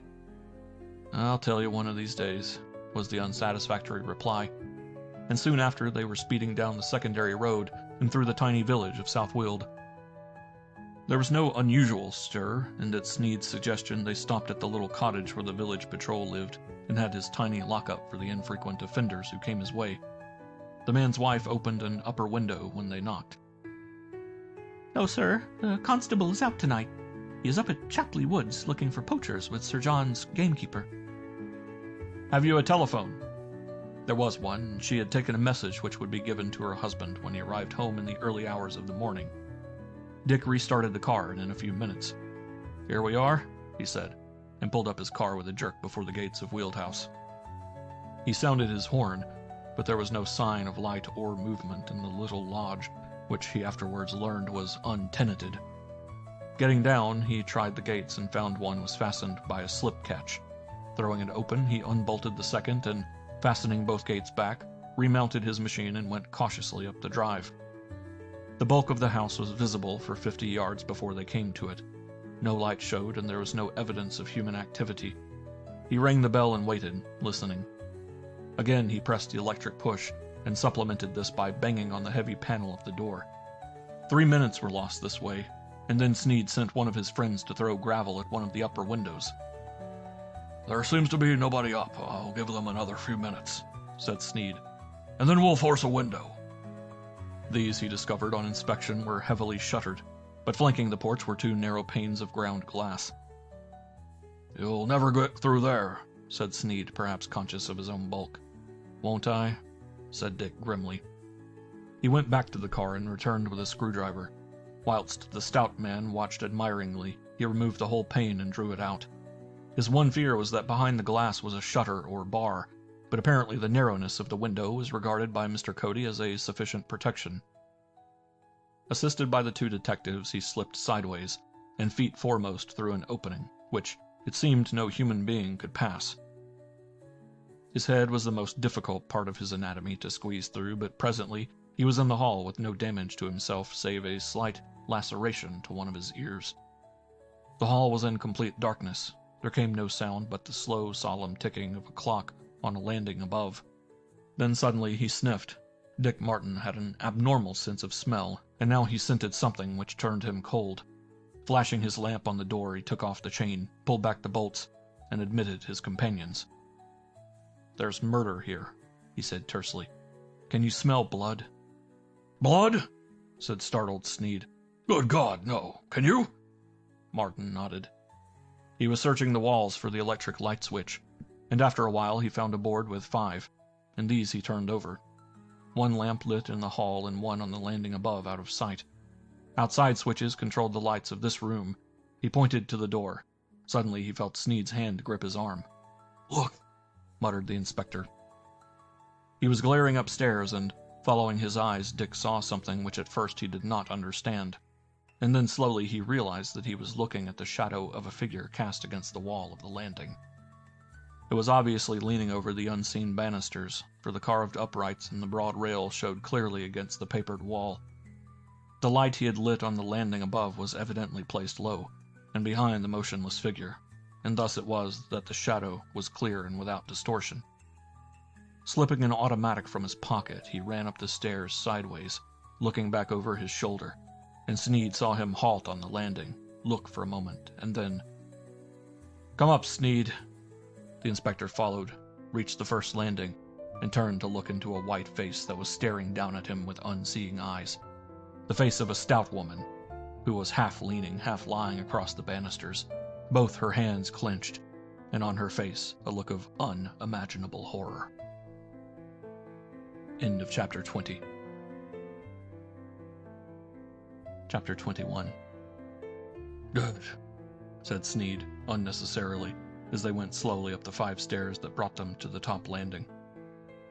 There was no sign of violence, and they now saw what kept the body erect. She had been kneeling on a low settee which ran flush with the banisters, and by the accident of balance, when the death had come, had retained her position. Reverently, they lowered the body to the ground, whilst the inspector conducted a brief examination. "Right," he said briefly. "I saw a man like this about 10 years ago. She saw something horrible." "Has she got anything in her hand?" asked Dick suddenly, and prized open the tightly clenched fingers. As he did so, something fell to the parquet floor with a clang, and he uttered an exclamation of amazement. It was a key, the fellow to that which reposed at his banker's. The 2 men looked at one another without a word, then... "Where's Cody?" asked Sneed. He was searching the wall for the telephone wiring, which he had expected to see, and, guessing his thoughts, Dick Martin pointed downstairs. "You're looking for the phone? It is in the library. I saw it when I was here the other night. Moses, look at that!" The stairs were carpeted with dark gray carpet, thick and luxurious to the tread, and he was gaping at something he had not seen when he came up the stairs with the light in his face. The red print of a bare foot. Stooping, he touched it with his finger. "Blood," he said. "I thought I smelt it. I wonder where those feet picked up that stuff." They found the imprint again lower down. In fact, on every second step the stain lay, and the nearer they got to the bottom of the stairs, the more sharply defined it was. "He came up 2 steps at a time. 3 here," nodded Dick. "We'll probably find the trail in the hall." The vestibule was floored with polished wood. but there were 3 or 4 Persian rugs of a dark color, and the prints on these had escaped their notice until they began to search for them. "Here is one," said Dick, "and here is another." He pointed. "They lead from that room. Bare feet must have wandered aimlessly here. The footmarks are on every rug." He tried the handle of the door, but it did not move. "A spring lock," explained Sneed. "Fastens automatically when it's closed. What is in the room opposite?" Facing the closed door was another, which was unfastened. 2 series of lights were burning, which at first aroused Dick's suspicion, until he remembered that he himself had turned them on from the switches in the hall. It was evidently a dining room, beautifully furnished, and empty. The windows were shuttered. There was no sign of anything unusual, and he returned to the problem of the locked door. He carried a very comprehensive range of tools in the boot of his machine, but it was the jack he used for raising his car when he replaced a wheel that made the opening of the door possible. The small crowbar he tried to insert between the door and lintel was useless, but when he used the jack, improvising a brace with the long hall table, the lock burst. As the door flew open, he caught a glimpse of the library where he had been received by Cody, and his eyes, focusing on the writing table where the little red lamp still burnt, saw instantly the overturned telephone.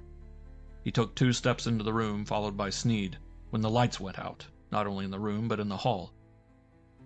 "Anybody touch the switch?" "No, sir," said the detective outside the door. Dick lugged out his electric lamp, which he had replaced as soon as he had found the switchboard, and walked gingerly towards the desk. Coming round the end of a large settee which ran across the room, he saw the huddled figure lying by the side of the desk, and it only needed a glance to tell him all that he had feared. Bertram Cody lay on his back with his legs doubled sideways, and he was not a pleasant sight, for the man who killed him had used no other weapon than the bent and blood-stained poker by his side. His hand still gripped the receiver of the telephone, and he had evidently been in the act of talking when the last and fatal blow was struck. All the drawers of the desk had been turned out, emptied, and their contents apparently taken away, for not so much as a sheet of paper had been left behind by the murderer. Sneed pulled a pair of white cotton gloves from his pocket, drew them on, and carefully lifting the poker, laid it on the desk. He gave his instructions in a low tone to one of his men, who went out of the library, evidently to the telephone connection which they had seen in the dining room, for Dick heard him talking. "I've sent for the Scotland Yard photographer and the local police," he said. "There are probably fingerprints on the poker that will be very useful." There was a door at the farther end of the room, and this, Dick discovered, was ajar. It opened upon a small apartment, which was probably used as a breakfast room, for on the small buffet there was a hot plate and an electric toaster. Here, one of the windows was open.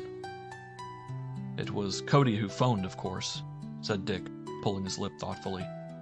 "And Mrs. Cody, who brought Sybil Lansdowne here. Sneed, we've got to find that girl." He was sick with fear, and the elder man could not guess what agony of doubt lay behind the calmness of his manner. "Whoever did this is somewhere around," said Sneed. "The lights did not go off by accident." At that moment, the man he had sent into the dining room to telephone to the yard came back. "The phone wire was cut while I was talking," he announced, and there was a silence. "Are you sure?" "Absolutely certain, sir," said the detective. "I just got through to the yard and was talking to Mr. Elmer when the instrument went dead." 2 of the 3 Scotland Yard men carried torches, fortunately, and one of them went to find the fuse box and came back to announce there was no sign of a blowout. "I'll explore upstairs," said Dick. "You hang on here, Sneed." He went up the stairs, past the dreadful figure lying on the landing, and walked from room to room. Here there was neither sign of disorder nor evidence that the girl was in the house. And then, as he turned his lamp on the dark carpet, he saw the stains again, and trailed them. The barefooted man had evidently wandered up and down the corridor, and it was clear to Dick Martin that he was wounded, for whilst the footprints were no longer visible, little spots of blood showed at intervals, and there was a smear against the white wall which almost located the position of the wound. Soon after, he found a little bundle of grimy rags, which undoubtedly had been used as a bandage. The solution came to him in a moment. The killer was the man he had winged in Selford Park, the half-nude savage who had attacked him that night at Gallows Hill. His murderous exertions had displaced the bandage, and the wound had begun to bleed again. He followed the track until it turned into the beginning of a narrow flight of stairs leading to the story above. He was now on the attic floor, and evidently there were 2 ways to this floor, for only 3 rooms opened from the passage in which he found himself. The first was a lumber room. The second was an apartment which held nothing more sinister than a large zinc cistern. It was in the third and last room on the left that he made his discovery. A panel of the door, which hung upon one hinge, was broken. The lock had been smashed into 3 pieces. As the beam of his lamp went systematically round the room, he saw a bed, and then his heart missed a beat. On the floor, almost at his feet, was a little handkerchief dappled red. He picked it up with a shaking hand and saw the embroidered initials, S.L. Sybil's. End of chapter 21. Chapter 22. Sneed came up at his call, and together the men searched the room. "Bloodstains on that door. Did you notice them? Down there at the bottom?" said Sneed, working his lamp along the panel. "Fingerprints, and pretty distinct. Whoever it was, he put his hand under the door and tried to lift it off its hinge. Look at the size of the prints. This was the gentleman who visited you, Martin." Dick nodded. "No other signs of violence, no blood on the floor," mused Sneed, and stared up at the open skylight. "I'm too fat to go up there. See what you can find." There was a chair underneath the square aperture, and Dick, springing onto it, caught the edge of the skylight and drew himself up. He was on a level ledge of roof about 3 feet wide. A low parapet ran its full length on one side, whilst on the other the roof rose steeply to the ridge pole. Dick sent his light ahead of him and saw 2 yellow projections overtopping the parapet.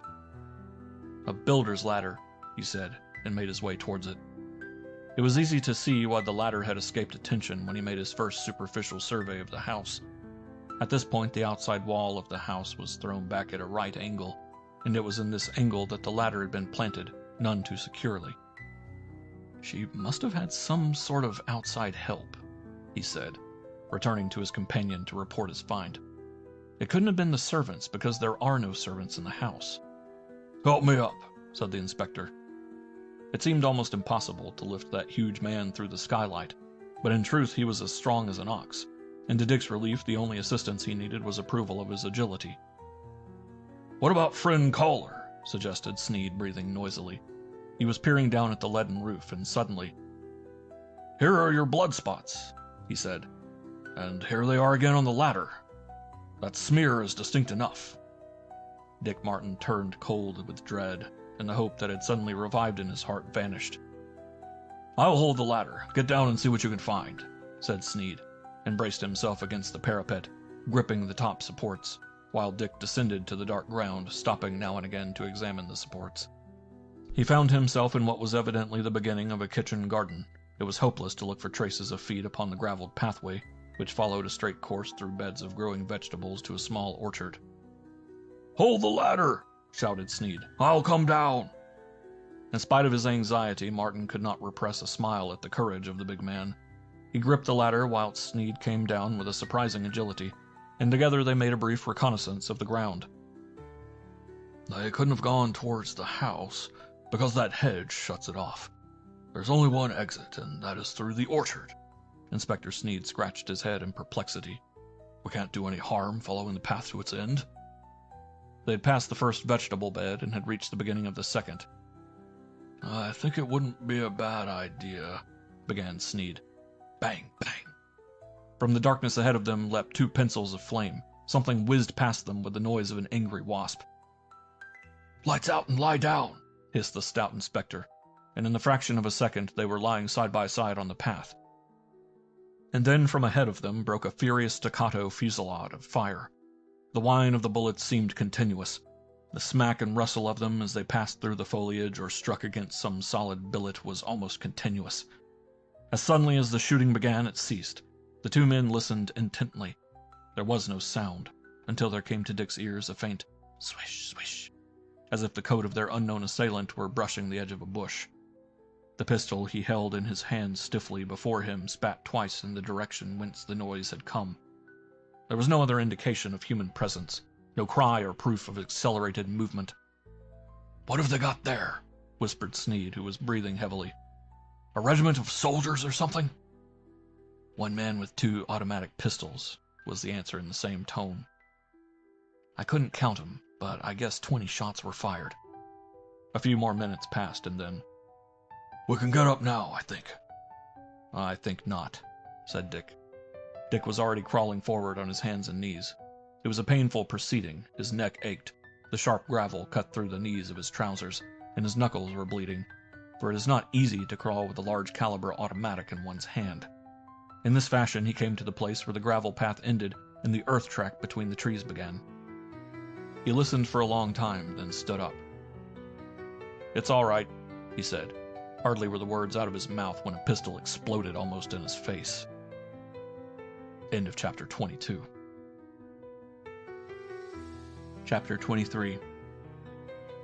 The wind of the bullet came so close to his left eye that it almost blinded him momentarily. He was stunned with the proximity of the explosion, staggered, and dropped to his knees, and then, ahead of him, he heard the sound of running feet, and scrambling up, he darted forward, only to fall headlong again. For the assassin had fixed a tripwire between two of the trees, and later they were to find that this cover to retreat had been installed at intervals along the path. Death had been very near to Dick Martin that night.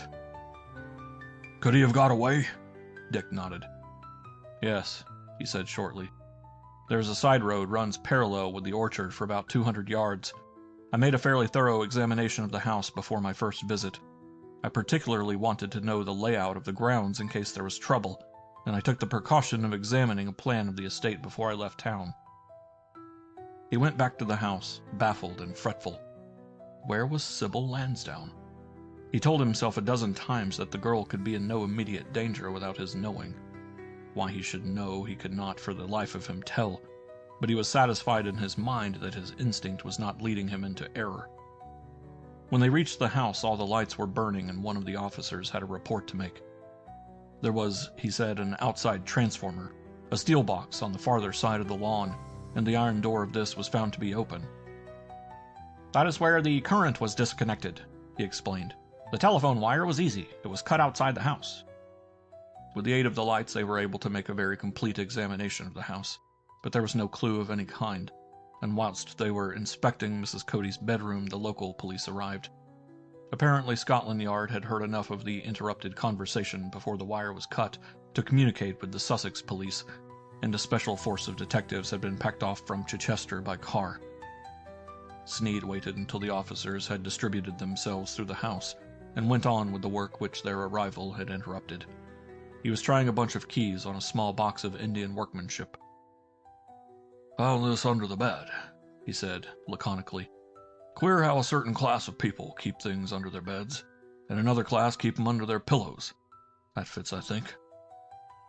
He turned the key and opened the box. It was filled with papers, letters, old bills, a concert program of a very remote date, and possibly associated, in the mind of the poor dead woman, with what there was of romance in life. You take the top bundle, I'll search the rest. Dick untied the ribbon which fastened the papers together and began to read. There was a letter or two written in childish handwriting and one scrawled note signed, "Your loving nephew, John Caller." "I thought she only had one nephew. Tom?" You never know how many nephews people have, said the indifferent Sneed. "But this speaks about Tom. It must be his brother?" Sneed looked up. I wonder where that darn chauffeur is. I sent a call out to pull him in. He's been missing since last night, and I don't exclude the possibility of his having had something to do with this murder. "I rule that out entirely," said Dick promptly. "I know Caller. He's not that kind of man.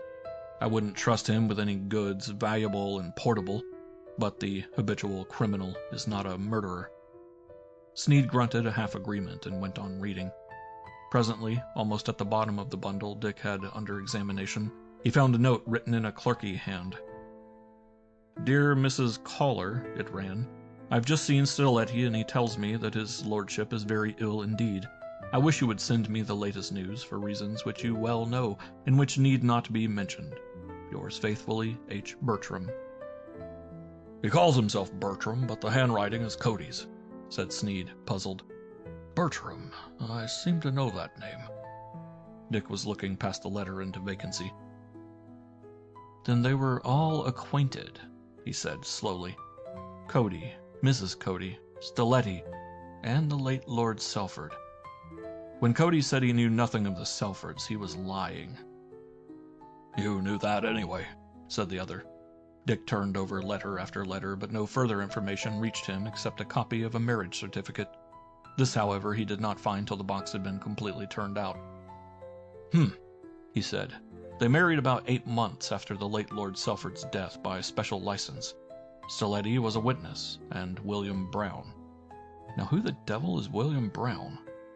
It's not an uncommon name, said Mr. Sneed sententiously. Their search finished, they went back to the library. Sneed took the hollow-eyed young man by the arm and led him to a quiet corner. Where do we go from here? He asked. I don't know, said the other helplessly. He put his hand in his pocket, took out the key, and examined it. Number 4. I've got 3 more to find, and then somebody will be hanged for this night's work. Where shall we go from here? Asked Sneed again. Dick looked at his watch. The hands pointed to 2:15. Selford Manor, he said briefly. It has just occurred to me that we're only 3 miles away from that home of the nobility. They went out into the open where Dick had left his car. What do you expect to find there? I'm not sure yet, said Dick, as he got into the seat and put his foot on the starter. But I have an idea that I shall find something. The car moved, but not steadily. It waddled and jarred forward a few paces, and then Dick stopped and jumped out. I'm afraid I shall have to go on my own 2 big feet, he said, and turned the light on to the wheels. Every tire had been slashed in a dozen places and was quite flat. End of chapter 23. Chapter 24. That moment of terror when Sybil stared up into the round face of Caller, the chauffeur, remained with her all her life. Behind, she heard the grunts and thuds of the beast man who was trying to open the door. Above her, behind the bars and the glass, another possible enemy. The face disappeared for a moment, and then she heard the sound of hideous squeaking, and the grating was turned back on its rusty hinge. A few seconds, and the frame of the skylight was lifted, and a hand reached down to her. Without a moment's hesitation, she sprang onto the chair, gripped the hand, and found herself being pulled upward. "Hold on to the edge for a minute. I'm puffed," gasped Caller, and she obeyed. Over her shoulder, she saw the door bulging, and then there came a crash as a huge body was thrown against it.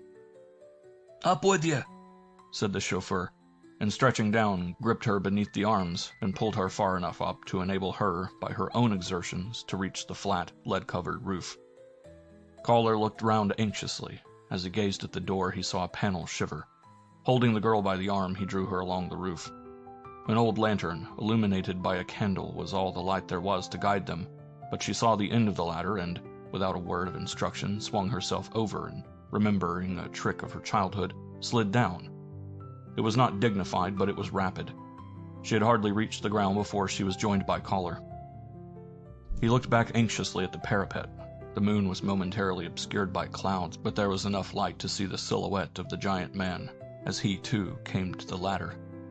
There was no time to pull it down. Gripping the girl by the arm, they raced along a path, turned abruptly, and, threading their way through the trees, ran without stopping until they reached a shallow ditch, across which he assisted her. Caller had tossed the lantern away before the flight began. They had no other light to aid them but the fitful rays of the moon. At the other side of the ditch, he stopped.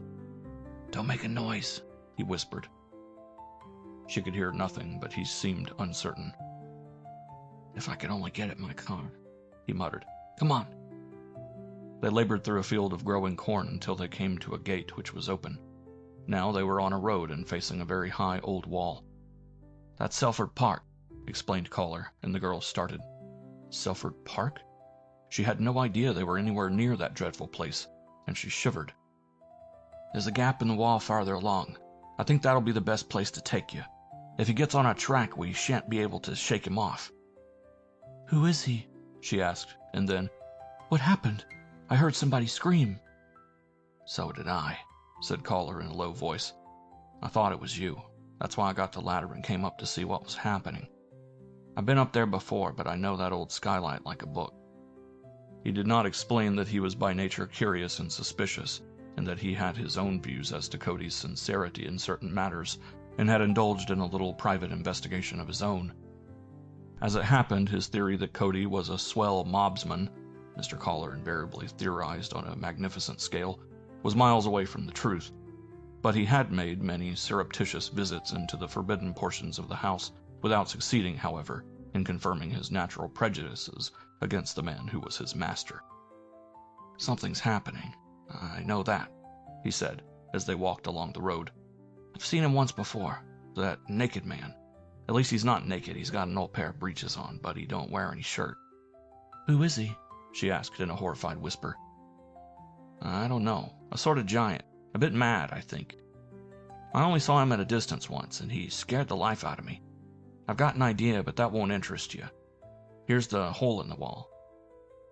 It was not visible, even in daylight, for the gap was filled with a seemingly impassable barrier of rhododendrons. But Mr. Collar had evidently been here before also, for he lifted a bough, and crawling under, she found herself inside the park. It was not that portion of the park with which she was familiar, and he told her as they trudged across the billowy grass that it was called Shepherd's Meadows, and that here the old lord had kept his famous Southdowns. He kept up an intermittent flow of talk, told her, to her surprise, that Mrs. Cody was his aunt. "She brought me up when I was a kid, me and my brother Johnny. He died when I was about 6. "Have you been with her all your life?" asked the girl, glad to have some interest to take her mind off her experience. He laughed contemptuously. "With her? Lord, no. I got away as soon as I could." "Wasn't she kind to you?" "She's never heard the word," was the uncompromising reply. "Kind? I'd say she was. If I went to bed without feeling hungry, I used to think I was ill. She used to whack me to keep her in good shape, the same as you take dumbbell exercise. She hated Johnny worse than me. He was my twin brother. I reckon he was pretty lucky to die." She listened in amazement. "And yet you went back to her?" Collar did not immediately answer, and when he did, he prefaced his words with a little chuckle. "She made good, and I made bad," he said. "Not to tell you a lie, miss, I've been in prison 16 times, mainly for hooking." "For thieving?" she guessed. "That's right," he said, in no sense abashed. "I'm a natural-born thief, motor cars mostly. I've taken more cars from racetracks than you'll ever own, young lady. But the last time I was up before the judge," he added in a more serious tone, "he gave me a warning that the next time I was up to the Old Bailey I'd be charged as an habitual. That means a man who's always doing the same kind of crime, and they can always give you 12 years for that. So I quit. Came down on dear Auntie for a job. I don't know why she took me on. Perhaps she thought, being a relation, I'd do any dirty work she wanted done. And I've done 1 or 2 queer jobs." He stopped and motioned her to be silent, and suddenly lying down, looked along the fairly level patch of ground across which they were moving. The landscape was unfamiliar to her. On their left was what looked like a high white cliff, and she saw at its foot the gleam of water. "That's the quarry," he said, following the direction of her eyes. "There is a sort of road running along the top, but it's very dangerous. No rails or wall or anything. People have been killed falling over." He stopped again and looked back the way they had come. Evidently he saw something. "You go on," he whispered. "Bear to the left. There's a bit of a wood there. Keep well away from the quarry." "Who is it you see?" she asked, her knees trembling. "I don't know." He was deliberately evasive. "You walk on and do as I tell you, and don't make too much noise." She was terrified at the idea of being alone, but his instructions were so urgent that she could not refuse, and turning, she made in the direction of the little copse which she saw outlined against the sky. Collar waited, flat on his face, his eyes watching the figure that was aimlessly wandering left and right, but coming inevitably in his direction. Fear, as we understand fear, Mr. Collar did not know. His shrewd Cockney wit, allied to a certain ruthlessness in combat, steeled him for the coming encounter. In his hand he gripped a long steel flat spanner, the only weapon he had brought with him, and as the great awkward figure loomed up before him, Tom Collar leapt at him. The sound of an animal howl of rage, the thud and flurry of battle came to the ears of the fearful girl, and she ran forward blindly. In the dark she stumbled into a tree and dropped, breathless, to the ground. But with a superhuman effort she scrambled to her feet and continued her flight, feeling her way through the closely grown copse. Every minute seemed to bring her to some new impenetrable barrier which defied circumvention. Now she was clear of the wood and crossing a level stretch of grassland. Again she was climbing. No sound came from behind her. She was ignorant of the direction she was taking or whither this erratic path of hers would lead. And when she came to another wood, she thought that she had run in a circle and returned to the place whence she had started. And then, most unexpectedly, she came into a clearing. The moonlight showed the white dome of a rock, and threw into shadow the black gap in its face. She nearly fainted. She was at the mouth of the Selford tombs, and the iron gate was open. Her heart thumped painfully. It required the exercise of a supreme will to prevent herself from collapsing. Presently, gritting her teeth and commanding her faltering limbs, she walked towards the mouth of the tomb. The key was in the lock, she saw, and peered fearfully down into its dark depths. As she hesitated, she heard something behind her, a deep, sobbing, blubbering sound that froze her blood. That beast shape was coming through the wood after her. She reeled against the face of the tomb, her hands gripping the bars of the open gate, and then with a sudden resolve, half hysterical with terror, she darted into the mouth of the vault and, slamming the gate behind her, thrust her hand through the bars, turned the key, and withdrew it. She listened. There was silence in the tomb, and creeping down the moss-grown stairs, she reached the first chamber. At the foot of the stairs she waited, listening, and after a while she heard the soft pad of feet above, and a sound of crying. She shrank back towards the barred gate which separated the antechamber from the tomb, and then a shadow fell athwart the upper door, and she breathed painfully, her eyes fixed on the steps. Suppose he broke the lock, and she was alone, down here with the dead, in the dark. She pushed her hand through the bars, and even as she wondered and dreaded, a new horror afflicted her, for her hand was suddenly gripped by a large, cold, clammy paw that had reached out from the darkness of the tomb. With a scream, she turned to face the new terror. End of Chapter 24. Chapter 25. She could see nothing. Fighting like a tiger to free herself, her other hand passed through the bars and caught a wild tangle of beard. "Hush!" The voice was deep, sepulchral. "I will not harm you if you tell me what you do here." It was human, at any rate, more human than the thing that had been chasing her. "Sybil Lansdowne," she gasped. "I came down here to get away from a horrible—" "So," the grip on her wrist relaxed. "I will open the door. Stand back, if you please. Do not move until I have lit the lamp." The door was opened, and she nearly fell through. She saw a flicker of flame, heard a glass globe tinkle. He had lit a small kerosene lamp which cast an eerie light upon the weird scene. She looked at the man curiously. His sallow, lined face, his long black beard, which, with a woman's intuition, she knew was dyed, his unsavory frock coat, splashed and stained till its original color could only be guessed at, the little black skull cap on the back of his head. All these combined to give him a peculiarly sinister appearance. In front of the door with 7 locks was a small leather hold-all, which was open, revealing a number of instruments. One, resembling a gimlet, she saw being inserted in the second lock of the door. "What frightened you, my little one?" His black eyes were fixed on hers and seemed to possess a hypnotic quality, for she could not remove her gaze. A man," she stammered.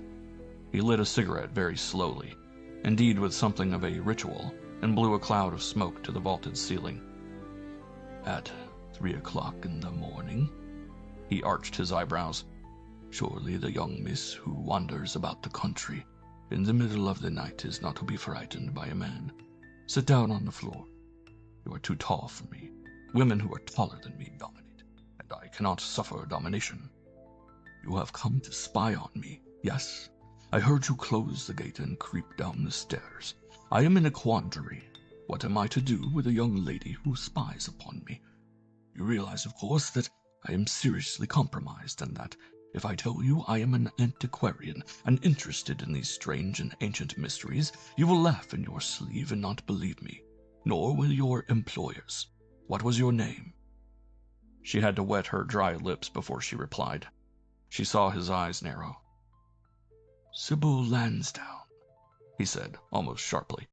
You are, of course, the girl. How coincident. He had a queer, un-English way of framing his sentences which alone betrayed his foreign origin, for otherwise his English was perfect.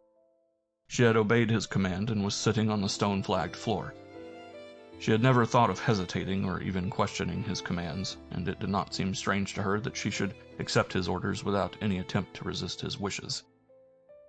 The whole proceedings are incredibly bizarre, he said, and then for a moment turned from her to examine the door with the 7 locks. His long, uncleanly fingers touched the skull's head caressingly. You are beyond change. She is also beyond change, for she is an old woman by an inflexible standard. Too old, alas, too old. He shook his head mournfully, and again turned his dark eyes upon her. If you were 8 or 9, it would be simple. But you are what?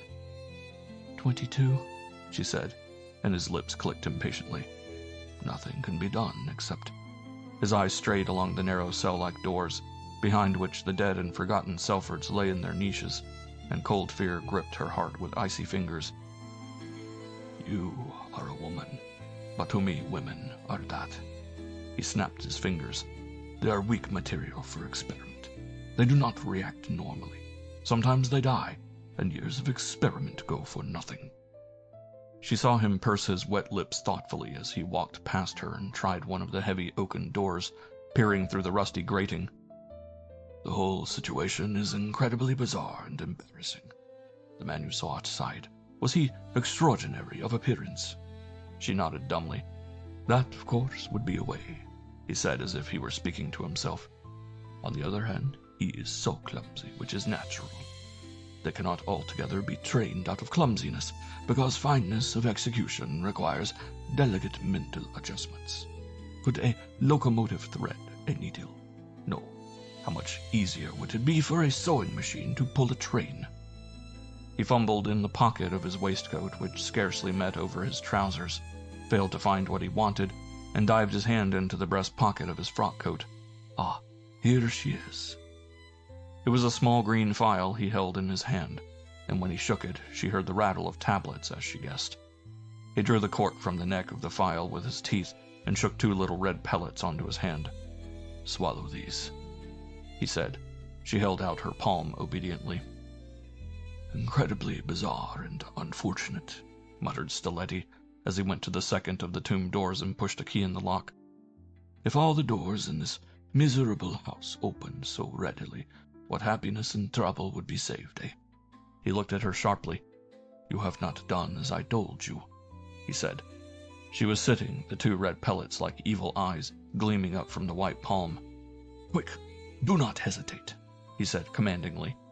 She raised her hand to her lips, yet her ego was fighting subconsciously and individually against the mastery of this strange man. Obedient to an order which she did not initiate, the white teeth caught the pellets and held them. Satisfied, Mr. Stiletti addressed himself to opening the 3rd tomb, and the very physical movement of him for a second released her from her mental tyranny. The pellets dropped back into her hand. He pulled open the wooden door, creaking and groaning, and coming back, picked up the lamp, and giving her only a casual glance as he passed, disappeared through the door. At that second his spell was broken. She sprang to her feet and fled along the passage, slamming the grill behind her. In another second she was in the open air. One fear for the moment had slain the other, and she did not pause to look left or right for the shape that lurked outside, but flew like the wind along the path which was by now as familiar as though she had trod it all her life. Where was Collar? She thought of him now, but only for a second. Beyond this valley, she thought, there was another field of grass, then the wall of a farmhouse, then Selford Manor. A caretaker was there, perhaps other servants of whose existence she did not know. She remembered the last time she had come across this shallow valley. Dick Martin had been with her. At the thought of him, she winced. What would she not give to have his calm personality at her elbow now? It was still dark, but in the east the pallor of coming day had tinted the skies. Let daylight come quickly, she prayed. Another hour of tension and she would go mad. As she crossed the farmyard, she heard the rattle of a chain, and a dog strained at her with a savage yelp. But so far from this unexpected incident increasing her terror, It brought almost a sense of comfort, and she stopped, whistled, and called him by a name. There never was a dog that could scare Sybil Lansdowne. She went fearlessly towards the yelping beast, and in a minute the big retriever was rubbing himself against her knee and quivering under her caressing hand. As she stooped to release the chain that fastened him, she felt a piece of rope on the ground, and she found it was about 6 feet long, evidently a disused clothesline. This would make a capital leash, and she slipped the end through the D of the dog's collar and went on her way at a slower pace and happier than she had been these 12 hours past. By this approach, she came to Selford Manor from the wings, and had to turn abruptly to the right before she was at the front of the house. Selford Manor presented an unbroken front save for its porticoed entrance of long, narrow, and rather ugly windows. It had been partly rebuilt in the reign of Queen Anne, and its architect, by some unhappy trick of fancy, had produced all that was least lovely of that period. A narrow flower bed ran under the windows, and a broad stone path ran parallel with its facade.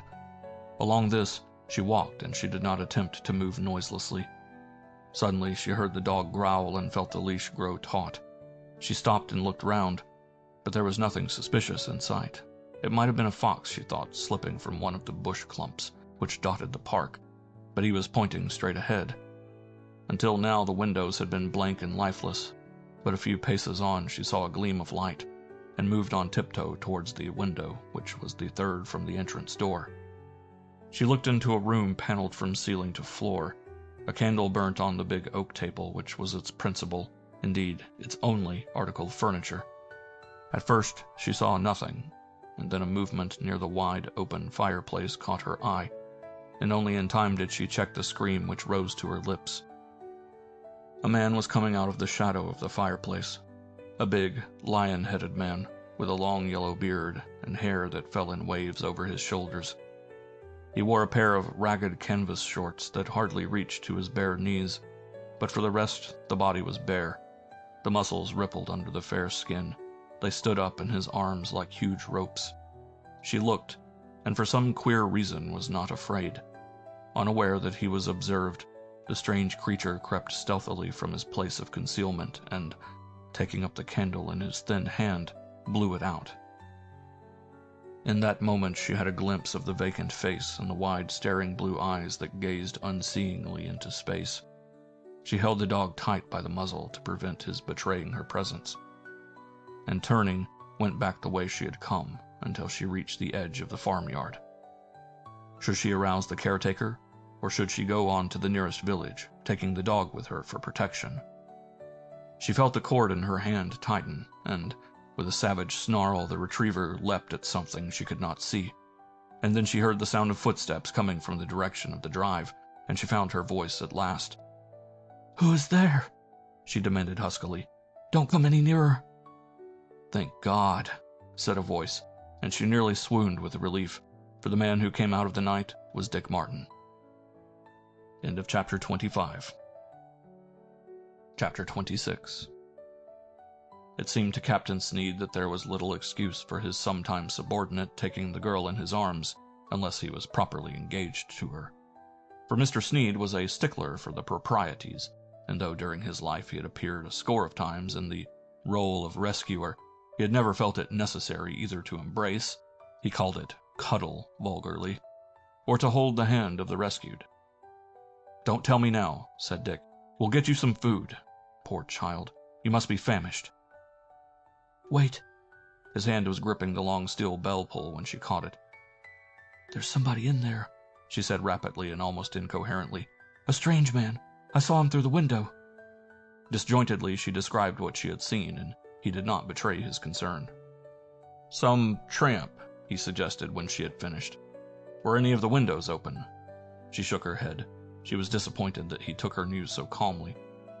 "No, I haven't seen an open window." "It may be a friend of the caretaker's," said Dick, and pulled the bell. The hollow clang came back to him faintly. "Anybody asleep in the house will hear that." His arm was about the girl. She was still trembling violently and was on the verge of a breakdown, he guessed. His hand was raised to ring again when he heard a sound of feet in the stone hall and a voice demanded, "Who is there?" "Mr. Martin and Miss Lansdowne," said Dick, recognizing the caretaker's voice. Chains rattled, the lock was turned, and the door opened. The caretaker was dressed in his shirt and trousers and had evidently come straight from his bed. He blinked owlishly at the party and asked the time. "Come in, sir," he said. "Is anything wrong?" "Have you any friends staying with you?" asked Dick the moment he was inside the door. "Me, sir?" said the man in surprise. "No." And with unconscious humor, "Only my wife." "And you'd hardly call her a friend. Any man, I mean." "No, sir," said the caretaker. "Wait a minute, I'll get a light." Selford Manor was illuminated by an old-fashioned system of acetylene lamps, and the caretaker turned on a burner, emitting a whiff of that evil-smelling gas before he lit a jet that illuminated the hall very effectively. The detective's first thought was of the room in which the girl had seen the stranger. In this he entered, but when the lights were lit there was no sign of any bearded man. And as this door was the only exit, and had been locked and bolted on the outside, his first thought was that the overwrought girl had imagined the incident. But an examination of the wide chimney place caused him to change his mind. Leaning against the brick wall of the fire recess, he found an old ash plant walking stick, its knob glossy with use. "Is this yours?" The caretaker shook his head. "No, sir, and it wasn't there last night.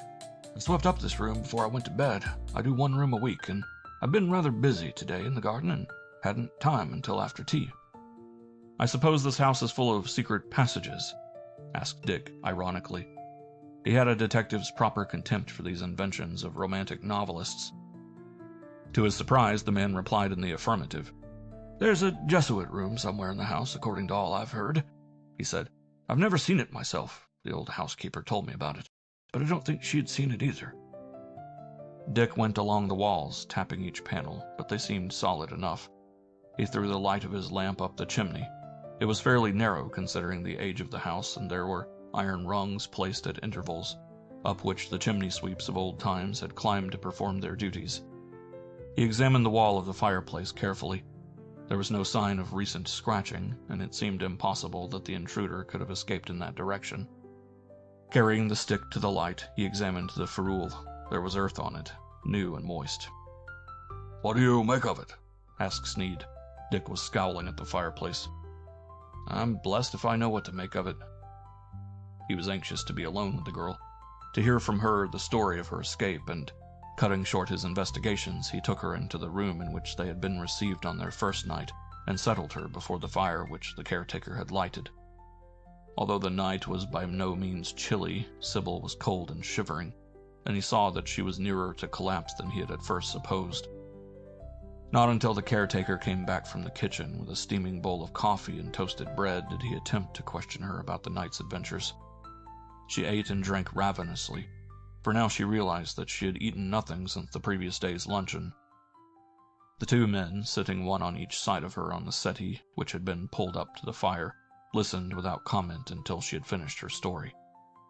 Only once did Dick interrupt, and that was to ask her a question about the red pellets.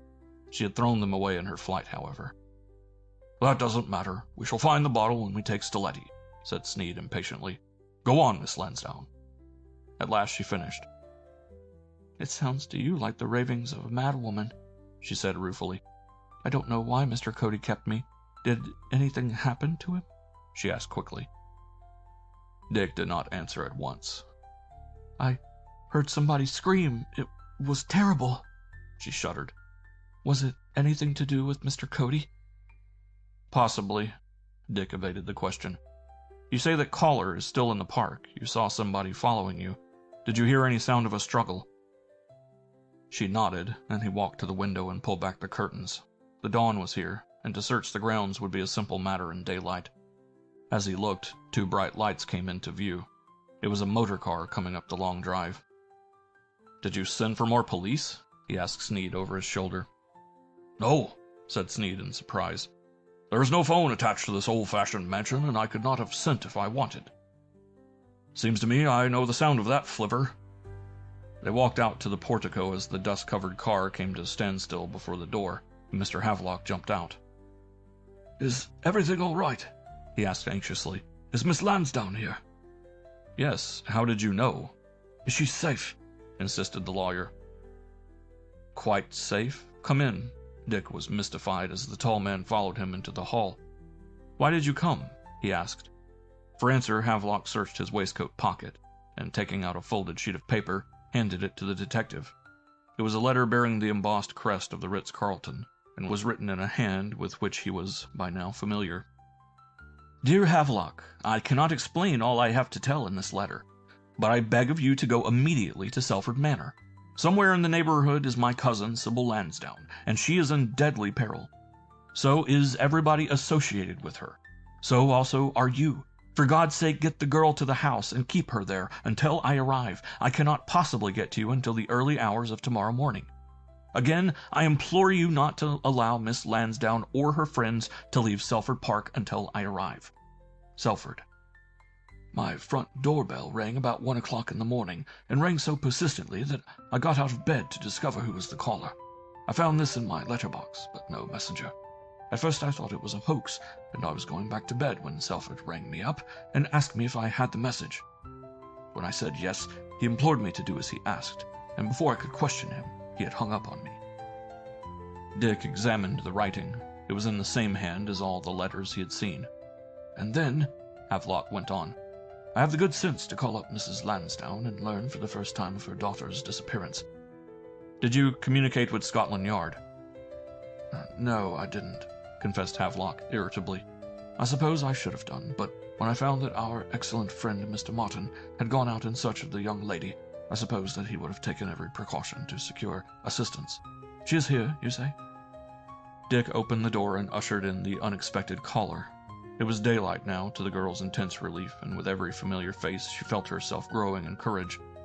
The shock of her adventure had been for a while paralyzing to her mind and body, and had left her tired and incapable of grasping the full significance of her night's experience.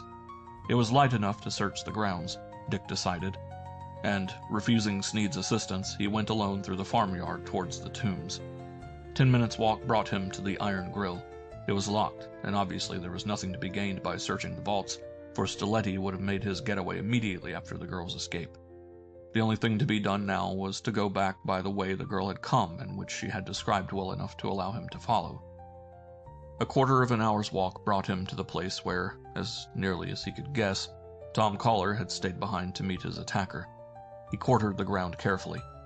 A struggle on grass would leave few signs except to the careful observer. Presently he found what he was seeking, a torn tuft of turf, the mark of a rubber heel, a depression in the grass where somebody had lain. He went round the spot in circles, expecting to find signs of a heavy body having been dragged across the ground, but to his surprise this clue was not visible. If Collar had been killed, and he did not doubt he had been killed, what had been done with the body? To search the innumerable clumps of wood which dotted the park was out of the question. He went back to the house to report his failure. When he came into the room, the lawyer and Sneed were discussing something in a low tone. "Mr. Havelock is rather worried about the man whom the young lady saw," explained Sneed. "He thinks he is still in the house. That isn't my belief." "Where is this Jesuit room?" asked Dick, and Havelock, despite his anxiety, was amused. The Jesuit room is a myth," he said. "I heard that story a year ago, and had an architect down to square up the house. He told me there was no space unaccounted for, and the plans proved this. Most of these Tudor houses have some sort of secret apartment, but so far as we know there is nothing mysterious about Selford Manor except its smelly system of gas lighting." "What do you intend doing?" asked Havelock after the pause which followed. "My inclination is to return to town. Miss Lansdowne must of course go back to her mother," said Dick. The elder man shook his head gravely. "I hope Miss Lansdowne will agree to stay," he said. "Possibly, and naturally, she may object, but there is more in Selford's letter than I dare understand." "You mean about not leaving the manor for 24 hours? Havelock nodded. "I take a very serious view of this warning," he said. "I believe there is a terrible danger lurking somewhere in the background, and I suggest, and I suppose you'll think I am a scared old man, that we stay here until tomorrow, and that Mr. Sneed brings down a dozen men to patrol the grounds tonight." Dick stared at him. "Do you really mean this?" he asked. "I do," said Mr. Havelock. and there was no mistaking his earnestness. Mr. Sneed is of this same opinion. There have been one or two happenings in the history of this family, which I think you ought to know. I won't be so melodramatic as to suggest that there is a curse overhanging the house of Selford. But it is a fact that, with the exception of the late Lord Selford, 5 earlier holders of the title have died violently, and in each case the death has been preceded by happenings almost as remarkable as those we have witnessed recently. Dick smiled. "But we're not members of the Selford family," he said. "I think for the moment we may regard ourselves as being identical with the Selford interests," Havelock answered quickly. "There is a something very sinister in Selford's continued absence. I never realized that fact so clearly as I do now. I've been a fool to allow, and am afraid to abet his wanderings. All sorts of things may have happened to him." Not by so much as a twitch of face did Dick Martin betray his knowledge of the absent Lord Selford's secret. "But I can't allow Miss Lansdowne to stay here," he began. "I have thought of that. My idea is to ask her mother to come down. The house is well stocked in the matter of furniture, and I dare say we could get temporary servants from the village. The caretaker knows everybody hereabouts." Dick glanced at Sneed and saw by the fat man's face that he agreed. "I'll go into the village and get on the phone," he said. "Anyway, I'd prefer to sleep here today than go back to town. I'm all in." It was not so astonishing that Sybil fell in with this view, though Selford's letter had no influence on her decision. The reaction after such a night was painfully evident. She was tired to the point of exhaustion and could hardly keep awake. Sneed drew his friend aside. "This will suit us all right. I shall get a few hours' sleep, and we are pretty near to Cody's place. I'm afraid we shall have an all-day session there." Dick started violently. He had almost forgotten the horror in his anxiety for the girl. Eventually it was agreed that Havelock should go up to town in his car and bring Mrs. Lansdowne down with him. The news of her daughter's safety had already been conveyed to her, and after the lawyer had left, Dick went again to the village and telephoned to her. She was eager to come at once, but he asked her to wait for Havelock's arrival. End of Chapter 26. Chapter 27. There was much for Sneed to do before he could find the rest he so greatly needed. After a hasty breakfast, he met the police chief of Sussex, and together they motored over to Gallows Hill, carrying a warrant for the arrest of the scientist. But the bird had flown, and the house was in charge of an odd man who had been employed to do jobs about the grounds. He had, he said, no knowledge whatever of the doctor or of any other inmate of the house. The man lived in a little cottage about a quarter of a mile away from the doctor's house, and his story was that he had been awakened early in the morning by Stiletti, who had given him a key and told him to go to Gallows Cottage and stay there until he returned. A search of the house revealed no fresh information. The doctor's bed had not been slept in, and 2 beds in the little room were also untenanted.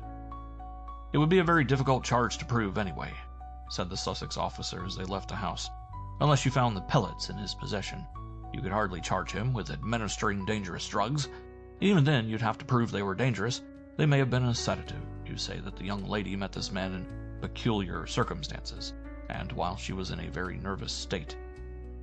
"She met him, to be exact," said Sneed sarcastically, "in a tomb in the bowels of the earth at 2 o'clock in the morning, which I submit are circumstances which incline a young lady to feel a trifle on the nervous side."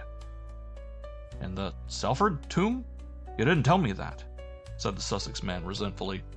For there is between Scotland Yard and the provincial police a certain amount of friction, which it would be ungenerous to ascribe to jealousy and untruthful to explain as well-founded. Until midday, Sneed was at the Weald House in consultation with the officer who had been called in from Scotland Yard to take charge of the case. "No, there are no marks on the woman. She died from fright. At least that is the doctor's opinion," said the yard man. "The other fellow was beaten to death. I've searched the orchard. It is simply littered with spent shells from an automatic pistol. How do you account for that?" Sneed told him of the fusillade which had met them when they attempted to pursue the unknown trespasser. "We found 18 empty cartridge cases. There are probably another 1 or 2 knocking about which we haven't picked up yet," said the Scotland Yard man. "Can you account for the ladder which we found against the house?" Sneed explained the phenomenon in a few words. Said the yard man. "It is queer about Cody. He's on the register." Don't use those American expressions, said Sneed testily, and the yardman grinned, for he had spent 2 years in New York and had added to the vocabulary of police headquarters. Anyway, he's in the records office. He was convicted 25 years ago of obtaining money by false pretenses in the name of Bertram. He was one of the first individuals in England to run a correspondence school, and he caught some unfortunate person for £1,000 on the pretense that he could teach him the art of hypnotism. He and a fellow Stiletti were in it, but Stiletti got away. Stiletti? Sneed looked at him open-mouthed. That Italian doctor? He's the fellow, nodded Inspector Wilson. If you remember, our people caught Stiletti for vivisecting without a license, but that was a few years later. He is a clever devil, Stiletti. Clever is not the word, said Sneed grimly. But it is news to me that they were acquainted. Acquainted? Stiletti came here twice a week. I've been talking to some of the servants who were given a holiday last night and told not to come back until 10 o'clock this morning. There was something dirty going on here, and Cody wanted them out of the way. Sneed took his hand and shook it solemnly. You've got the making of a detective in you, he said. I discovered that before I went into the house last night. As he was going, by the way, Martin has been here. He came to retrieve his car. He's driven it flat into Horsham to get new tires, and he wanted me to ask you to wait for him. Sneed strolled down the lodge gates and had not long to wait when Dick's machine came flying along the road. Jump in, I'm going to Selford, said Martin. Mrs. Lansdowne arrived half an hour ago. Did you find Stiletti? No, that bird is doing a little quick flying, and he's wise. I didn't expect he would wait for you. Do you know he was a friend of Cody's? Asked Sneed. He was a little annoyed when his information failed to produce the sensation he had anticipated. Dick Martin knew this and more. Oh yes, old tried-and-true friends, but not by the same jury. I'd give a lot of money to have Stiletti's key. His what? His key, repeated Dick, dodging around a farmer's cart and narrowly escaping destruction from a speedster coming from the other direction. He has the 5th key. Lord Selford probably has the 6th, and X, the great unknown, has the 7th. I'm not quite sure about Lord Selford. He went on, and the other listened thunder-stricken. But if I'd got to Cape Town 4 or 5 days before I did, I should have known for sure. Is Selford in this? Demanded Sneed. Very much in it, was the reply, but not quite so much as Stiletti. Forgive me being mysterious, Sneed, but nature intended me to be a writer of mystery stories, and I like sometimes to escape from the humdrum of detective investigation into the realms of romance. Where is Kohler? The Lord knows, said Dick cheerfully. My first idea was that he was responsible for the murders, but maybe I'm wrong. He hated his aunt. That, by the way, was Mrs. Cody, but I don't think he hated her well enough to commit willful murder. He was certainly very good to Sybil Lansdowne. Sneed grinned. Which goes a long way with you, Dick. Farther than you could see, admitted Dick shamelessly. Mrs. Lansdowne was not visible when they arrived. She had gone up to the room where her daughter was sleeping and had not come down. Mr. Havelock told them. Have you arranged to get the police down? He asked. There will be a dozen hard-eating men quartered in this kitchen tonight, said Sneed good-humoredly. Mr. Havelock put down the book he had been reading, and rising, stretched himself painfully. I'm worried sick, I'll confess that to you, Captain Sneed, he said. Our friend Martin thinks I am romancing, but I can tell you that I shall be a very relieved man this time tomorrow morning. He strode up and down the room, his hands behind him, his high forehead wrinkled in a frown. Lord Selford is not in London, he said without preliminary. At any rate, he is not at the Ritz-Carlton.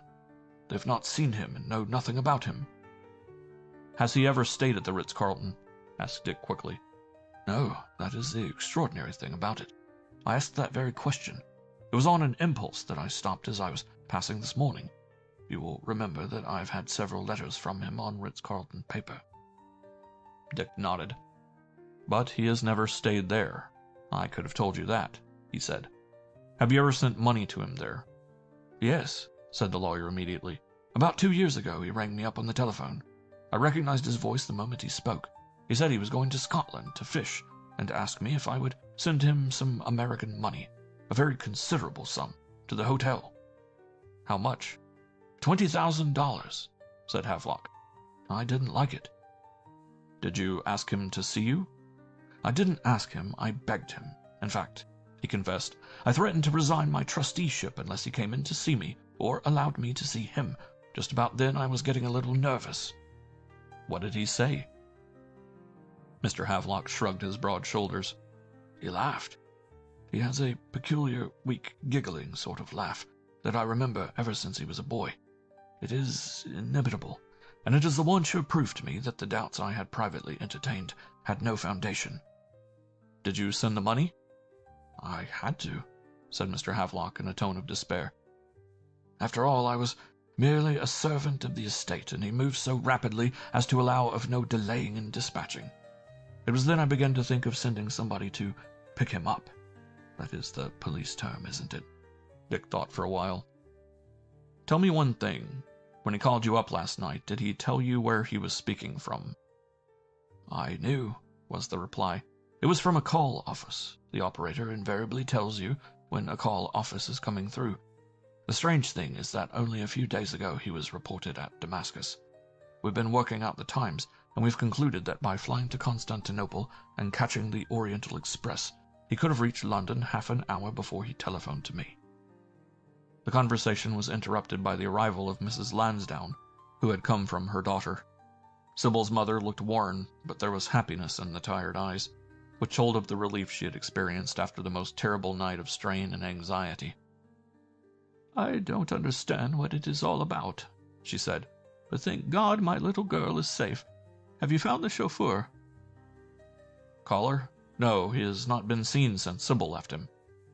You don't think anything has happened? She asked nervously. I don't know. I shouldn't think so, replied Dick with a reassuring smile. Caller is quite capable to look after himself, and I don't doubt that if there was a fight, he came off best. Later in the afternoon, there arrived further news of Stiletti. He had been seen by a village constable soon after he had aroused his hired man. Apparently, Stiletti had a small car which he was in the habit of driving about the neighborhood, and the cycling constable had seen him speeding in the direction of London. Speeding is hardly the term that could be properly applied, for the machine did 30 miles an hour with difficulty, and had the habit of going dead for no ascertainable cause. Stiletti was looking wild and agitated and was talking to himself. He was cranking the car when the constable came up with him, and the policeman thought he had been drinking, for he seemed to be abnormally excited and scarcely noticed the advent of the cyclist. That bears out to a large extent my theory, said Dick. Stiletti is a devil, but a shrewd devil. He knows that the sands are running out, and with him, as with Cody, it is a case of sauve qui peut. He managed to get a few hours' sleep, and in the evening he made a very careful survey of the house, particularly of the sleeping quarters which had been assigned to the party. The upper floor was reached by a broad carved staircase, Elizabethan in design and execution, which terminated at a broad oblong landing, from which ran the 2 corridors into which the bedrooms opened. There were 8 massive doors, 4 on each side. The corridor was lighted by long windows which looked down into a courtyard, formed by 2 wings of the building. In one of these was a self-contained suite, which had been the late Lord Selford's private apartments, and in which, in point of fact, he had died. The other wing had been converted into servants' quarters. There were no apartments above, the bedrooms being extremely lofty and running up to within a few feet of the roof. Facing the stairs was the state apartment, as it was called, which had once been the principal bedroom of the house, and this had been assigned to Sybil and her mother. End of chapter 27. Chapter 28. Whilst the ladies were walking in the park after tea, Dick went from room to room and made a very thorough examination of windows and walls. He had procured a builder's tape measure, and, with the assistance of one of the police officers who had arrived from London, he measured the room both inside and out, and compared his figures with those he obtained from the 2 apartments which flanked the state chamber. The difference was so slight as to preclude any possibility of there being a secret passage between the walls. These, as is usual in the Elizabethan buildings, were very thick and seemed solid enough. The state apartment was a large room, rather overpoweringly furnished, with an old-fashioned 4-poster bed set upon a dais. The walls were hung with tapestries, a few old pieces of furniture comprised its contents, and had the floor been covered with rushes, it might have stood for an Elizabethan bedroom without one modern touch. He pulled aside the long velvet curtains that hid the windows and saw that they were very heavily barred, and called up the caretaker. Yes, sir, these are the only windows in the house that have bars, said the man. The late Lord Selford had them put after a burglary. You see the porch is just below, and it is easy to get into the stateroom. Dick pulled open the leaded windows and examined the bars closely. They were firmly fixed and set so close that it was impossible for any but a child to squeeze through. As he was shutting the windows, Sneed came into the room. The ladies are sleeping here, aren't they? Asked the stout man, and nodded his approval of the bars. They'll be safe enough. I'll have a man in the corridor all night, 1 in the hall and 2 in the grounds. Personally, I'm not worried about trouble coming tonight, unless his lordship brings it with him. What time is he expected? Between 6 and 7 in the morning, said Dick, and Captain Sneed grunted his satisfaction. There was one other part of the house that Dick Martin was anxious to see, and here the caretaker was his guide. There was, he learned, a range of cellars running half the width of the main block. These were reached through an underground kitchen. One section was set aside as a wine cellar and was, he found, well stocked. There were no lights here save those which he carried, and, unlike many other cellars of these Elizabethan houses, the roof was not vaulted. Great oaken beams ran across the cellar, and these supported heavy wooden slats, black with age. Apart from the wine cellar, this underground portion of Selford Manor was empty, except for 3 large beer barrels, which had arrived only a few days before. He tapped them one by one, and on an excuse, sent the caretaker upstairs. Dick's sense of smell was abnormal, and when he sniffed, it was not the smell of beer that reached his nostrils. Looking round, he saw in a dark corner a small case opener. It was very new. Climbing the steps, he closed and bolted the door, and returning to the barrels, prized open the end of one. The fumes now became overpowering. Dipping in his hand, he ran his fingers through the glistening white flakes and grinned. Then, replacing the lid, he went up the steps. This inspection satisfied Dick on many points. He went up to the hall and, passing to the back of the building, took his car and drove down to the lodge gates, returning on foot, not by the drive, but through the plantation which bordered the eastern portion of the estate. The hour of crisis was at hand. He felt that the atmosphere was electric, and this night would settle, one way or the other, the mystery of Lord Selford's long disappearance. Before dinner, he had an opportunity of a talk with the girl. They strode up and down the broad lawn before the house. "Oh, yes, I slept," she said with a smile, and then unexpectedly, "Mr. Martin, I have given you an awful lot of trouble." "Me?" He was genuinely surprised. "I can't see that you have given me more trouble than any other people," he went on lamely. "You have certainly caused me a lot of anxiety, but that is only natural." There was a pause. "Do you feel that way about all your cases?"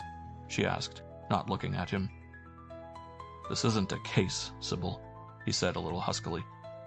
"I have a personal interest here. Your safety means more to me than anything else in the world." She shot one quick glance at him. "And am I safe now?" she asked, and when he did not reply, "Why are we staying here tonight?" "Mr. Havelock thinks," he began. "Mr. Havelock is frightened," she said quietly. "He believes that whoever these terrible people are, he has been chosen as the next victim." "Of whom is he afraid?" asked Dick. "Of Stiletti," she shuddered. He looked at her in amazement. "Why would you say that? Mr. Havelock has told you?" She nodded. "Men will say things to women that they will never confess to men," she said. "Do you know that Mr. Havelock believes that Lord Selford is entirely under Stiletti's influence? And what is more, he thinks that... But he will tell you himself. Do you know why we are staying at Selford Manor?" "I only know about a message that came to Havelock," said Dick. "We're staying here because it is a fortress, the only fortress which can keep this horrible man at bay. Why I am included in the invitation, I don't know, but Mr. Havelock is very insistent upon the point. Lord Selford cannot possibly be interested in me." "He is your cousin?" he said significantly, and she stared at him. What does that mean? It means, Dick spoke slowly, and this thought has only occurred to me recently, that if Lord Selford dies, you are the heiress at law. She was speechless with astonishment. But that isn't so, surely. Mr. Havelock hinted to me that Selford had probably married, and I'm a very distant relation. He nodded. The only relation, he said, and now you will understand just why you have been threatened. You told me Mr. Cody had offered you a paper to sign. There was no doubt at all that that paper was either some deed of gift or a will. Cody was in the Selford business up to his neck. But where is Lord Selford? I don't know, he replied simply. I can only guess, and fear. Her eyes opened wide. You don't mean he's dead? She gasped. He may be. I'm not sure. Perhaps it would be better if he were. Mr. Havelock was approaching him, trouble on his rugged face, a frown of perplexity making a furrow in his forehead. What time do you expect Selford to arrive? Asked Dick. The lawyer shook his head. If he arrives at all, I shall be a happy man, he said. For the moment I have not any great hope, only a vague kind of apprehension. What news will the morning bring to us? I'd give my small fortune to be a day older than I am. There is no news, I suppose, about Stiletti? None, said Dick. The police are looking for him, and he will find it difficult to escape. The caretaker came out at that moment to announce that a meal had been got ready, and they went into the library, where it had been served. The dinner, for which the caretaker and his wife were equally apologetic, was of the simplest order. They dined on cold viands of quality in odd contrast to the wine which came up from the cellar. After the meal was over, Dick took the girl into the rose garden at the back of the house, and for a long time Mrs. Lansdowne watched them pacing up and down the graveled walk, deep in earnest conversation. Presently the girl came in alone and spoke to her mother, and the two of them returned to where Dick Martin was pacing the path, his hands behind him, his chin on his breast. When he at last appeared on the lawn before the house, he found Mr. Havelock and Sneed were discussing the disposition of the Scotland Yard men. It was growing dark. The light showed in the window of a distant cottage. Dick looked up at the sky. Darkness would fall in an hour. After that, who was going for a walk to the tombs? He asked. Mr. Havelock did not receive the suggestion with enthusiasm. It is too dark, he said nervously, and we can't leave those people alone in the house. Our men will look after them, said Dick. Anyway, they have gone to bed. Mrs. Lansdowne sent her excuses. I think they're quite safe, said Mr. Havelock, locking up the barred windows. I confess that as time goes on, I am considerably doubtful as to the wisdom of spending the night in this wretched place. I suppose... He hesitated and laughed. I was going to do a very cowardly thing and suggest that I should go home. As I am the only person who need stay, that idea would hardly appeal to you gentlemen.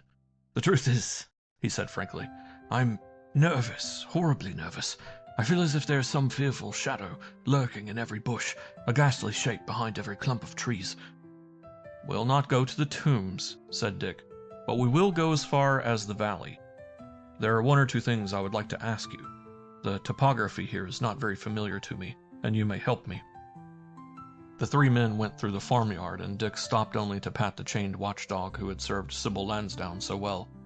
So they passed into what he had come to call the valley. The sky was clear, the sun had gone down, but it was light enough to see even distant objects. And here, as they strolled, Mr. Havelock learned for the first time of the secret behind Lou Feeney's death. But this is amazing, he said in astonishment. There was nothing in the newspapers about his having been asked to pick a lock.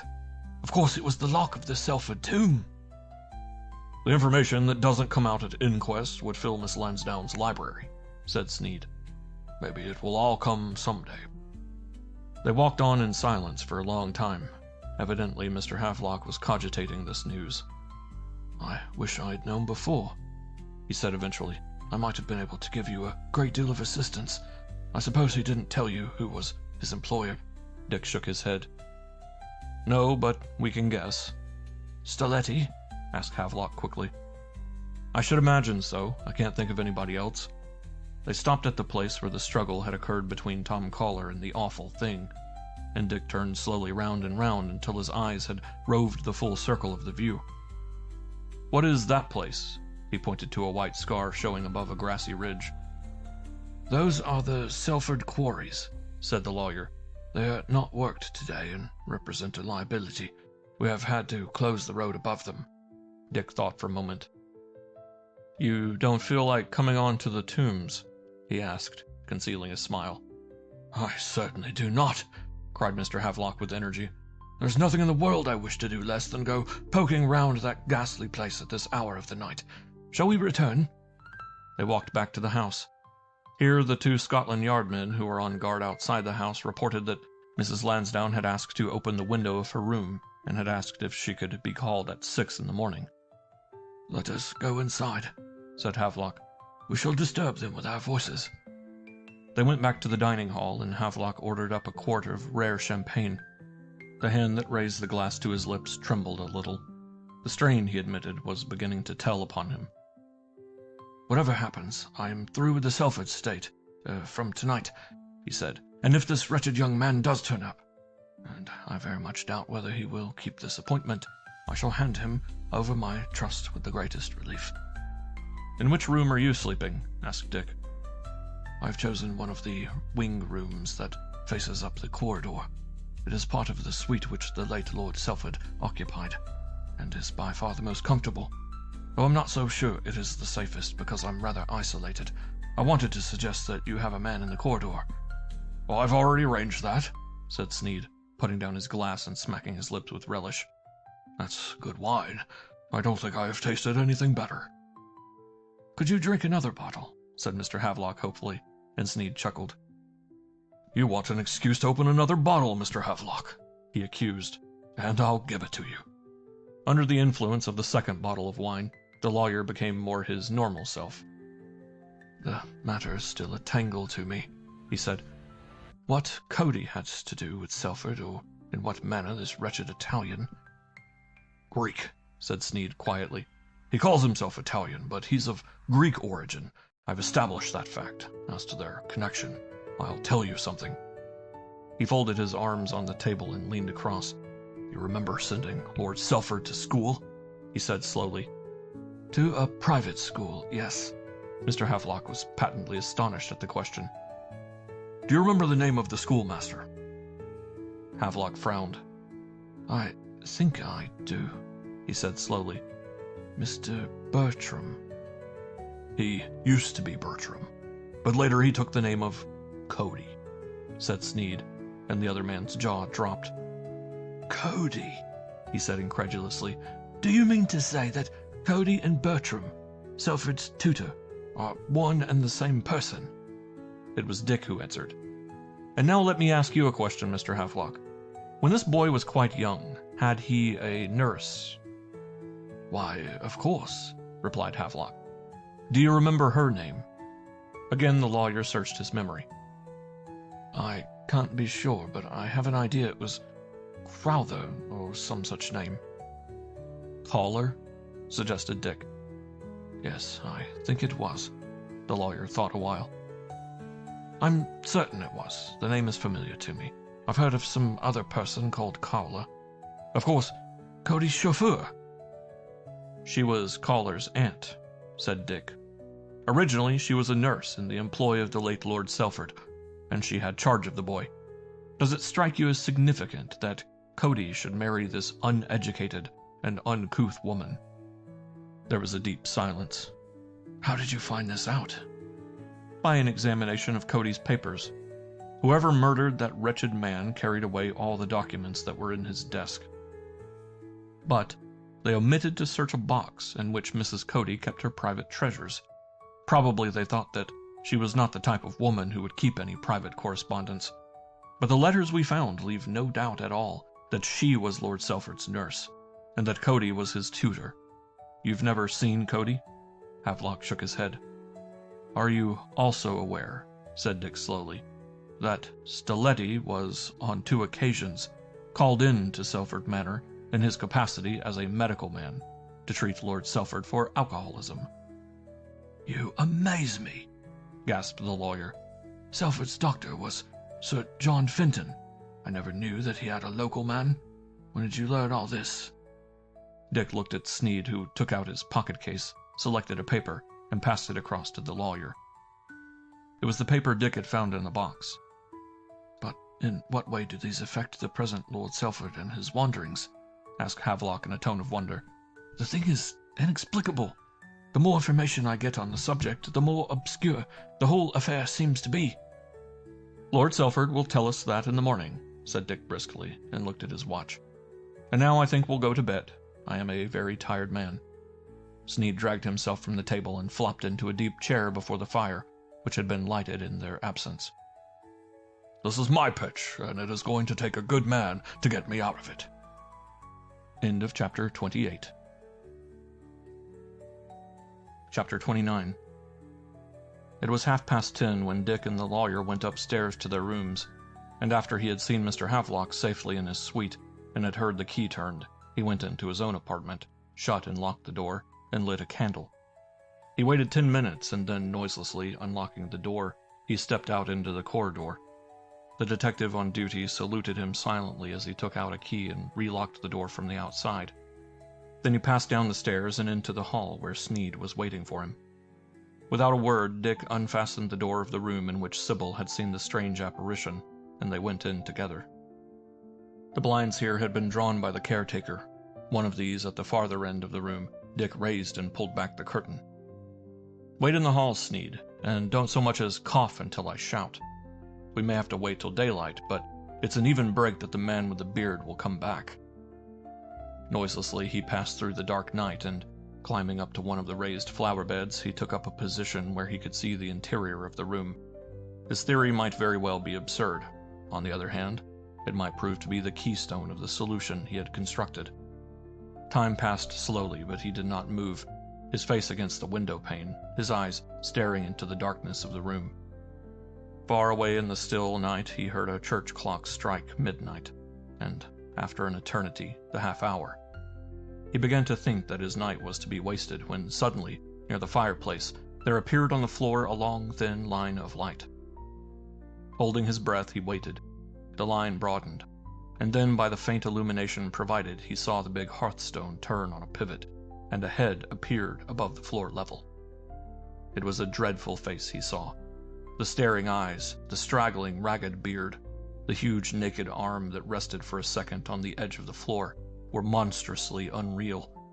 The thing placed the candle he had been holding on the floor, and without an effort drew himself up until he was clear of the pit from which he had climbed. Except for a pair of ragged short breeches, he was naked. Dick gazed spellbound as the giant crouched and reached down a hand, and then another huge form came up, and the second of the monstrous beings appeared. He was taller than the first. His round face was expressionless, and unlike his companion, his skin was smooth, his head almost shaven. Dick stared and felt his heart beating faster. For the first time in his life, he was really afraid. Shading the candle with his huge hand, the first of the men moved stealthily along the paneled wall. The second, a taller figure, crouching behind him. The man with the candle was feeling the paneling, and then something happened. Dick found it hard to suppress a cry of astonishment as he saw one of the panels swing open, revealing the face of a small cupboard. The bearded thing took something out and showed it to the other, and their heads were almost together as they seemed to gloat over their discovery. And then, even from where he was standing, he heard somebody rattle on the door of the room and cursed the bungling man who had interrupted this amazing conference. For as the door shook, the light went out. Dick flew along the stone path into the hall and saw Sneed, his hand on the door. "Somebody's in there," said the fat man. "If you'd only waited a second," hissed Dick furiously as he unlocked the door and flung it open. The room was empty when they turned on the lights. "Look," said Sneed, pointing to the paneled door. "I've already seen that." Briefly and a little cantankerously, he described what he had seen. He expected to find that the panel concealed a safe of some kind, and he was amazed when he discovered that it was no more than a big wooden cupboard filled with what seemed to be an accumulation of rubbish. He pulled out the contents and put them on the floor. There was an old wooden horse with a broken leg, a gaily painted India rubber ball, a few children's skittles, and part of a clockwork train, the engine of which was missing. With the assistance of Sneed, he tried to turn the hearthstone, but it was immovable. "Stay here," said Dick, and ran out of the room through the hall into the grounds. The dog yapped its fierce warnings as he crossed the farmyard, but a muttered word quieted him. He took a shortcut, vaulting the low wall, and reached the valley, stopping now and again to look round in search of something. Then he began a wide circuit of the valley, keeping as far as possible from observation, and it was nearly an hour before he began the steep ascent to the wood in which the tombs were concealed.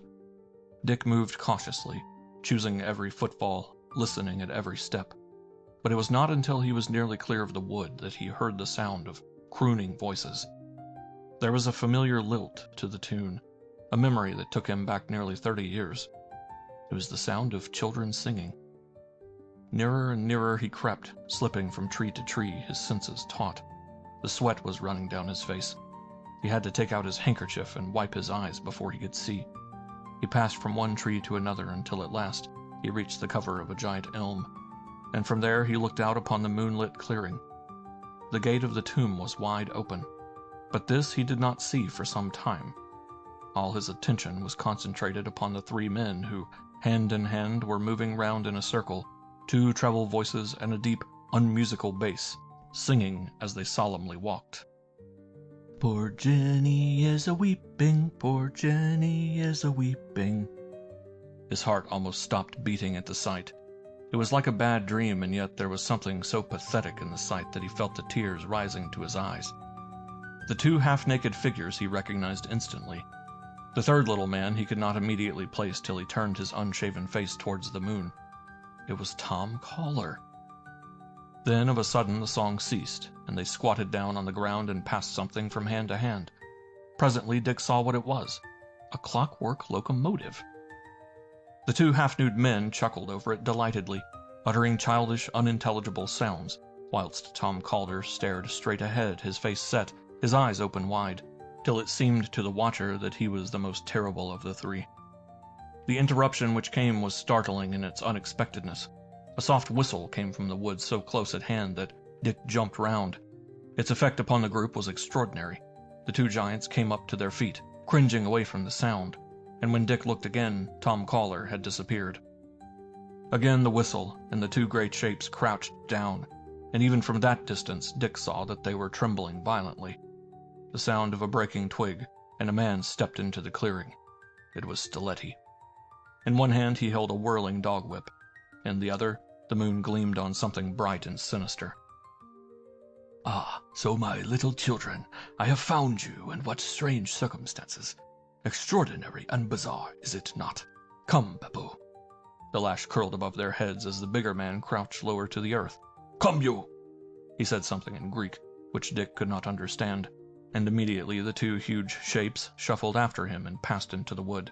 Still Dick did not move. Where was Caller? He had vanished as into the ground, and then suddenly the detective saw him, moving swiftly into the shadows of the trees, following the course which Stiletti and his slaves had taken. In another instant Dick was on their heels. For a moment he had been paralyzed by the fantastic sight, but now the spell was broken. Whatever happened, Stiletti should not escape. He did not see Caller, but knew that he was somewhere ahead in the darkness, moving, as Dick had moved, from tree to tree, silently, ominously, for the unconscious man who by some mischance had failed to see him. They did not follow the steep path down to the valley, but went along the slope. The detective, who had not explored the wood, wondered where the chase would end. Once as the trees thinned he saw the two cowering figures following Stiletti, but they were lost to view again, and he did not sight them until he heard the harsh purr of a motor engine, and dashed forward. He was too late. There was some sort of road here of which he knew nothing, and the car was moving along this. As he looked he saw a figure shoot out of the bushes and grip the back of the machine. Now he located the road. It was that which ran over the top of Selford Quarry.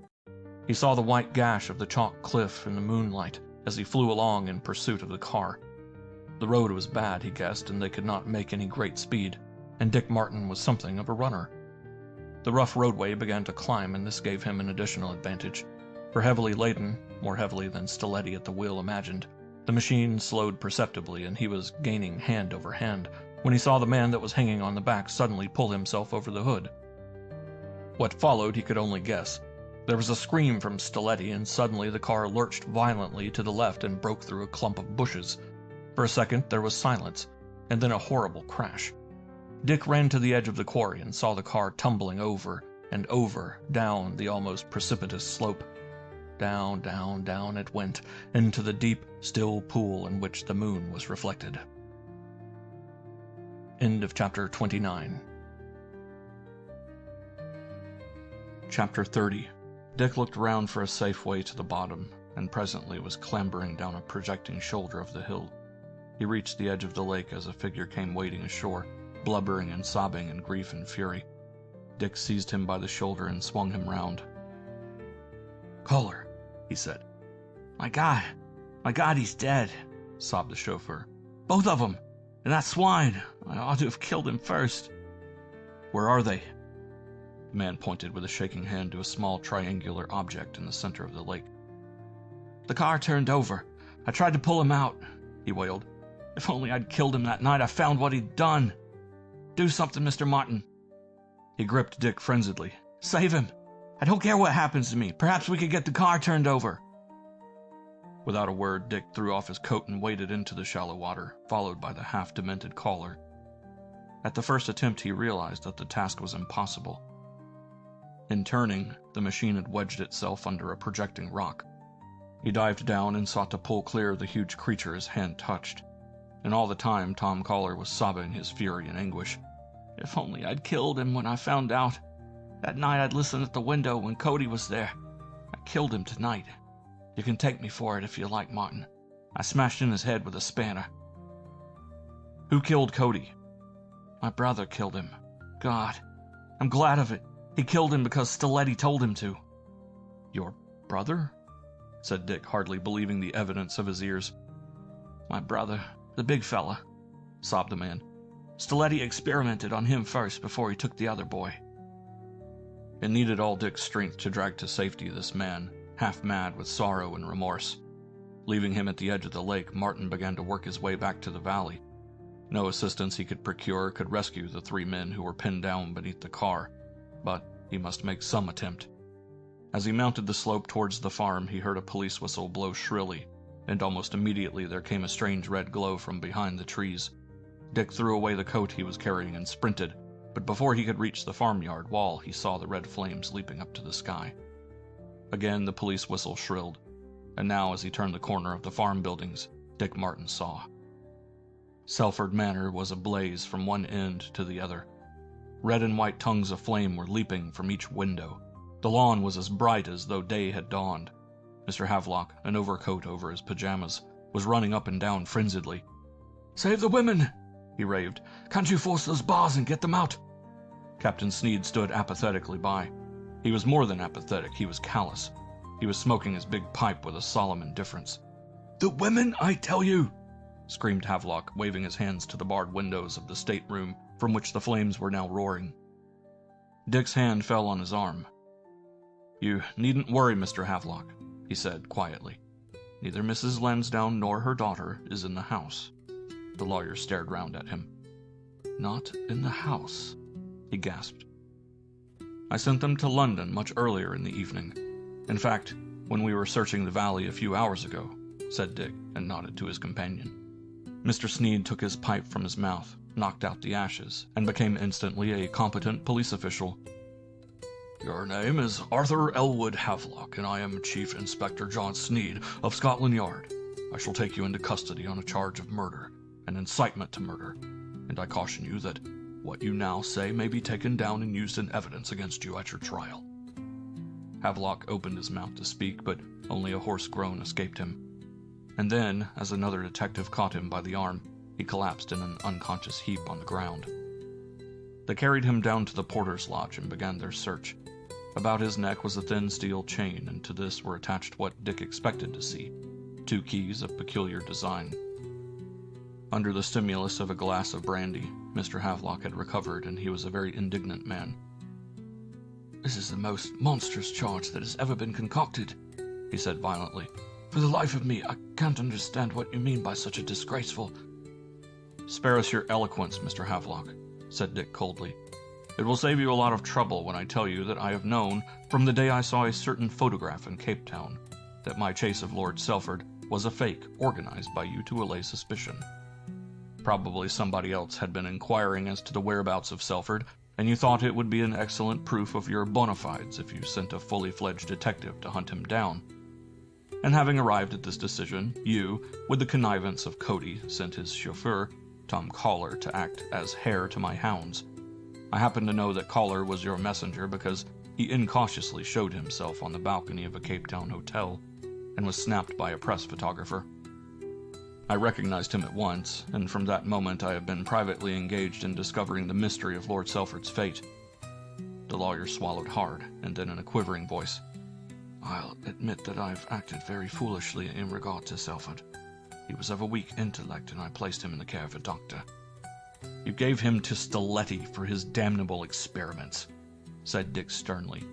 "And in order to test whether Stiletti's method would be successful, you handed over another child, the nephew of Miss Cody, and brother of Tom Collar. I've just come from the man. He recognized his brother that night he defended Sybil Lansdowne, and, calling him by an old pet name they had used as children, awakened in the poor soul a memory of the past. For that crime alone, Havelock, you shall go to the scaffold. Not for the murder of Cody, which you superintended, not for the firing of Selford Manor, you sent those 3 barrels of naphthalene which I found, but for the killing of 2 human souls." The white-faced man licked his lips. "You will have to prove," he began, and then unconsciously his hand strayed to his neck. When he found the chain had gone, beads of perspiration rolled down his pallid face.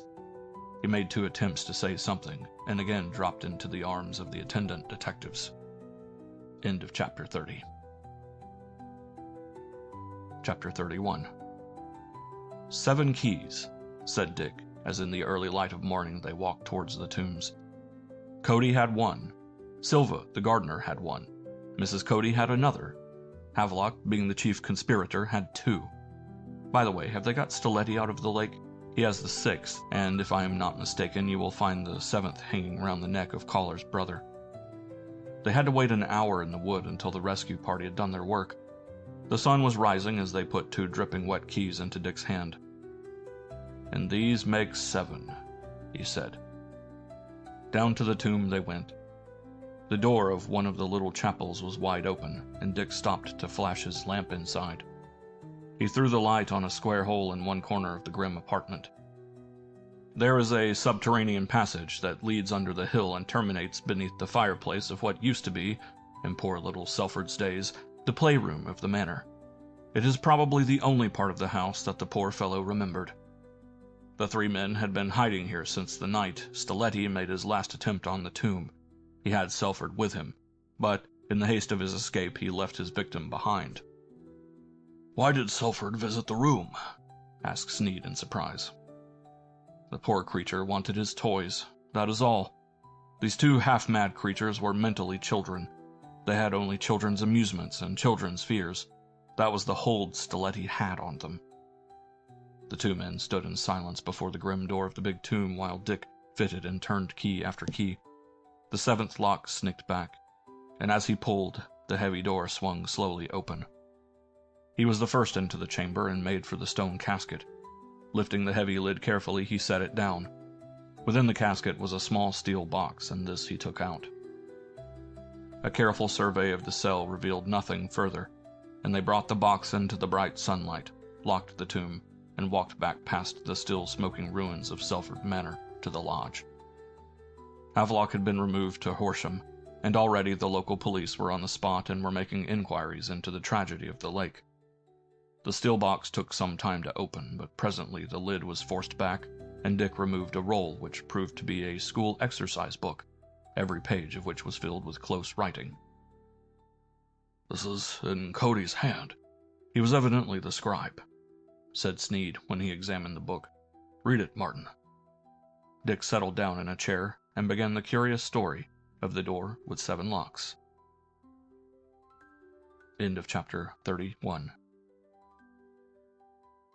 Chapter 32. This statement is written by Henry Colston Bertram, commonly called Bertram Cody, with the knowledge, approval, and agreement of those persons whose signatures appear hereunder, it was agreed on the night of March 4th in the year 1901 that such a statement should be put into writing, so that in the event of discovery, no one of these signatories aforesaid should be regarded as being less implicated than the others, and further to prevent any one of the said signatories from turning state evidence at the expense of the others. Gregory Viscount Selford died on the 14th November before the date this narrative was agreed upon.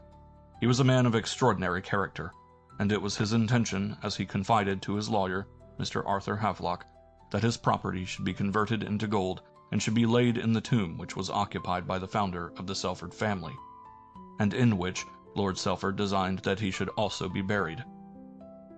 And in order that his money should not come into the possession of his son until he was 25, he intended that his money should be placed in the vault with him, which was to be fastened by a door with 7 locks, 1 key being given to each of 7 executors. The old door with 7 locks was accordingly taken down, and a new door, a faithful copy of the first, was ordered from the firm of Rizzini of Milan. Lord Selford's scheme was obviously impossible of execution in view of the laws of succession, but although this fact was pointed out to him, he persisted in his design. He confided in his plans not only to Havelock, but also to Dr. Antonio Stiletti, who was well liked by him and a frequent visitor to Selford Manor.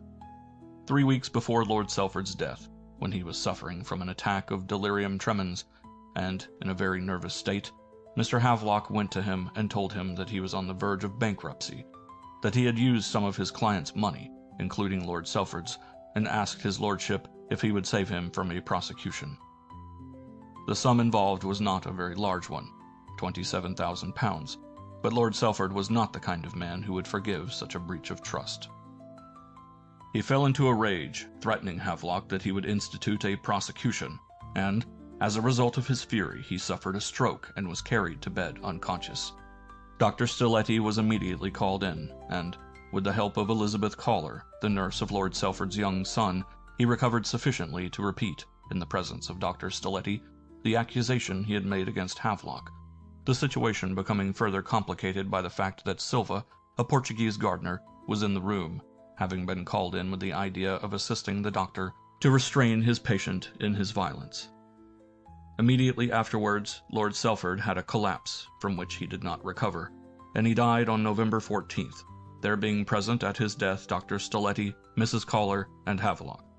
The writer of this note did not appear till a much later period, and at the time was ignorant of the circumstances, but he hereby agrees that he was equally guilty with all the other signatories. Lord Selford had not time to change his will, by which he left Havelock his sole executor. It was Dr. Stiletti, who by his signature attests, who suggested that nothing should be said about the circumstances attending his lordship's death, or about the statement he made just prior. To this Mr. Havelock agreed, as he testifies by his signature, and a plan was formed whereby Havelock should administer the estate, the bulk of the revenues being divided equally between the 4 people who were privy to his lordship's accusation. The gardener, Silva, was then called in to the conference, and as he was a poor man and hated his lordship, who was a ready man with his cane if anything annoyed him, Silva agreed. It was at that time the intention of the 4 conspirators to enrich themselves to a moderate extent from the estate during the period of Mr. Havelock's administration, and to leave it to Havelock when the time came that he would be compelled to hand over his trust to the new Lord Selford, to straighten matters out. Young Lord Selford, however, was a boy of delicate constitution and weak intellect, and very little time elapsed before it became clear that an unexpected danger would confront the 4. Mr. Havelock pointed out that, if this boy was noticeably deficient, the commissioners in lunacy might be notified and appoint another trustee to administer the estate, and it was then decided to find a private school where the boy could be kept out of sight. The choice fell upon the writer, who had the misfortune to be punished by the laws of the country for obtaining money by misrepresentation. I was approached by Mr. Havelock soon after I came out of prison, and was told by him that he was guardian of a boy of weak intellect who, it was necessary, should be tutored in a school which had no other scholars. A very handsome sum was offered to me, and I gladly accepted the post and the responsibility. He was brought to me in January 1902, and I saw at once that any attempt to install education into this unpromising receptacle was foredoomed to failure. I had many consultations with Mr. Havelock and Dr. Stiletti, who was also in bad odor with the authorities, and it was at one of these conferences that Dr. Stiletti put forward his theory, namely that, supposing he had a child in his care of sufficiently tender age, he could destroy its identity, not by any act of cruelty, but by suggestion or by some kind of hypnotism. Dr. Stiletti's theory was that if the vital forces are inhibited in one direction, they will find abnormal expression in another, and it was his desire to create what he called the perfect man, strong and obedient, having no will of his own, but subservient to the will of another. To this conclusion, he said, the biologists of the world were tending, and just as the bee delegated its reproductive functions to one queen bee, so the time would come when the world would be populated by unthinking workers, dominated by a number of select brains, reared and cultured for the purpose of exercising that authority. He promised that he would destroy the identity of the young Lord Selford so that, to all intents and purposes, he would cease to exist as a human unit, without actually endangering the life and safety of the conspirators, as would be the case if the child were made away with. I confess I was in favor of this scheme, but Mr. Havelock was for a long time opposed because, as he told us, he was not satisfied that the experiment would be a success. Dr. Stiletti undertook, if he had a suitable subject, to prove it within 3 months, and after we had discussed the matter, Mrs. Caller said she would put at the doctor's disposal one of her 2 nephews. Mrs. Caller herself was childless, but she had the care of 2 children which had been put in her charge by her dead brother, who had also left a small sum for their maintenance. The child was transferred to Gallows Hill Cottage, and at the end of 3 months, though I did not see the result of the experiment, Mr. Havelock told me that it had been successful, and he had agreed to Selford leaving my care. I had already begun to draw the revenues of the estate, but thinking that my position might be a precarious one if the boy was taken away from me, and if I had no actual proof that others shared my guilty knowledge, I asked that a legal agreement should be drawn up and filed in some place where we could all see it at the same time, but to which nobody else had access. I further asked that a statement in which we all admitted our share of responsibility should be kept in a similar place. There were long discussions about this. Stiletti was indifferent, Havelock was worried, and it was Mrs. Caller who suggested the plan which we eventually followed. I have told you that a tomb had been prepared for Lord Selford. It was that which had once been occupied by the founder of the house, and the door was ordered, but was not in place when he died. He was, in point of fact, buried in Vault 6, the first on the left as you enter the tombs. Havelock immediately jumped at the idea. He had received the keys from the makers. The door had been hung, and there was, in the tomb itself, a place where such a document could be kept.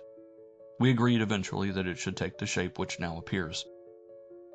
It was difficult to explain to Silva, who had a small knowledge of English but a great fund of low cunning, that we were not trying to incriminate him to save ourselves, but fortunately I had acquired in my student days a knowledge of the Portuguese language, and I was able, as will be seen herewith, to make a literal translation of this statement, which will be found on the final 10 pages of the book, and which has been signed by us all. At the moment of writing, Lord Selford is under tuition at Gallows Hill, and from my own observation it seems that, both in the case of Mrs. Caller's nephew and in that of Lord Selford, the experiment has been highly successful. Already these boys come and go at the doctor's wish, make no complaint, and can endure even the rigors of a severe winter with the lightest clothes, without any apparent discomfort. Since this first line was written, I have married Mrs. Caller, such an arrangement commending itself to Havelock and Stiletti.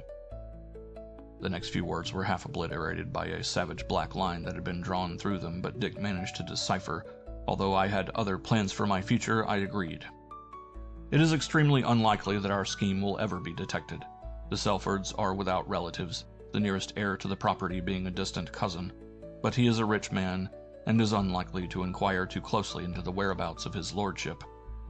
Mr. Havelock intends, when the boy reaches a mature age, to announce that he has gone abroad on an extensive tour. To the truth of the foregoing, we, the undersigned, set our hands. Here follows the signatures, and on the next page began the Portuguese translation of the document. End of Chapter 32. Chapter 33. The letters that Havelock showed me, said Dick as they were driving back to town, were of course written by himself.